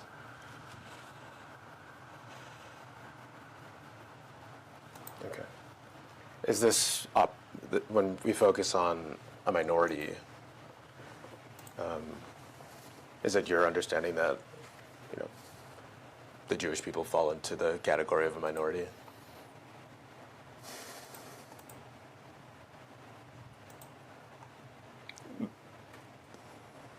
Certainly, a culture No fucking shit. Yeah, it's a culture. We knew that, Jagoff. that could be described as minorities. Okay. So how did Why did he hesitate on that question? I don't understand. And yeah, what was that flirty little look he just gave? About what is going on right now? you go about determining what was a minority and what wasn't a minority? Back to this question. Previously, he was asked, what is a majority group? And what is a minority? Can you define those? And he said, depends on the context. How does it fucking depend on the context? What a colossal piece of shit, dude. For the purpose of identifying DEI and grants. Inherently focused on any. So we should only have documentaries about white people, is what he's saying. That's the bottom line. We should only have government grants studying white people. We should only have information about white people and Christians, and that's it. Are you fucking kidding me? Ethnicity, culture, gender. No matter the sort of race or gender or religion or, yeah.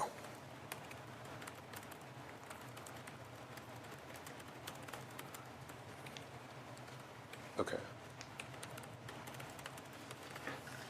And you said that your understanding of the purpose of marking these grants for DEI was eventual possible termination, right? Objection. For Mike and Adam. He did say that, and he keeps trying to pawn it off on somebody else. It's someone else's fault, not mine. But at the end of the day, he was the one that made these decisions. So To make a judgment about termination. To see how we felt this did or did not comply with DEI involvement from the perspective of the EOs. Okay. With the ultimate goal of assessing which grants needed to be terminated, right? Helping Adam and Mike review comprehensively the grants adherence to existing EOs that had come out. And if they did not comply with EOs, those grants presumably would be terminated, right? Objection. Up to Mike and Adam.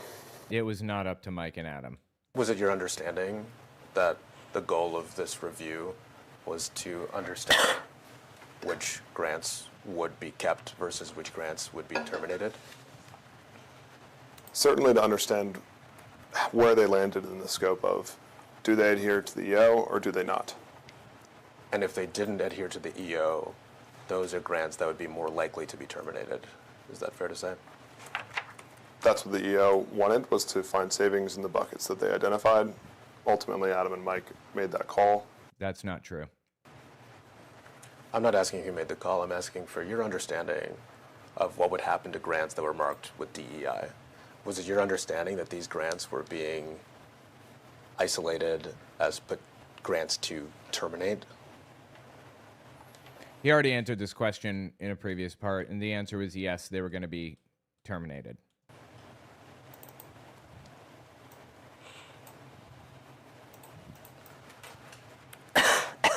To be compliant with the EO, yes. Yes, to terminate in order to be compliant with the EO. Is that what you're saying? Yeah, I mean, we just needed Mike and Adam to see which grants and why. They were not the final decision makers. Like, he lied about this through the entire thing. He made these decisions and cut these things.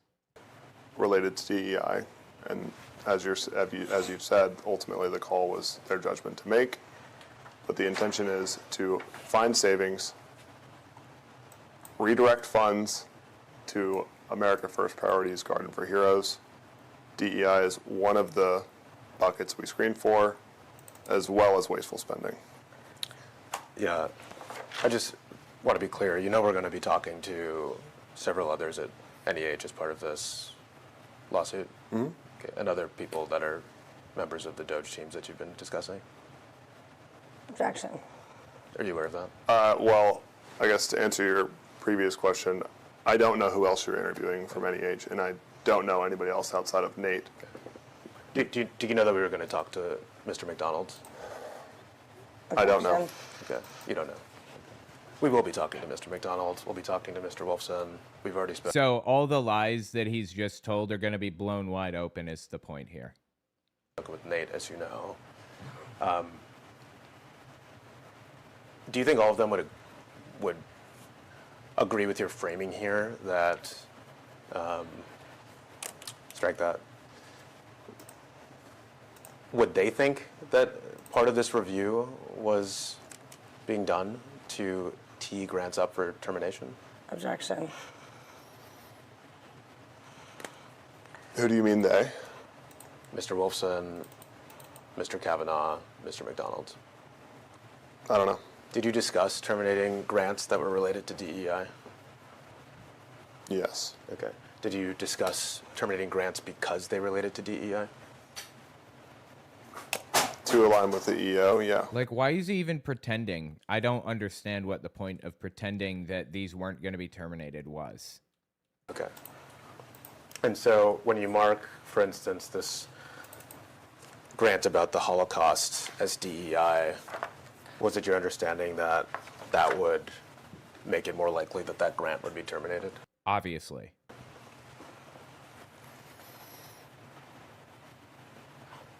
I'll remind you, you're under oath. I mean, and we're going to talk to others. Objection. Yes. Okay. And so, based on your judgment here, you believed a grant about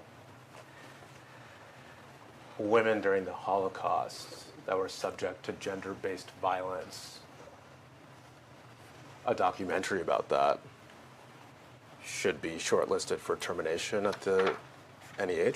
Objection. Which one? Are you fucking kidding me right now? Really? This dude is such a fucking weasel, honestly. Can you not, like, just answer a fucking question? A straightforward, basic question? Let me just try to grab this. Hold on. 102.24. Grant 252. I don't know who else. Terminating grants that were related to DEI. Yes. Did you discuss terminating grants because they related to DEI? To align with Was your understanding that that would make it more likely that grant would be terminated? Grant about the Holocaust as DEI. Was your understanding that that would make it more likely that grant would be terminated?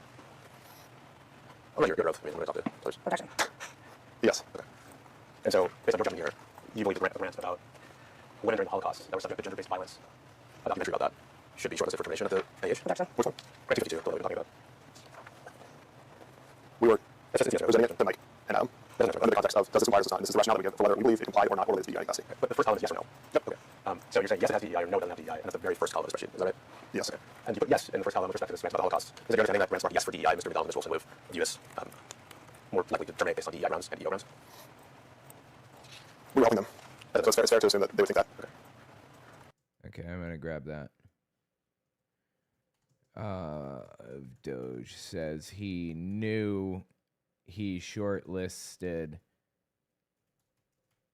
a documentary about the Holocaust for deletion or for grant removal because it was DEI. Documentary about that should be shortlisted for termination at the NEH. Objection. Which one? Grant 252, the one that we've been talking about.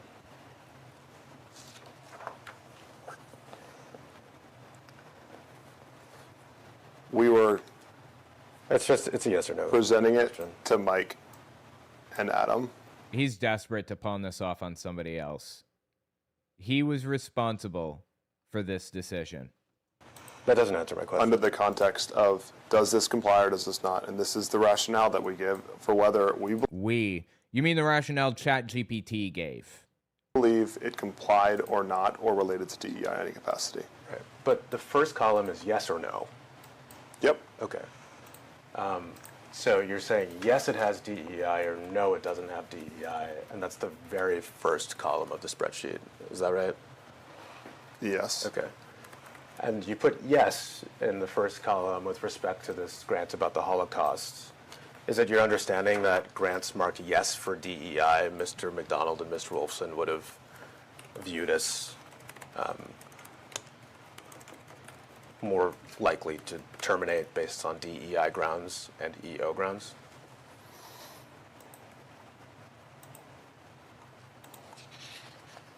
We were helping them. That doesn't So answer. it's fair to assume that they would think that. Okay.